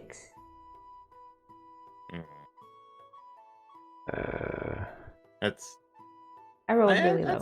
I mean, that's half. It's not bad. I rolled a bunch of 2s. It's okay. I'm Mullo up in the sky, and he's just like... her "Man, scale's really shut it taking off." a beating. Moo, again, it seems whatever effect is on him from that potion affects literally all damage dealt to him. So you're starting to think that maybe it might be worthwhile to knock that off of him. But I don't know, just a thought. Can I dispel magic? Dispel potion effects? Absolutely. Oh. Oh, man. I'm sleeping on my... Never mind. So you have to think of it like this. A potion is a spell made into a potion. So it's going to be a spell effect. Okay. Now that makes sense. Yeah. All right. So anyway, that was. Lorkris, do you still have a bardic inspiration from me? What's that? Do you still have a bardic inspiration from me? I do. Okay. I do. I don't. That's right. She used up hers. And I think Rylar still has his. Rylar does still have his. Okay. You don't have to. It's fine. Well, you're just within range. 5, 10, 15, 20, 25, 30, 35, 40, 45, 50, 55, 60. 60 feet. I'm going to look over at Fern and go, Fern! Philip loves you. It's my bonus action. All right. And then as my free action, I'm going to go, I see you, Gashura. Come out and play. Okay. So, nice. Ray is getting serious. Rylar's turn. Or no, come out of hiding and play. Big smile on my face.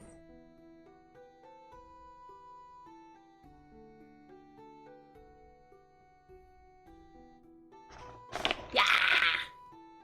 Oh, actually, she needs to make a concentration check because greater invisibility is a concentration check, and she took damage. That's true.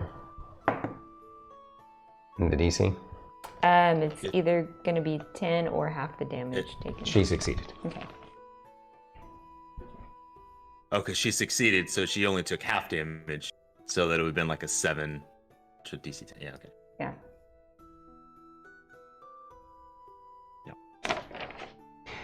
Rylar was like, what? Oh, he uses his magic arcanum, this one special thing he can do, and casts True Sight on himself. And he said, oh, there's the pretty dragon lady. And points right at her. She's all like, just shocked. And that's all he does. And then initiative 4, it is Gashura's turn. Like, do people see me? I'm standing there just smiling at her.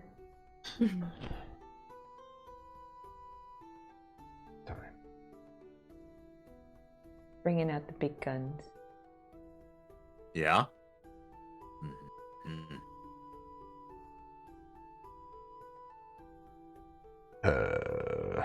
Okay.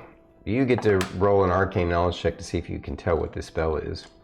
Suddenly, a beam of yellow light flashes from her pointing figure and condenses to a single glowing, hovering orange point in space. Basically a tiny little glowing orange bead. I, as a player, know what it is. I, as a player, know what it is too. Druid, do you know what it is? No. You should. We were told what it was before. Okay. As a player, you should know this. May or goodness. I rolled a 21 from my arcane. It's delayed fire. Yeah. She casts Delayed Blast Fireball. So basically, a Delayed Blast Fireball is a higher level fireball. Its base damage is a 12d6 instead of a 8d6. And for each round that goes by before it blows up, it gets another d6 added on. Up to a maximum, I think.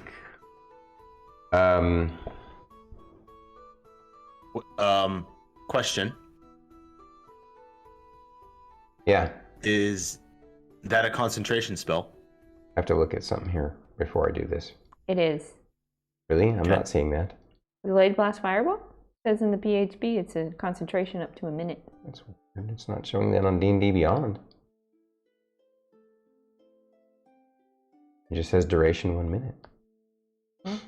Book says concentration up to a minute. Let me double check something here.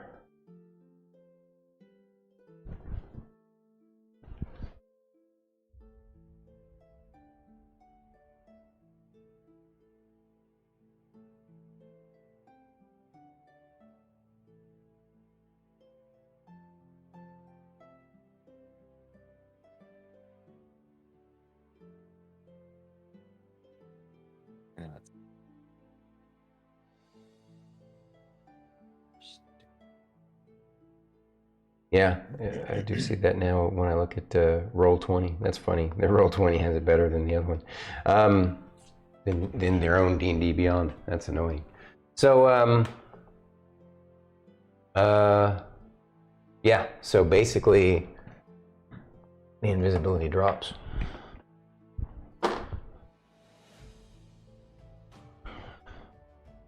And that was Gashura's turn. And now it's Moo's turn. Okay. Point of reference. What? The Searing Smite. It's now the Constitution saving throw. Don't forget he's also blinded too, right? He is also blinded, so needs to make so at the start of his turn. He succeeded on the save. What happens now? For the flame. For the flame, spell ends. Spell ends, okay. Yep. And then for blindness deafness. Is it also con save? Con save 15 success spell end. Rolled a nat 16. So okay. So that means, and that's at the start of his turn? Blindness deafness at the end of each of its turns. Okay. Well, so yeah, he he ends his turn and becomes unblinded. Actually, he can do something on his turn that doesn't require seeing. Let me see what he might do.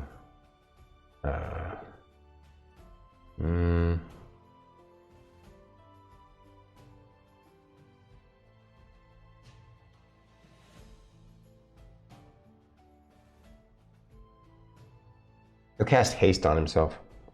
Wait a minute. That would be...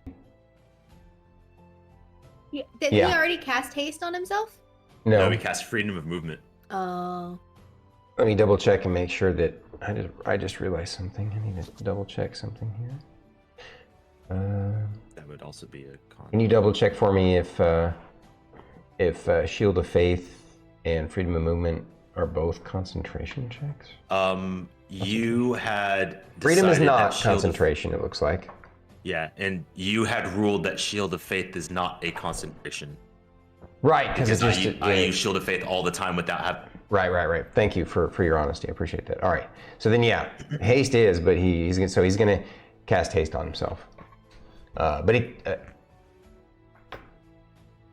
had to do. He did that before he ended his turn.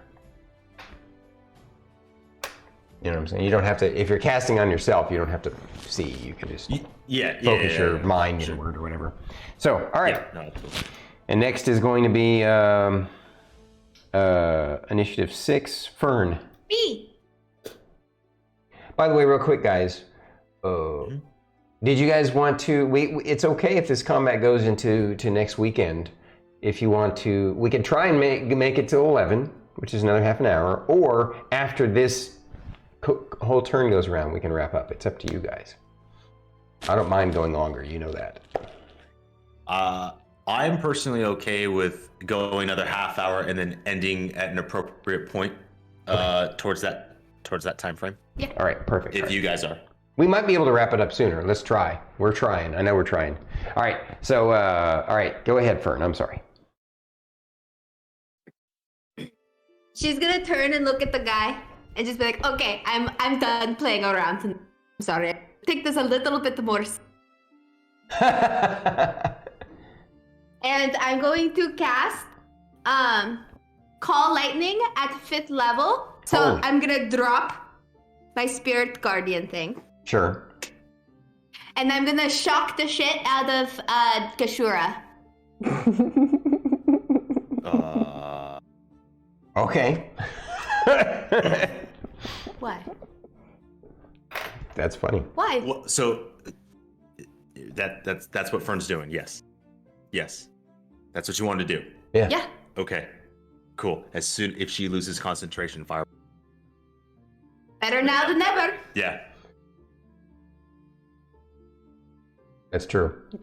Yeah. But Fern Fern probably wouldn't know that. That's right. She doesn't even know what spell was cast. She doesn't know what that glowing orange bead in the air no is. clue. Yeah. No, it's If it goes off, it's gonna hit. It's gonna hit one of her people too. All right. So she needs to do a reflex save, correct? Mm-hmm. Dex save 17. Dex save 17, and she fails. And she's got a decent dex save too, but I just rolled crappy. Hang on. Do you want me to do it? Yeah. This counts for me. Yep, I got you. Because I can't math No, right it's okay. now. It's okay. It's okay. Are you getting excited? Is that what's going on? Yes. Yep.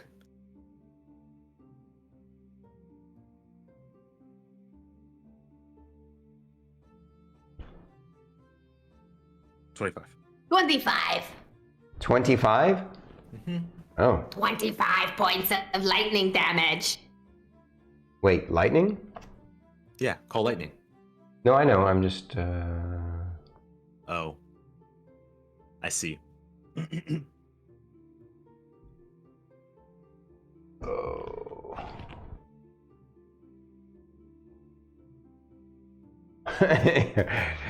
She's a blue dragon, so she literally takes half the damage of any electrical attack, which is 12. But your character being inexperienced about Dragonborn would totally make this mistake. And she's got to make a Constitution check. You'll have to make a con save. For what? 10. DC 10. DC 10. Yep.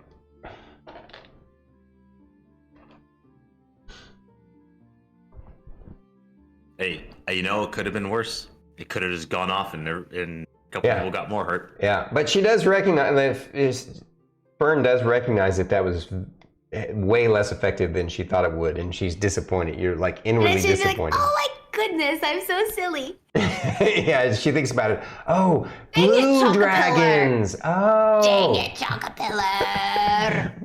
All right. Blue dragon. It makes sense why she would lightning to the fireballs. She's literally talking to the dude that's next to her. That's awesome. All right, Vaboom's turn, actually. So we're talking. She's talking. He's all like, yeah, that probably wasn't the best. That probably wasn't the best choice, little lady, but You know, sometimes I'm not smart. you're learning, it's all right. Let me teach you a little more about my blade. What about Rylar? He's right there.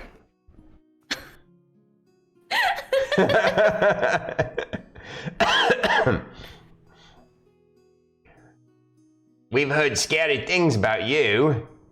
And he's gonna, where the hell is he? There he is, okay. Tell you what, I'll give you both what for. He's gonna attack you 3 times, then he's gonna action surge and attack Rylar 3 times. You did have to say it. Hey, at least he's not action surging all on you, right? Whoops. That die. He was trying to get away. Where'd he go? Oh, my eyes. I feel like Moo right now. I turned my face right into my red light. Picking up the die. All right. So, first of all, I hate when that happens. 3 attacks against you. 17 AC, correct? Yeah. I'm concentrating, so you need one at a time. All right. All 3 hit. Okay. First attack. 13. DC 10. I drop concentration. Oh, shit. Okay. 13. Well, that's okay. Yeah, it doesn't really matter anyway. Second attack is 14 damage. Fern's unconscious. Oh boy. Okay. He doesn't attack a person who's down. She goes down.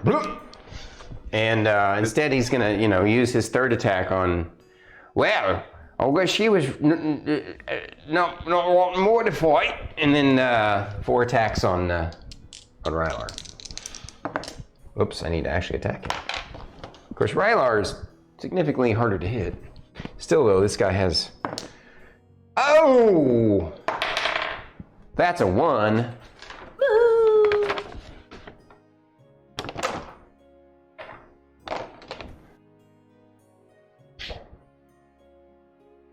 These guys are adventurers, not monsters. He's going to use an inspiration die to re-roll that. That's a hit. That's fair.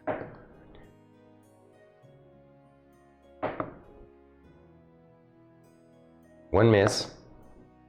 Woo. All right, 3 hits against Rylar.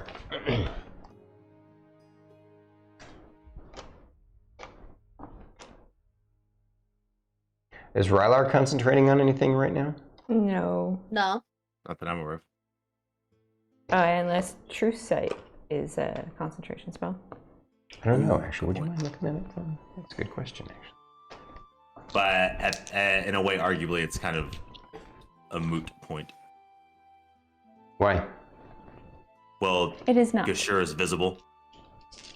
True. I mean, she could go invisible again, yeah, but I mean, if he True drops Seeing it, has a duration of an hour. Ooh. what does? Mm-hmm. No, what does? Oh, True Seeing.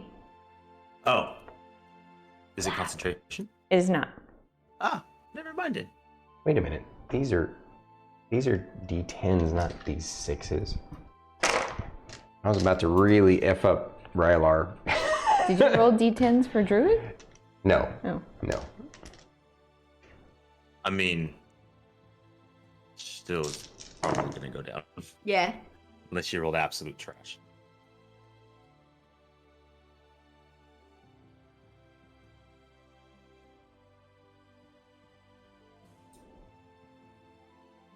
All right. Wait, is this the second time Fern's gone down now?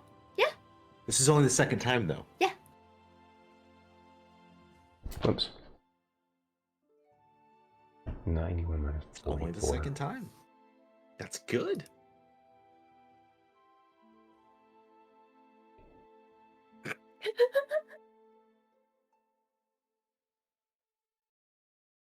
$55?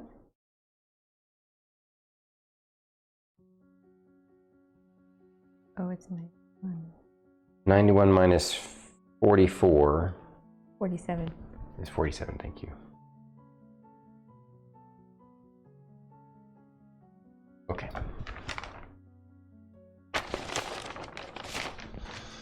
All right, so that was, whose turn was that? Oh, Vavoom's turn. Yes. Yeah. Next It's is Erskill's. Erskill. Cool. At the end of his turn, he has to make that con save. Erskill, at the end of his turn. Or at the end of his turn. All right, just... And it's the con 15 for blindness.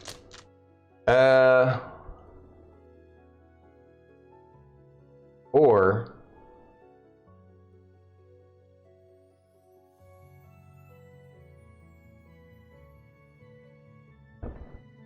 he drops Dispel Magic on himself. It's kind of a waste of a Dispel Magic, but he doesn't like being blinded. What? So just out of curiosity, Yeah. This feels icky, but in casting Dispel Magic on himself, so dispel his Spirit Guardians? I would think not, but I mean, technically it's an active spell. Yeah. Okay. He drops his Spirit Guardians, and then, because he knows that the Dispel Magic will Okay. Yep. I just wasn't sure. No. It seemed It seemed kind of icky. Well, So, I mean, you but- know, it's not. It's just the truth. It's a Dispel Magic. It's meant to dispel magical effects. So. It's indifferent, yeah. Right. That's what he does for his turn. Okay. And back to the top of the round, Lorkris.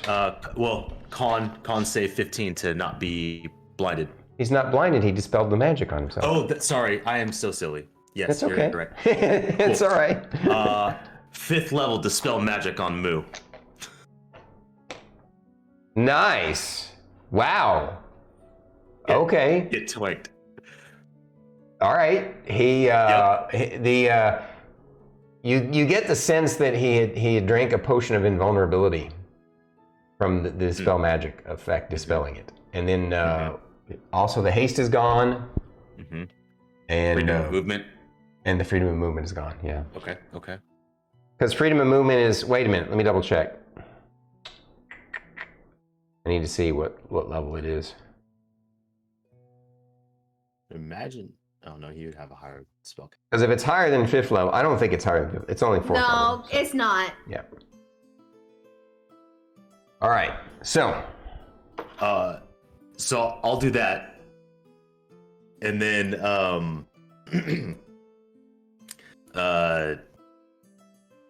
is there a snarky comment?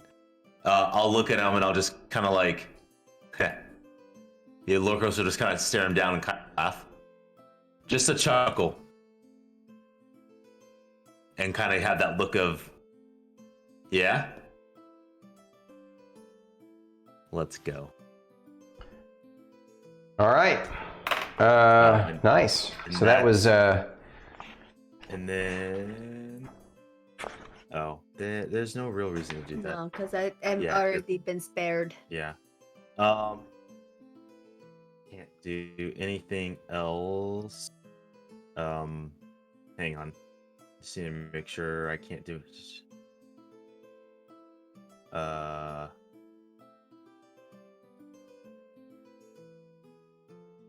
okay. While you're thinking, I'm going to keep.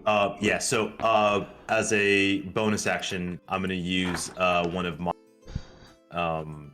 like harness divine powers and give myself a 2nd level spell slot. Black. Okay. All right. That's what I said. Are you going to make any moves?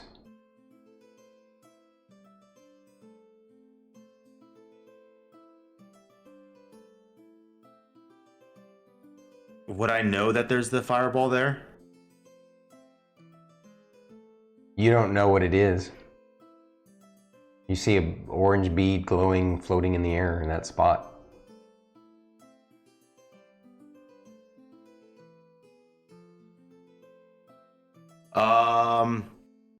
I mean, I think probably Lorkris would instantly want to kind of maybe create some distance, any elemental something or other. So if anything, he'd probably shift a bit more central.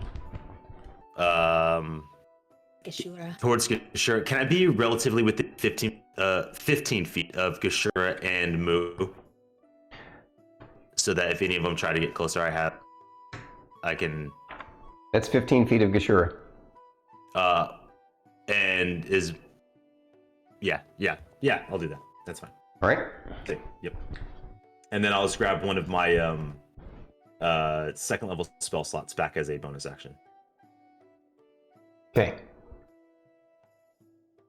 Righty. That was Lorkris' turn. Emillynn Ray.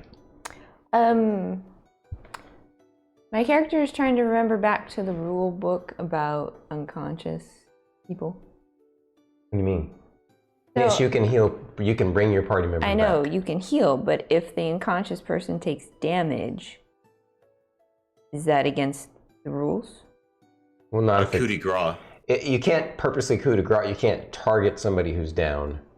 If they take damage from incidental, like an AOE or something, then that's okay. That's not. I mean, that's understandable. I wanted to make sure that the delayed blast fireball didn't count as a coup de grace on Fern. It can't kill her. Okay. It would have. You have how many hit points normally? 105. It can't. Even if I rolled max, it can't do 105 points of damage. I don't think. Okay. 10 times 6 is 60 plus another 12 is 72. Yeah. Plus another 6 is 78. Yeah. There's no way it'll kill her. Okay. Wanted to make sure. How much? She hasn't taken much damage. Who? Gashura. She's taken some. Took 30 that one time. I don't remember why, but she took 30 and then Well, she 12. took- Huh? 30. I know I hit her with the fireball and she only took half damage. Yeah. Yeah, that was the second time she'd taken damage. Somebody did something to her where she took 30. Okay.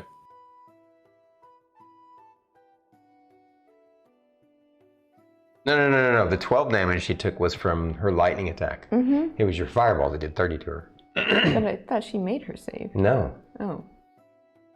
Oh. I told you I'd roll low, even though that's her good save. Maybe I was under the impression that she saved as well. Yeah. Yeah. Okay. But cool. No, yes. Happy that she took 30 damage from it. Let's go. I guess I forgot to do the concentration check at that time.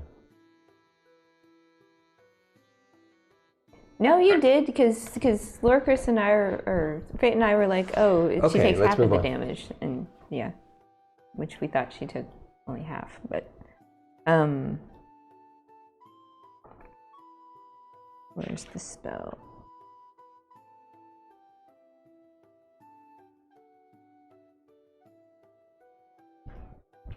Raise me back. I'm just kidding. Yes. Great. Fern, you're still within 60 feet of me. I'm going to Healing Word Fern at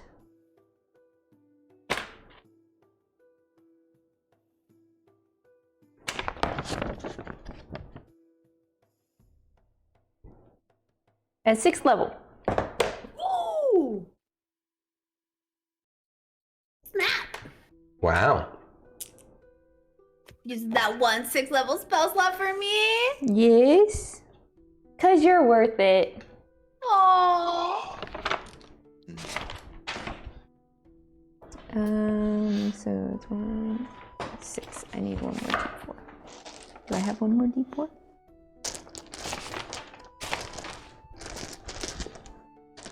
May I borrow a D4 Crap. from you? Here you go. Thank you. Or a green one. Thank you.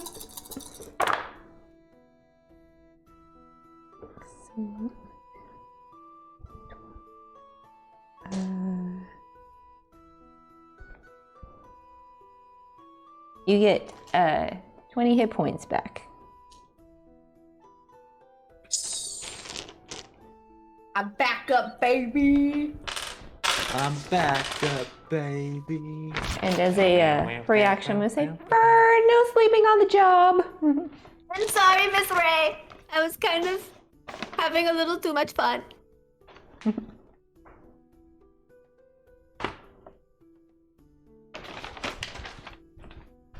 Actually, no, I don't say that to you, Fern. I say to Gashura, I thought this was supposed to be a friendly battle. What is that? I point to the delayed blast fireball.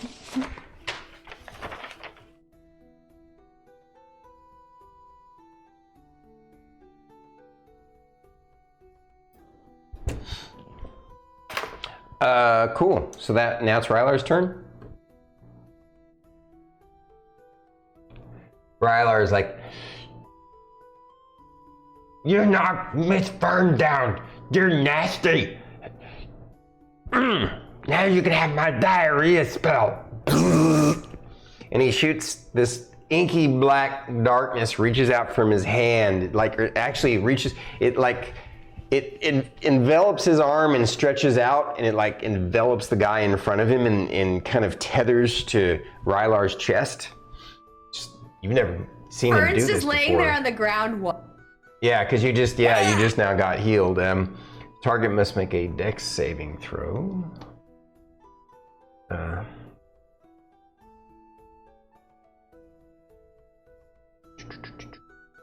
Whoops.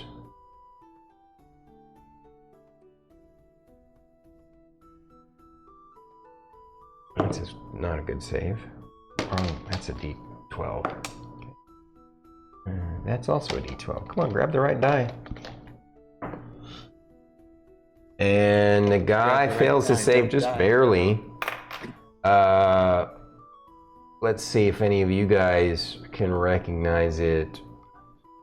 I'll let Arcane and Religious, actually, and Fern can roll whatever, like 23. Natural.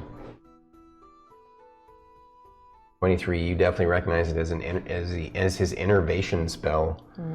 So what it does is this inky black darkness kind of connects the two of them for a while, for as long as he concentrates on it.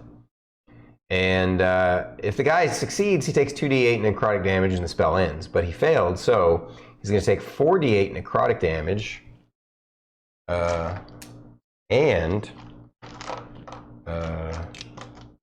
Until the spell ends. You can use your action on each of your turns to automatically deal 4d8 necrotic damage to the target. The spell ends if you use your action to do anything else. If the target is ever outside the spell's range, which is 60 feet, or if the target has total cover from you. Whenever the spell deals damage to a target, you regain hit points equal to half the amount of necrotic damage it takes. So he's basically draining the guy of his hit points. So 10 and 8 is, the guy takes 18 points of damage.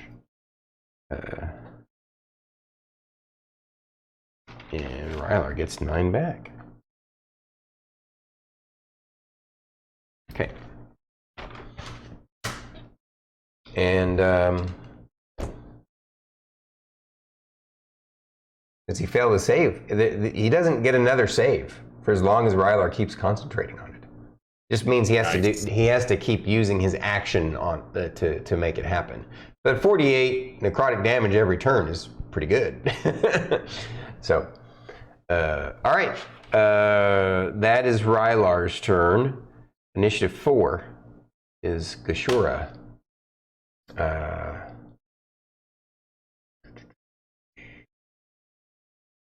So now, has it only been one turn that it's gone around for the delayed blast fireball? So it's now ticked up to 13d6, I believe? Yeah, she cast it last turn. Yeah.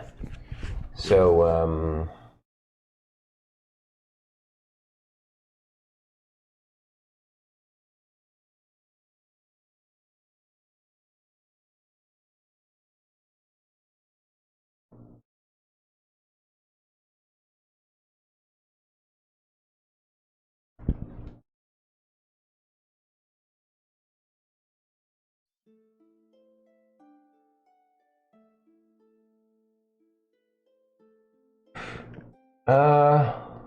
seeing you heal her up makes her decide to blow it this turn. So 2, 4, 6, 8, 10. And her own person? 13. Huh? Her own person's in there. Yeah.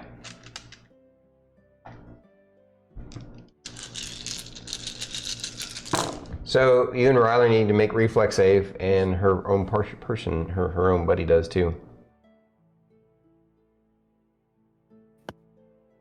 It's gonna hurt. 19. You succeeded. Let me roll Rylar's. He also This is the roll succeeded. Yeah.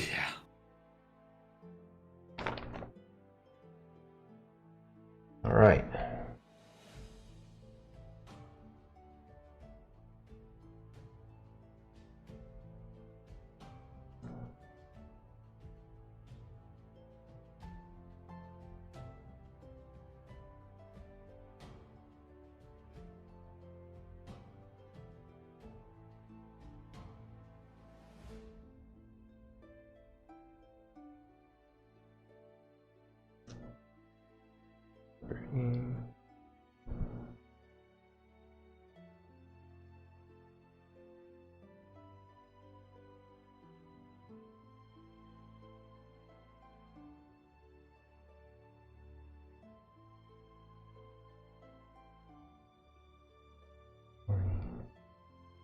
So not too crazy. You'll take half of 42. So Rylar. So 21. Oh, are you serious? Why is that exactsies? Is that I have 20? 20. So you're back down again. Boom. Oh, How did you just heal yourself? I meant to damage. Bam. Yeah. And you notice that her buddy, let me see, he still gets a saving throw. He actually failed to save, but he only apparently only takes less damage from that. Like he has some sort of, maybe he's wearing some item that gives him resistance to fire, which is why they have this tactic amongst their team. But he still does take some damage. If she had meta magic, this is a player speaking. Meta magic adept, careful spell. She ain't that good. Or maybe one of the buffs. Oh no, never mind. What was that? Oh, okay. No, Fate is being snarky. With Sorcerer's meta magic feature, careful spell would prevent an ally from taking any damage. Oh, really? Neato. Mm-hmm. Cool. It's a sorcerer ability, so I guess she's not that good. All right, back to that was Ashura. 5 is Moo's turn. Moo.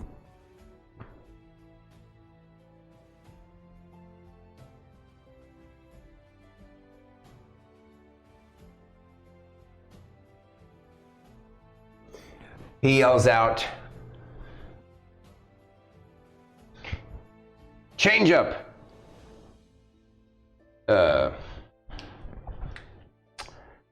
Crap. What's that guy's name?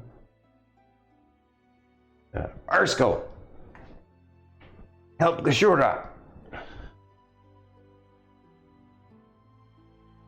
He double moves to flank Rylar.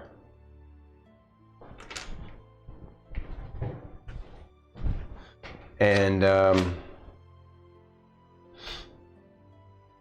whoops, is now 6, which is Fern's turn. Fern is unconscious. Fern, yeah, you automatically stabilize. And initiative 7 is Vavum's turn. Mm-hmm. He has advantage on Rylar. Yep.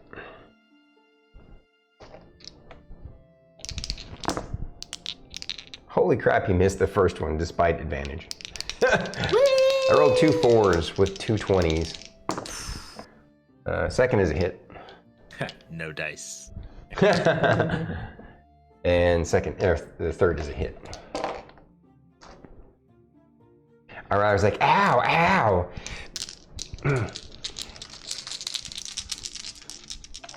Oh, why the balls?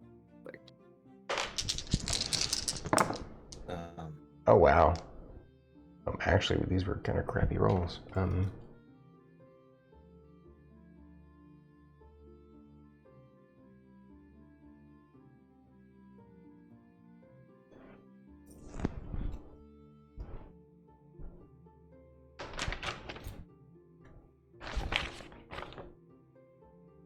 Fortunate. Oh. Sorry. Rylar goes unconscious. Whoa!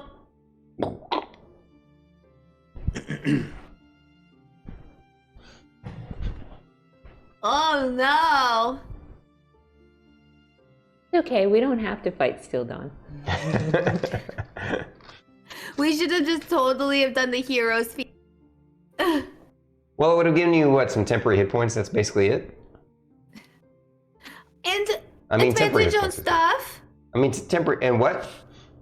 And advantage on things, but yeah. Oh, that is pretty good. Yeah, you're right. Well, yeah, okay. I mean, you can't assume that you're going to lose this. There's still a shot. Mm-hmm. I believe in you guys. I'm totally fine not fighting Still Dawn. Come on now, guys. I'm not. Oh, wow, it's already 11. I don't want to fight. Yeah. Is this, what term was that? That was Baboon. Vavoom. So last one is Urskel. Mm-hmm. That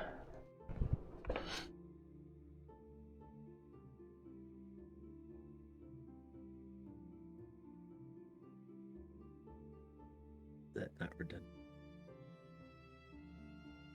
I love you. I'm making notes about where we're at in combat. Fair enough. Fair enough. Okay. He's going to cast Shield of Faith on himself. And move up to you. Which means you get an attack of opportunity Yeah. for your Sentinel. Yep. He's like- 26 to hit. You can tell as soon as you hit him that he's like, damn it, I remember that. Remember that. Yeah, 26 to hit. And you hear Moo going, what are you doing? 15 damage. Okay. as my reaction. Lorkris! Philip says, hit him again! Okay. He looks really messed up, by the way. That would be a 23 to hit. Yep. Stop him in his tracks so he can't close the distance. Yeah, I just hit him again. Yeah. 25. I rolled 2 8s. So no special. Like I said, he's really messed up. So I will call that I'm going to do a divine smite before I roll damage out of fairness instead of trying to stack on. All right. So. Okay. Well, it's 11. To the bottom of the round now. I feel like we could top. or it's the top round, I should say. Oh. I think there's a chance you guys can bring the party back and turn this around. Do we carry on? No. I think we should probably wrap right now. Oh, okay. Because it's late. Like, we can go, but I think our mic is probably going to... No, our mics are okay. It's really up to you guys. It's really up to her on how early you guys have to get up. I work at 8:30, so I have at least 2 more hours in me. What But do you think? it's also, 11 what do you for think? you It is guys. late. How are you feeling? I'm okay, but I also had way too much coffee. I'm getting sleepy, but... Do you want to wrap up this one? I mean, we can try. No, We can you know what? finish it. If you're feeling sleepy, then I would rather us all be on the same page and be good to go than not, because we are at a nice tipping point where if we, gotta be sharp. Emillynn is sharp. She doesn't snooze on the job. What do you think? So I'm happy with that. We're at the top of initiative. Does that work for you? Easy. Okay. Well, everybody. Unless you want one more round. I'm kidding. Well, everybody. The combat has gone rough for the party members. Two folks are down at the moment. Still possible to pop them back up, I believe. You still have healing words, right? Mm-hmm. So if she times it right, I think this could be turned around. Again, I'm totally cool. We don't have to fight Steel Dawn. Let's one fight at a time. Stop worrying about the future fight. Or is it you're now that you're seeing that how hard these guys are, you're thinking how much harder Steel Dawn would be? Well, considering how we felt the pressure of their authority, yeah, I'm totally cool not fighting them. But see, here's what I would say. And this is player, less of Lorkris. Maybe Lorkris might say this if it gets to that point. If we do manage to end up going up against Steel Dawn, win or lose, our performance against Steel Dawn can still catapult us forward if we're really looking at a ranked team. Just because we don't beat them doesn't mean they can't go, well, with the amount of fight you put up with them, you guys deserve this ranking compared to if you just conceded and never fought them. You would either lose more respect and go, why would you become a ranked guild if you decide to just concede without fighting? Plus, it would be the most amazing bard story ever if you come back from this. Yeah. So, but I would rather lose against the Lone Riders than quit against Steel Dawn. Yeah. I mean, if we do pull this out, then yeah, we'd go on and fight Steel Dawn and give it our best. But yeah, I mean, we got this. If we can't pull out of this, I'm totally cool not fighting against Steel Dawn. Because, I mean, based on my understanding of as a player, they're about one level above us. that is correct. So These guys are about one level above you. So if they're one level above us, that must mean Steel Dawn has got to be at least 2, maybe 3. I would say at least 3 to 4. Yeah. At minimum, just because if we had that same feeling but stronger, we had a feeling that Crystal Hedge was only about 2 levels above us. Lone Riders was a little bit, not a whole lot more, but Steel Dawn was significant, so it's at least 3 to 4 levels. That's right. That's right. Well, with that said, guys, thank you all so much for sticking around for the late night. I know we went super long tonight, but we were having fun, as long as you guys are having fun. Fern being too cocky, not even using her entity. Yeah, I know, right? And it's all right. It's all right. She will know not to underestimate their opponents next time. Yep. It wasn't even underestimation. It wasn't? It was all about the showmanship. Well, yeah. Okay. Doing fancy things. You should have done fancy against the C team, not against the B team. You know? She's figuring it out, okay? True enough, true enough. It's great role play. So, Yes. you know? How to eat dirt. Oh, man. You're She's showing off her favorite type of nut. The dirt kind. Yeah.